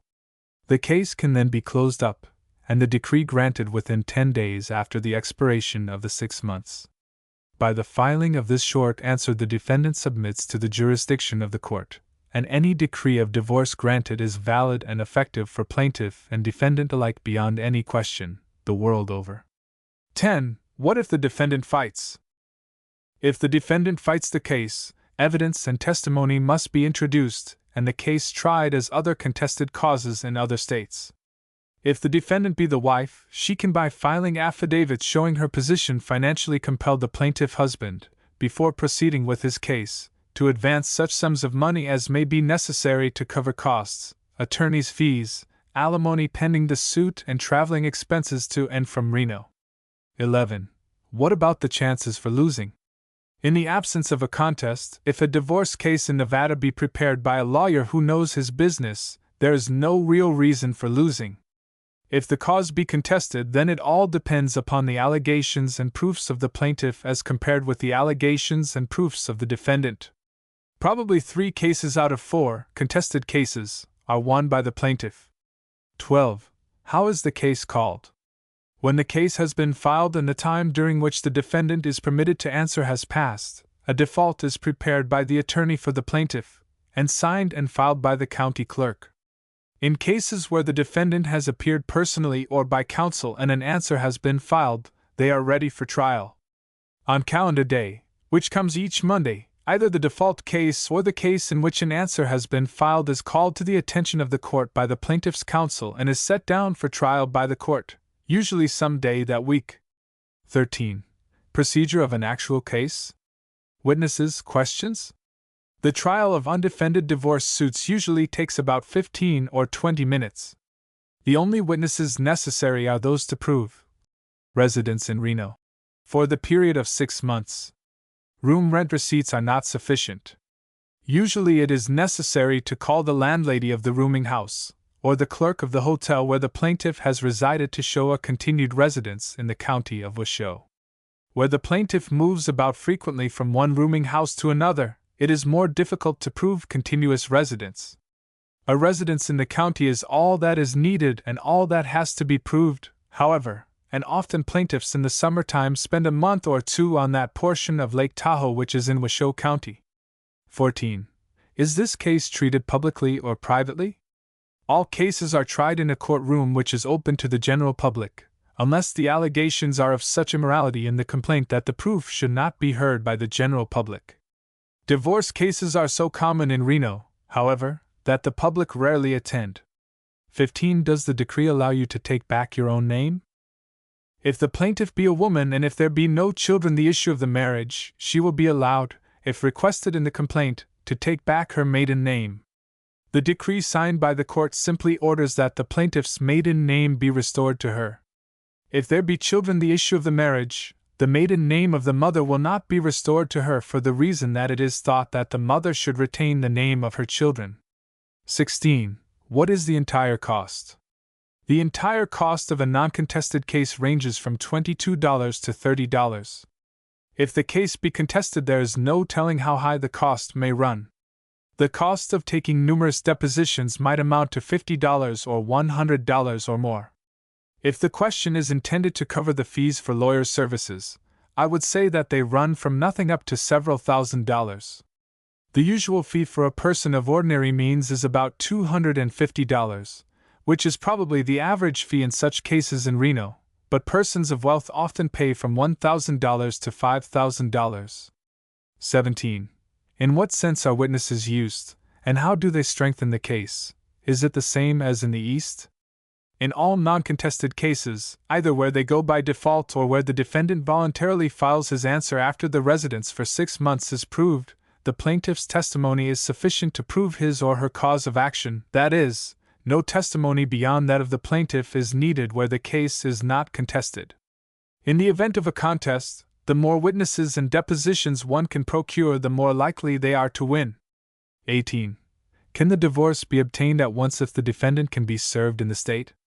The statutes of Nevada expressly provide that, if the cause of action occurred in Nevada, that is, if the last acts of the defendant took place in Nevada, or if the plaintiff and defendant last cohabited in Nevada, or if the defendant without collusion can be served with papers in Nevada, the plaintiff need not reside there 6 months or for any other definite period. In line with this express provision of Nevada's laws, if a plaintiff comes to Nevada to begin a residence, and if the defendant comes here for any other purpose than to submit to service of the papers, which would be collusion, but bona fide to secure the custody of children, to procure a settlement of property matters and alimony, to bring about a reconciliation, etc., service of the summons and complaint may forthwith be made upon him in Reno, and the case may proceed to trial at the end of 10 days without the 6 months residence period by either party. 19. How is the fee paid, and when? As to fees for legal services, some attorneys require the entire fee in advance, some allow the fee to wait until some adjustment or settlement is made, or until the case is ready for trial, but the better method for both client and attorney is for the client to pay down 1/3 of the fee as a retainer, 1/3 at the time of filing the complaint, and the balance of 1/3 on the day set for the final trial of the case. 20. Please state the effect the Nevada divorce has in different states. For instance, I know a woman who got her divorce in Nevada and married again in New York. Her first husband sued her for divorce in New York and accused her of adultery and got a divorce. Please state if the divorce is absolutely legal when the defendant is not represented, because I am very anxious that my book shall state only facts. I don't want to lead anyone astray on that subject. I am quite sure the divorce is not legal if it is simply obtained by advertising, as I myself was about to be handed back my divorce papers, and refused a marriage license in New York, when I explained that my husband had been personally represented. If that had not been the case, I would not be the happy lady I am today. Nevada divorces, exactly like the divorces granted in other states, are valid as follows. If the defendant be served in Nevada, in the event he appears in the cause either for contest or voluntarily, for the purpose of submitting to the jurisdiction of the court, the decree is absolute and valid the world over, freeing both parties from the moment it is granted. If the defendant be served outside of the state of Nevada, either personally or by publication and mailing, and should not make an appearance in the case goes by default, and the decree, which is held valid in most cases as a matter of comity, is seriously questioned in the states of New York, Massachusetts, and Illinois. Its validity is questioned, however, only in favor of a defendant who is a resident and citizen of the state where its validity is brought into court, that is, a resident of Illinois obtaining a divorce in Nevada by default against a defendant who resides in Illinois will find that his decree of divorce is valid beyond a question in New York and Massachusetts and all other states except Illinois. Likewise, a resident of New York may depart from his home, take up his abode in Nevada, obtain a default decree against a spouse domiciled in New York, and may marry again and live in any other state, except in the state of New York. It might be noted here, however, that many hundreds of plaintiffs have obtained default decrees under such circumstances and have married again, returned to New York State, and have lived there without difficulty. Most foreign countries give validity to a Nevada decree. Respectfully submitted. H. Walter Husky. In considering a divorce in Nevada, the traveling expenses are quite an item. Therefore, I have written to the Traffic Department of the Pennsylvania Railroad System, and in a letter under date of February 6, 1921, from the traffic manager of that company, I am indebted for the following information. Regarding tickets, etc., to Reno, Nevada, round-trip tickets are not sold to Reno, but it is possible to purchase a round-trip ticket from New York to San Francisco or Los Angeles, and use it only as far as Reno. I found that the greatest advantage of this ticket was that one could have a peep at San Francisco and Southern California without any extra cost, as one returns to the East. Author. This ticket has no validation feature. The round-trip ticket bears a limit of 9 months and it costs $201.06, plus tax of $16.08, to either San Francisco or Los Angeles. The one-way fare from New York to Reno is $111.63, plus tax of $8.98. The roads used in the trip are the Pennsylvania Railroad, Chicago and Northwestern, Union Pacific and Southern Pacific. Below are suggestions for the best through trains quoted from 1921 timetables. Daily service. Leave New York, Pennsylvania Station, 6:05 p.m. Saturday. Arrive Chicago 3 p.m. Sunday. Leave Chicago, Union Pacific 7:10 p.m. Sunday, Overland Express. Arrive Omaha 9 a.m. Monday. Arrive Ogden 1 p.m. Tuesday. Leave Ogden, Southern Pacific, 12:30 p.m. Pacific Time Tuesday. Arrive Reno 3:25 a.m. Wednesday. In conclusion, I would desire to express the sincerest heartfelt hope that none of my readers be placed in a position where the only road to follow is the Great Divide. However, when there is no way out, no means of reconciliation, no tangible reason for submission to penal servitude for life, the only solution left is to face the truth, to turn one's back upon the past, and face the future. We revere our ancestors, but the inheritance handed down to us dissolves itself into obligations to the present. Our principal obligation to the world today is our duty to the world tomorrow. To posterity, to those to whom, from failing hands we throw the torch. As Virgil said, Nati natorum et canascenterab illis. Our children's children and those who will be born from them. And in assuming our duty to the world tomorrow, we must start by doing our duty to the world today ourselves, by righting what is wrong, by blasting the trail through life's mountainous obstacles, and purifying the atmosphere around us and leading the world on to the light that beacons us from beyond. Illustration: Renoites as seen by a Reno cartoonist. Reprint from Reno Freeman Gazette, August 7, 1917. Part 7: Sons of the Sagebrush. To write of the sons of the sagebrush does not necessarily mean that they were born in the sagebrush, or in the West. I was surprised to find that about 75% of the prominent citizens of Nevada had hailed from almost every state in the Union, from Carolina to California. The good book says that the wise men came from the East. From personal observation, I should say that many of them settled in the West. I am told that there are numerous cases in which mothers worry for fear their sons may be led astray by some fascinating divorcee, that he may be caught in her selfish snare, and left with a smashed heart and lost youthful ideals, while the fair lady laughs and leaves. But if you will pardon a bit of slang, I should say that the Western youth is a pretty wise guy, and that mother need not worry because he can look out for himself.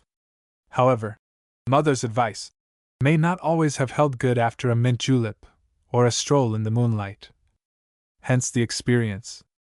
I do not mean that if a beautiful lady should whisper gently to one of the youthful sons of the sagebrush, "I am afraid to go home in the dark," the gentleman would ring for a messenger boy as an escort, or call a taxi, and if she sighed for sympathy in a stroll by the truckee, he would think that she needed a doctor, or a nerve specialist.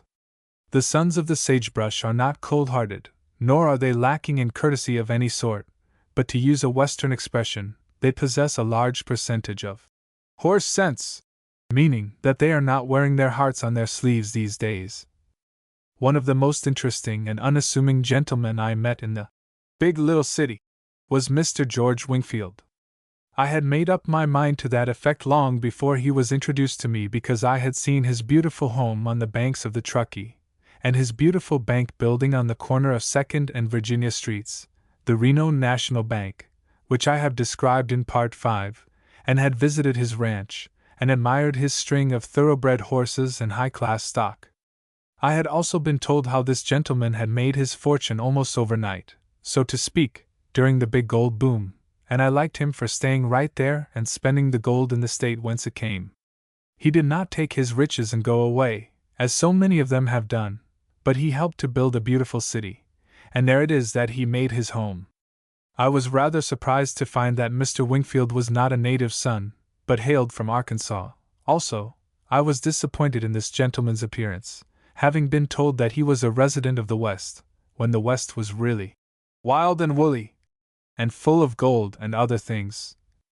I expected him to be a much older man, and have not quite forgiven him for not being at least 6'6", with cold steel blue piercing eyes, gray hair at the temples, and a face furrowed with strong character lines. That was the sort of mental picture I had made of him when a friend told me of his experiences in the mining camp during a big strike of the miners. They were shooting up the town in real Western style, and many of them had been heard to swear that they would have Wingfield's life. He might well have taken his departure, but he did not. He was strong and relentless and knew no fear, though I am told he ate his meals in a restaurant where the walls were covered with mirrors, with his back to the wall, and a 6-shooter on each side of his plate. Rather thrilling, to say the least.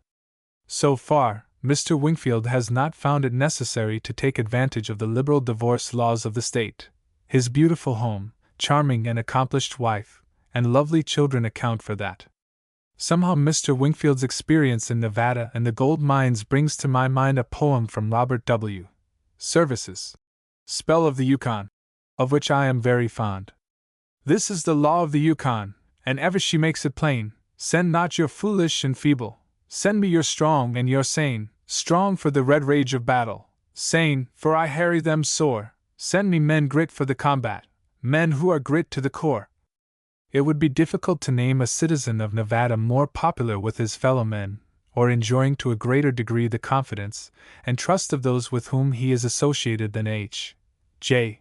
Goss, proprietor and manager of the Riverside Hotel of Reno. The colony has a real friend in H. J. Goss, who is certainly an exponent of joy, giving optimism to the lonely wanderer who may find himself domiciled under the roof of the Riverside Hotel, where the splendid personality of this old pioneer reigns supreme. Mr. Goss's parents crossed the plains with an ox team from New Orleans to California way back in '49. In 1862 the family moved to Silver City, then a lively mining town. Illustration: Riverside Hotel, Nevada. The subject of this sketch went to school in Virginia City and later attended the Golden Gate Academy in Oakland, California. Like other young men, he followed various vocations, and in 1896 he purchased the Riverside Hotel, which he has successfully conducted ever since. Under his management, the hotel has continued to be the leading hotel in the city, and in 1901 the present large brick structure was erected. In 1888 Mr. Goss was united in marriage with Miss Josephine M. Mudd, a native of California. In politics Mr. Goss is a Republican. He is a member of the Improved Order of Red Men, and has filled all the chairs in the local tribe and is past Grand Sachem of the state of Nevada. He is also a Mason, being a member of the Lodge Chapter, Commandery and the Shrine. He is an active member of the BPOE No. 597 of Reno, and was instrumental in organizing the Lodge. In recognition of his services, he has been made an honorary life member, and is a member of the Grand Lodge of the United States. Mr. Goss's only son was among the first to answer his country's call when the United States entered into the World War in 1917. He died in his country's service a few months later. No pictures of the picturesque West would be complete which did not depict in the foreground the fine, handsome figure of Nevada's erstwhile Sentinel-in-Chief, former State Police Superintendent Captain J. P. Donnelly. The captain and his wife were among the very first friends I made when I arrived in Reno. Since then we have become more and more intimate, and my admiration and appreciation of them both grow keener, if such is possible, the longer I know them. Almost as interesting as the history of Nevada itself is the excited checkered career of this man, who at an early date left his native state of California where he had risen from the ranks of private to adjutant of the 10th Battalion Infantry Guards and had sought in preference the dangers and hardships of rugged Nevada. Here he became deputy sheriff and chairman of the Republican Central Committee of Esmeralda County, to succeed Captain Cox as superintendent of the state police in 1911. In the same year there was a spurt of unusual liveliness from the Indian quarter. Several white men were killed, and it was Captain Donnelly who was selected to head one of the posses and risk the brunt of the battle. The captain's scrapbook, which he was kind enough to let me look over, revealed many an interesting incident, and one would never think when talking to him that this genial, humorous, kind-faced man was every inch a soldier and a hero. The combination strikes me as wonderfully illustrative of what real culture and civilization can do for a man. He fights, not for the love of fighting, from a savage hankering after blood, but because it is for the good of humanity in general that he should fight, and therefore that he does well. A large reward had been offered for the capture of those Indian desperadoes and of the several posses that had been sent out. Captain Donnelly and his brave band were the only lucky devils, and escaped with their scalps. In appreciation of his fine work the citizens passed a resolution to send the following letter to the captain. To the Nevada State Police and to Captain Donnelly, Privates Buck and Stone, and Sergeant Newgard. Gentlemen, as a committee of one I am directed by the citizens of Surprise Valley, this county, by a resolution passed by the citizens last week, to express to you gentlemen the thanks we so deeply owe you for your efficient and loyal services rendered in the interest of public justice in the running down of the Indian renegade murderers of our citizens in Nevada. We cannot begin to express the same by words of tongue or pen, and our feelings coming from the heart must be left to better speakers and writers than myself. Be assured of our great thanks, and should occasion require we will endeavor to make good in payment. Very sincerely yours. Signed H. E. Smith, Sheriff. Illustration, Captain J. P. Donnelly, former State Police Superintendent. In 1912 there were some very serious disturbances in the copper mines in Ely. Martial law was declared. Captain Donnelly was delegated to go down to quell the disorder, and in a remarkably short time peace and order were restored. His success was due in a great measure to his magnetic personality, for the captain is very popular and makes staunch friends wherever he goes. One of the greatest assets a man can have is the right sort of a wife. Mrs. Donnelly, once a divorcee, is both charming and interesting. She is a woman of culture, has traveled extensively, and is interested in all the social problems of the day. When the Red Cross chapter was organized in Reno, she was asked to take charge of the workroom, which originally started with 2 and now boasts of a working force of between 30 to 40 ladies. Without her efficient aid, little progress would have been made. Both the captain and his wife are exceptionally fond of children and animals, and they tell the following amusing incident about one of the captain's birthdays. One fine afternoon, out of a clear sky, 17 youngsters of every conceivable size and shape marched in upon Mrs. Donnelly and announced the fact that they had come to celebrate Captain Donnelly's birthday.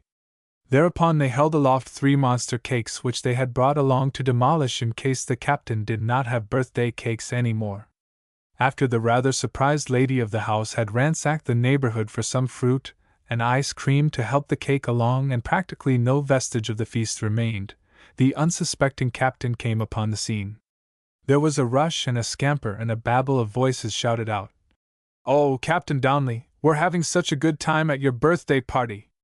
Orpheus and his lute, David and his harp, Donnelly and his dog. These are inseparable associations, and so fine and historic an animal is Brownie, that the newspapers devote write-ups to him just as if he were a regular celebrity, or something like that. He is now guarding the chicks on a ranch and is making a dandy truant officer, so the captain tells me. The captain is a thinker too. A short time ago he wrote a series of articles for the Reno Gazette, dealing with psychology. I was particularly impressed with the fact which he made to stand out clearly above all others and which would vitally affect society as a whole if it were to be universally carried out. It is the substitution of an indeterminate sentence for the definite one which now prevails. No judge can determine in advance when a prisoner is fit to return to the community, he says, and in the same way we release the inmates of an insane hospital as soon as we think them sufficiently recovered. He believes we should release the criminal as soon as experts pronounce him fit to resume his relations with society. The following is a copy of the verses which the captain thought would help his coworkers to do things right. Did you tackle the trouble that came your way with a resolute heart and cheerful, or hide your face from the light of day with a craven heart and fearful? Oh, a trouble's a ton, or a trouble's an ounce, or a trouble is what you make it, and it isn't the fact that you're hurt that counts, but only how did you take it? You're beaten to earth. Well, what's that? Come up with a smiling face. It's nothing against you to fall down flat, but to lie there that's disgrace. The harder you're thrown, why the higher you bounce. Be proud of your blackened eye. It isn't the fact that you're licked that counts, it's how did you fight, and why. And though you be done to death, what then? If you battled the best you could, if you've played your part in the world of men, why, the critic will call it good.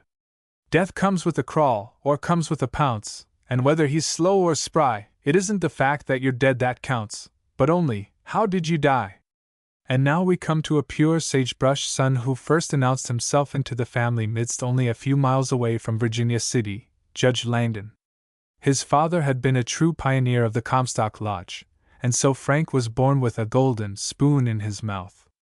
However that may be, he went to school at Gold Hill, thence to St. Mary's College and finally passed the bar examination in 1886. Then he came back to Nevada, post haste, and established a law office in Virginia City, and there he is to this day. Not for long, however, did he remain a private practitioner. He soon became a member of the Assembly, and district attorney of his home county, and subsequently was elected judge of the county of Story. And thereby hangs a story. While the judge was on the bench, a felonious murder was committed. Preston and Smith were the criminals arraigned before the courts, and Frank P. Langdon their judge. Originally the trial had come up in Hawthorne, seat of Esmeralda County, and when in the midst of the case the county seat was changed, the case was naturally transferred.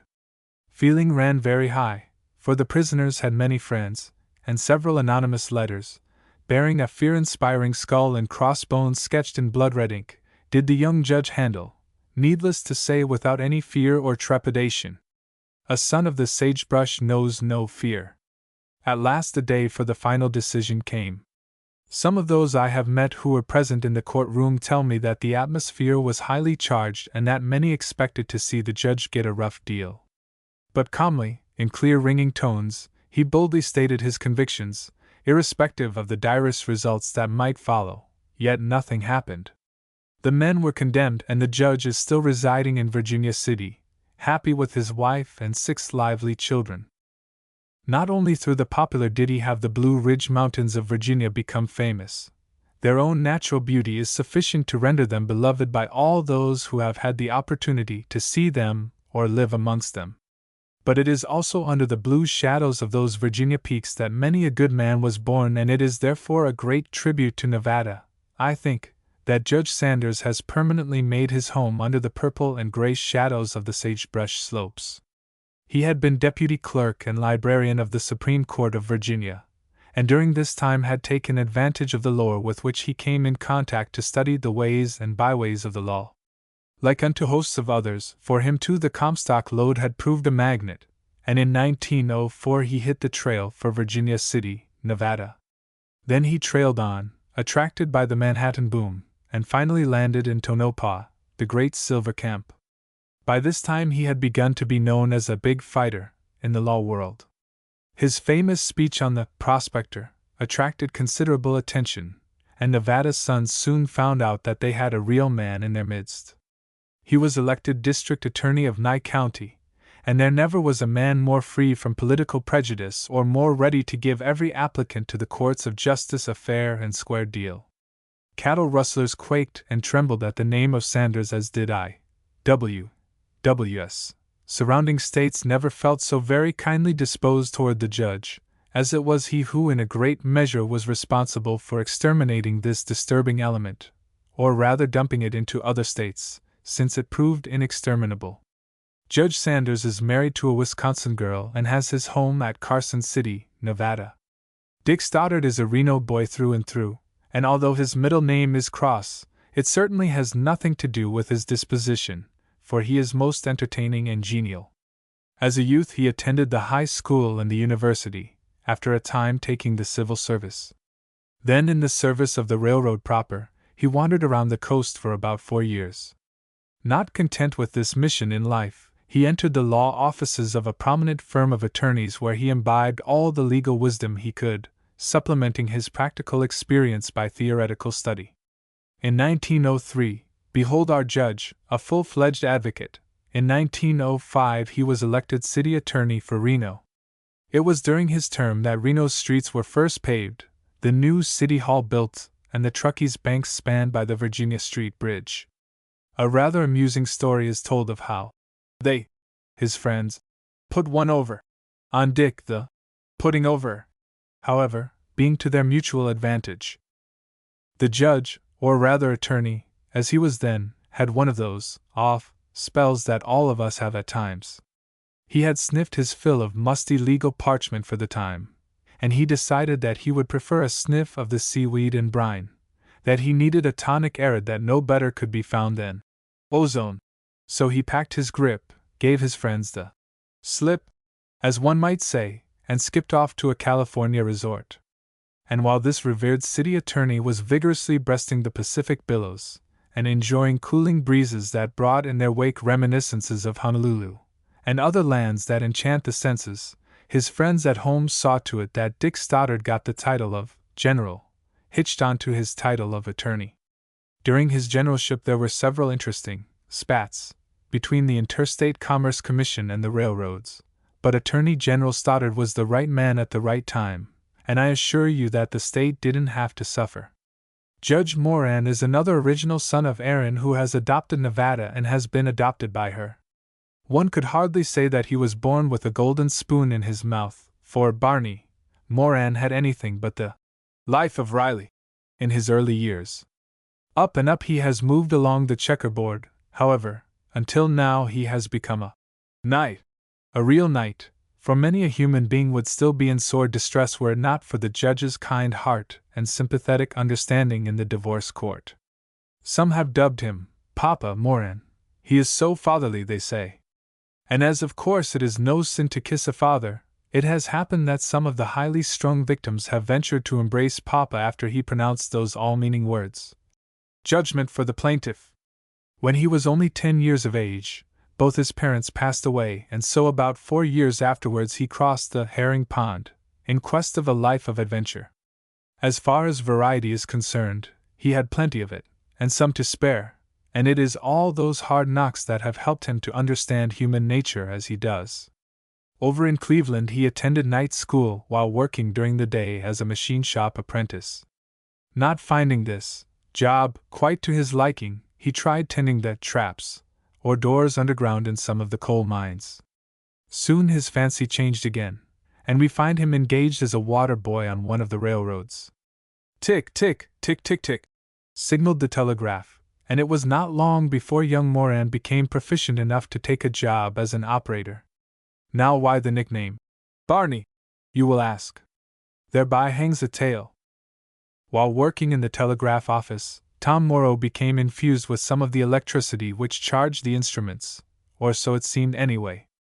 Now there were no less than 4 boys in that office who answered to the name of Tom. So you may imagine, can't you, what stampede there was every time the chief operator called Tom. But don't imagine our Tom ever let anyone else get ahead of him. Although he was the youngest and probably the least in requisition, he was always Johnny on the spot, before any of the Toms.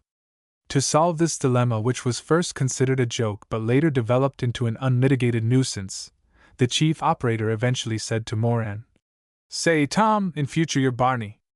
Under the tutelage of Thomas L. Bellum, who took a great interest in him, he did 3 years of general study. This whetted his appetite for more, and he consequently landed in Chicago and took a course at the Chicago College of Law.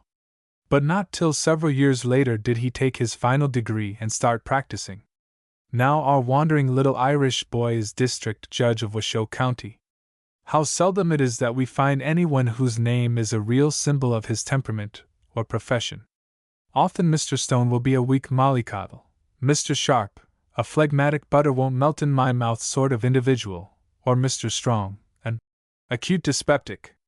Somehow, the gentleman in question, August Froelich, seems to have been a little more fortunate in that respect, for Froelich in German means merry, and I have yet to find a man who is more devil-may-care or happy-go-lucky, in spite of all his family responsibilities, than Mr. August Froelich. He was born in California, and at the age of 17 found himself the sole supporter of himself and his mother. Since then he has held in turn almost every known variety of commercial position. Acting first as a fruit rancher, he then developed a passion for mining, at the same time pursuing a business course. When next we see him, he is exchanging smiles and general goods over the counter, his popularity winning for him afterwards the position of postmaster and agent for Wells Fargo and Company at Crescent Mills. But he was young and restless, like so many of us have been, in one way or another, and 2 years are a long time. After running a stage line, doing a little bookkeeping and a few other odd jobs of the kind, he came to Reno and settled down for another 2 years to study at the university. And so on. The scene kept changing with kaleidoscopic rapidity until finally he found a congenial position in the Washoe County Bank, with the position of receiving teller.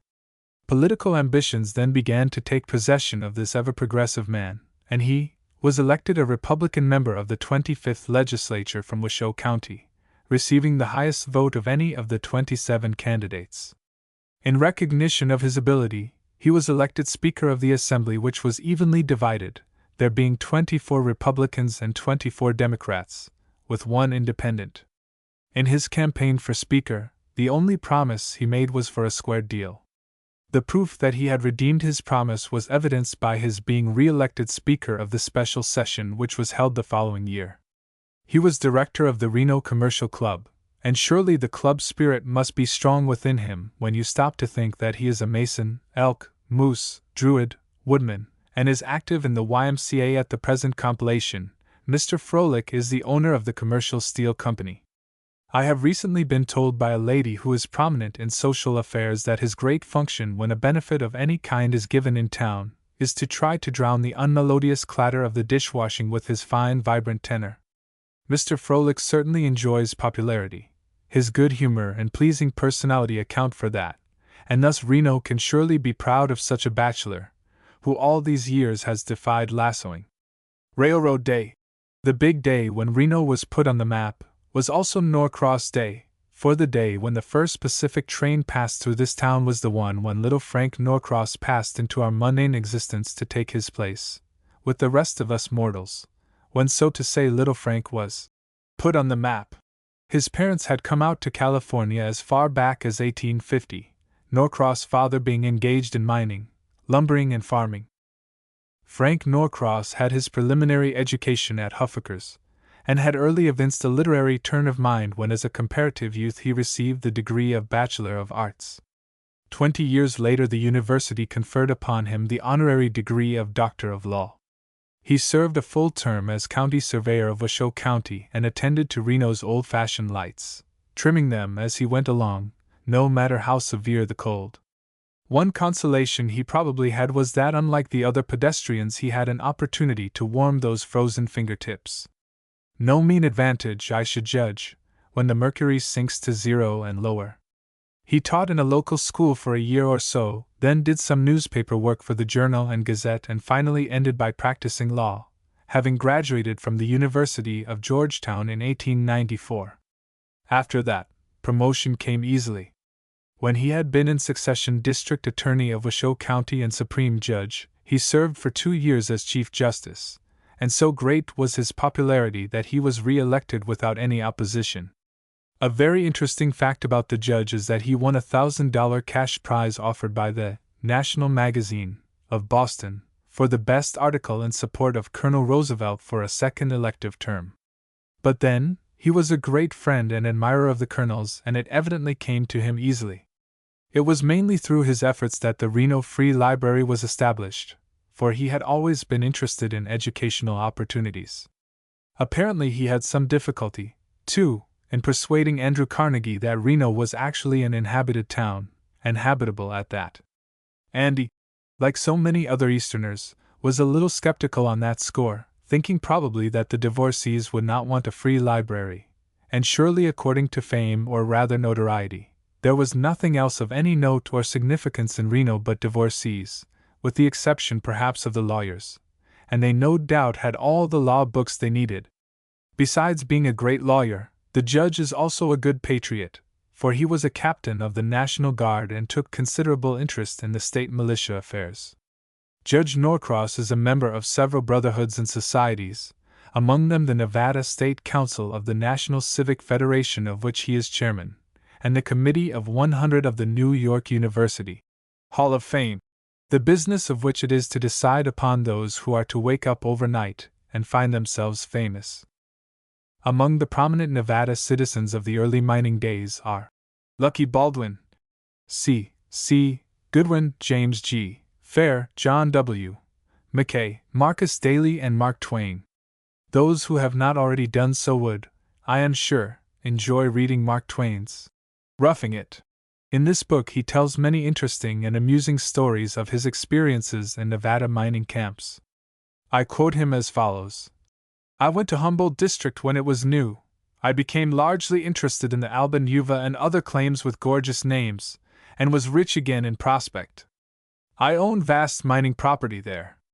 I would not have sold out for less than $400,000 at that time, but I will now.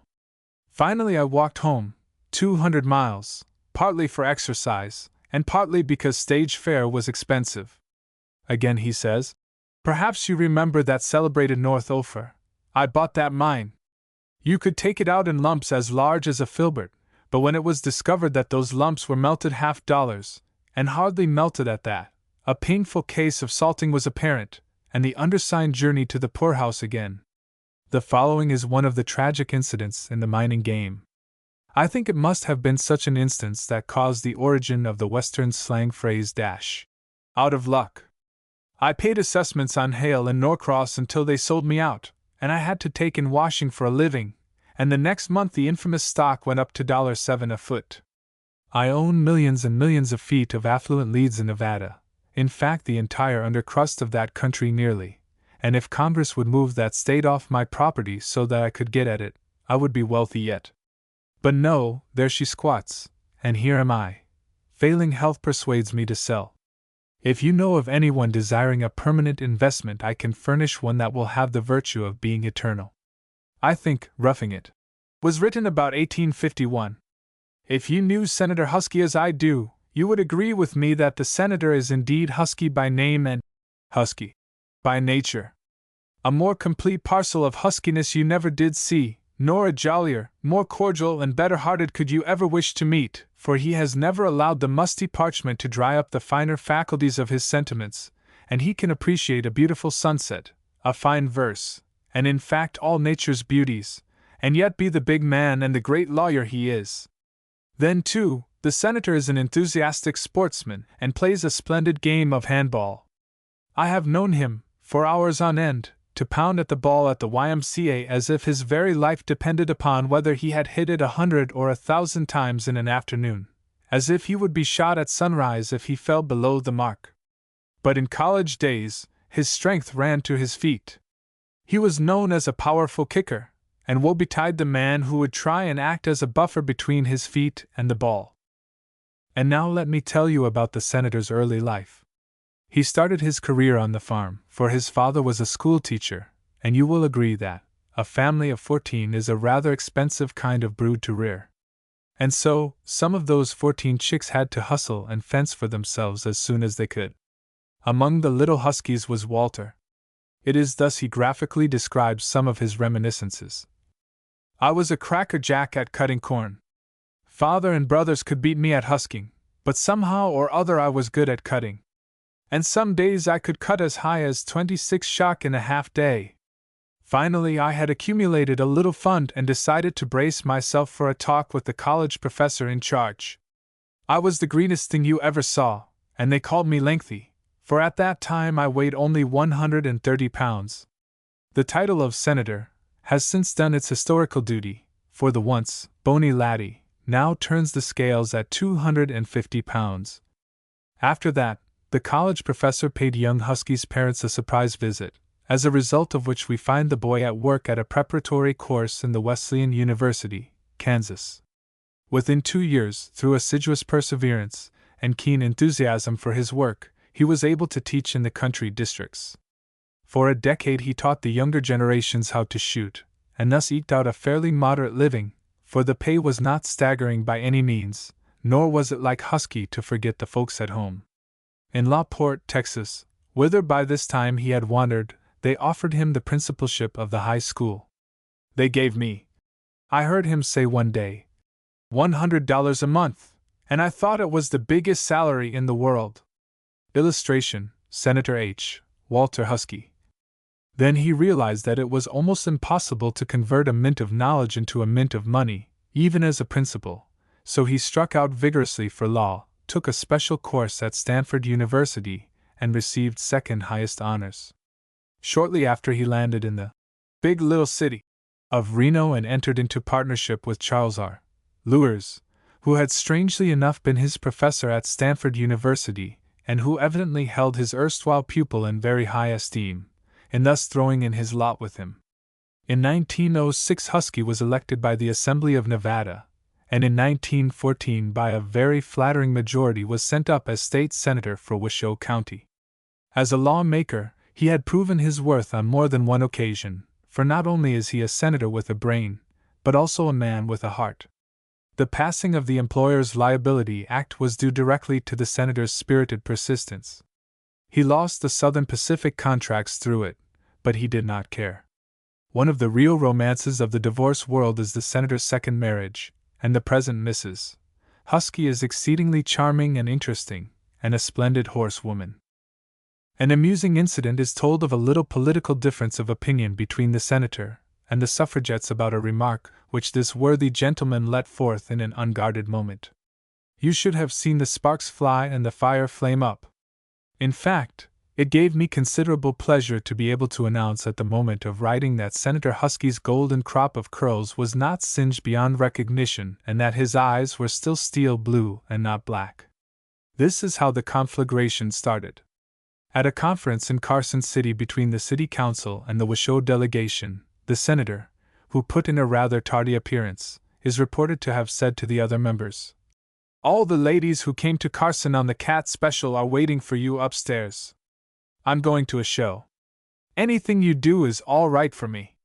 Miss and Martin, the president of the Women's League, did her best to put a favorable interpretation upon this very questionable term of endearment by saying that probably the senator meant that they were as undrownable as cats, who are reputed to have 9 lives, and that this persistence was getting what they wanted. That was all very well for the mild cats, but the spitfiery ones were not so easily satisfied. One of them sent him a letter addressed, Mr. H. W., Meow Husky, Senate Chamber, Carson City. Others still more vindictive pasted a picture of a large tomcat, hunched of back and bristling of hair, right next to the senator's campaign picture which already decorated the middle of the truckee. Under it was written as large as life, "The Husky Tomcat." Needless to say, the whole town of Reno turned out the next day to enjoy the joke, and among them was the senator, who enjoyed it as much as anyone. There is a strong rumor abroad that the senator is to be a likely candidate for governor. I certainly wish him every success. If a comprehensive knowledge of the law, a vigorous prosecution of the principles of justice, and a big heart are attributes that count, then the senator stands the greatest chance to win the fight. Maurice Joseph Sullivan, Lieutenant Governor. No mining, no teaching, no law. This sketch is of a thoroughbred businessman, who after graduating from the Polytechnic High School in San Francisco, joined a large wholesale hardware firm as a start in his career. Here he got some pretty hardware, those preliminary knocks that rub off all the rough edges and take with them some of the glamour of life. However, Maurice Sullivan didn't have as many rough edges as most young fellows. He was good-looking, popular and unspoilt, a phenomenon rarely come upon, and being ambitious, it was not long before he had set up in Goldfield under the style of the Wood Sullivan Hardware Company, selling hardware with lightning rapidity, just as if it were the easiest ware in the world to dispose of. Then one fine day Sullivan developed into a full-blown philanthropist. Each little baby visitor born into the camp of Goldfield was donated a big silver dollar, by way of encouragement to stay. And they surely did stay, those dollar babies.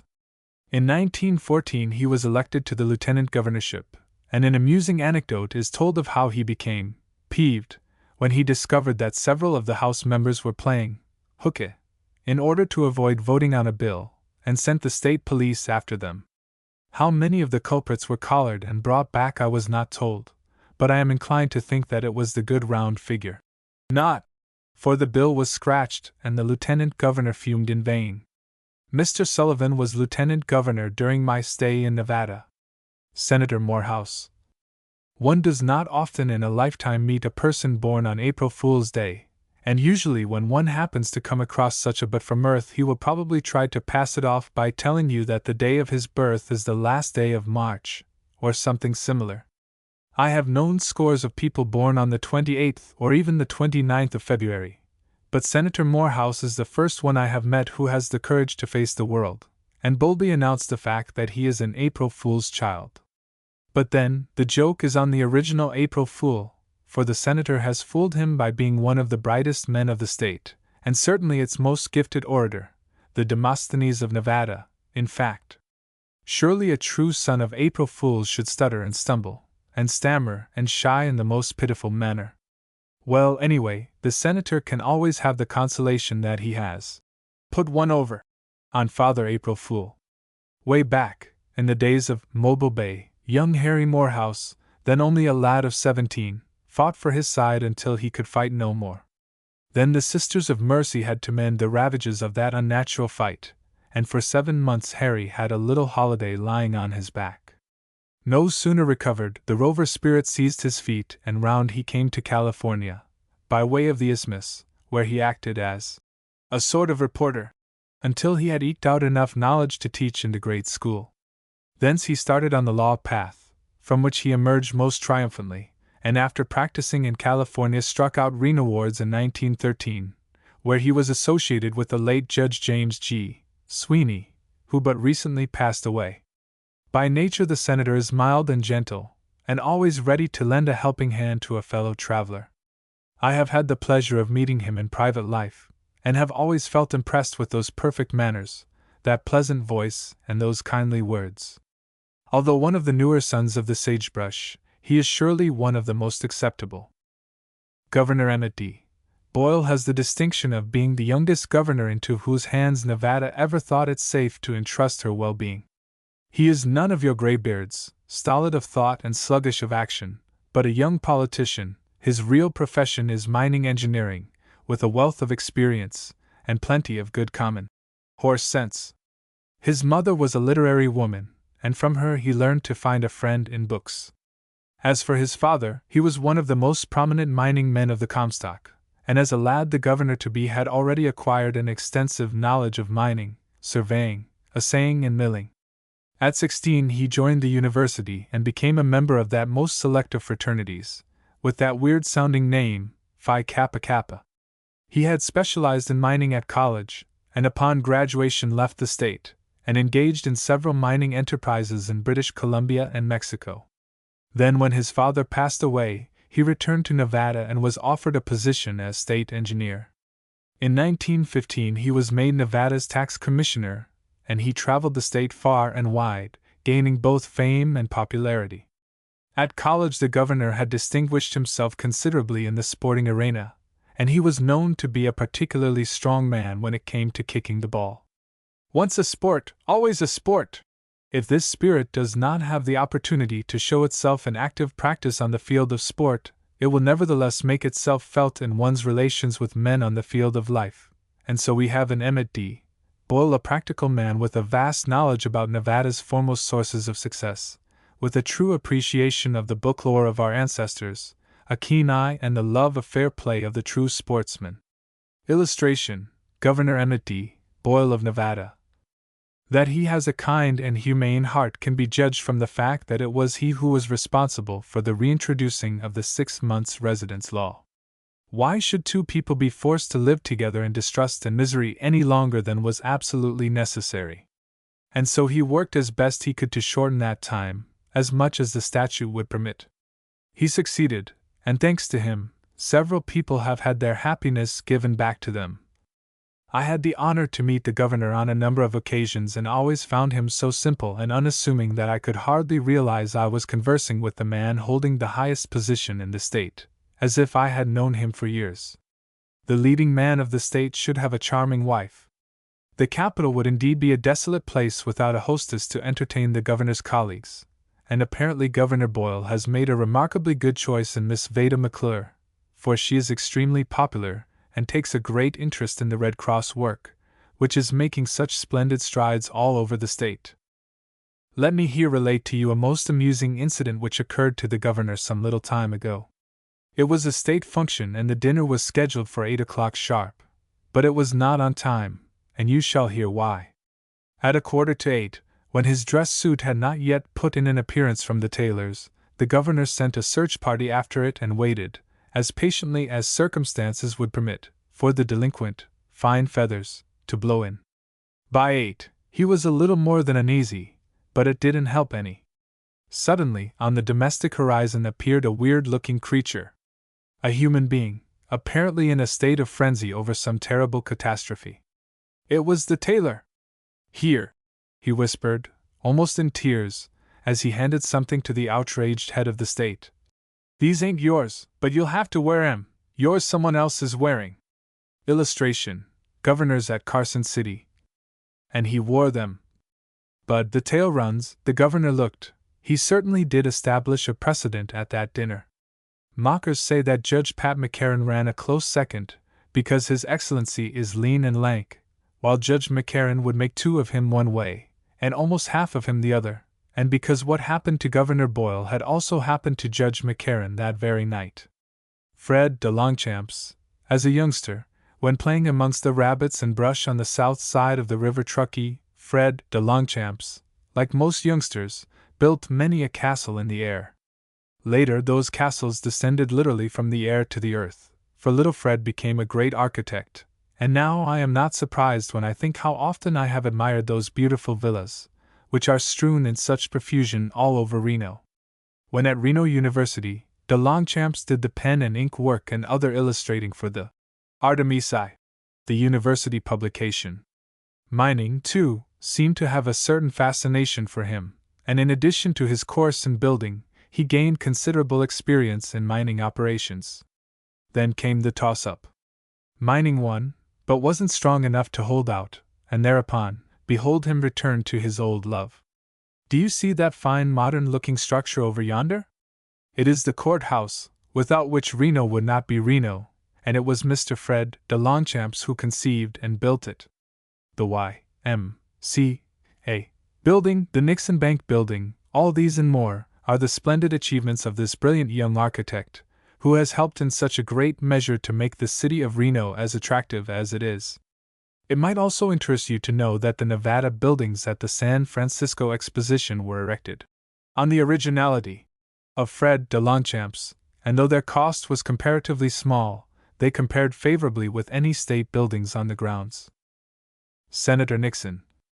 Although a native of Texas, Senator Nixon's life is essentially a Nevada romance. He started on his career as a simple telegraph operator, and then migrated with all the Nevada immigrants in the booming days of the gold fields. It wasn't exactly open sesame, and then a fortune.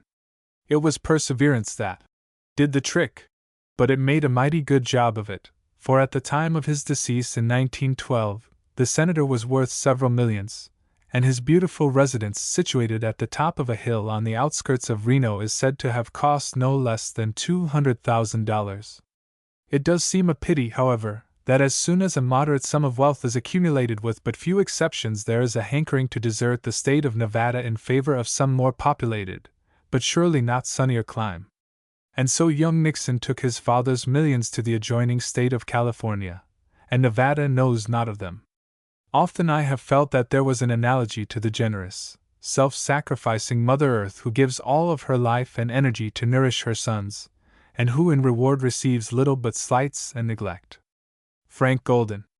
While writing of the sons of the sagebrush, we must not forget Frank Golden, Jr., who is a native son of Nevada, and one of the youngest hotel managers in the West, having become manager of the Golden Hotel at Reno when he was about 19. Mr. Golden's father built the Golden Hotel in 1901. He died in 1911, at which time the management was taken over by his son. The hotel was burned down in 1916 and reconstructed under the supervision of Frank, Jr., with the result that it is now perhaps the most beautifully equipped, best run and most modern European hotel in Reno, or in the state of Nevada, for that matter. Apart from being one of the youngest hotel managers in the West, he is also one of the most popular. Frank Golden was among the first to answer his country's call and served in France. Illustration: Frank Golden, Jr.,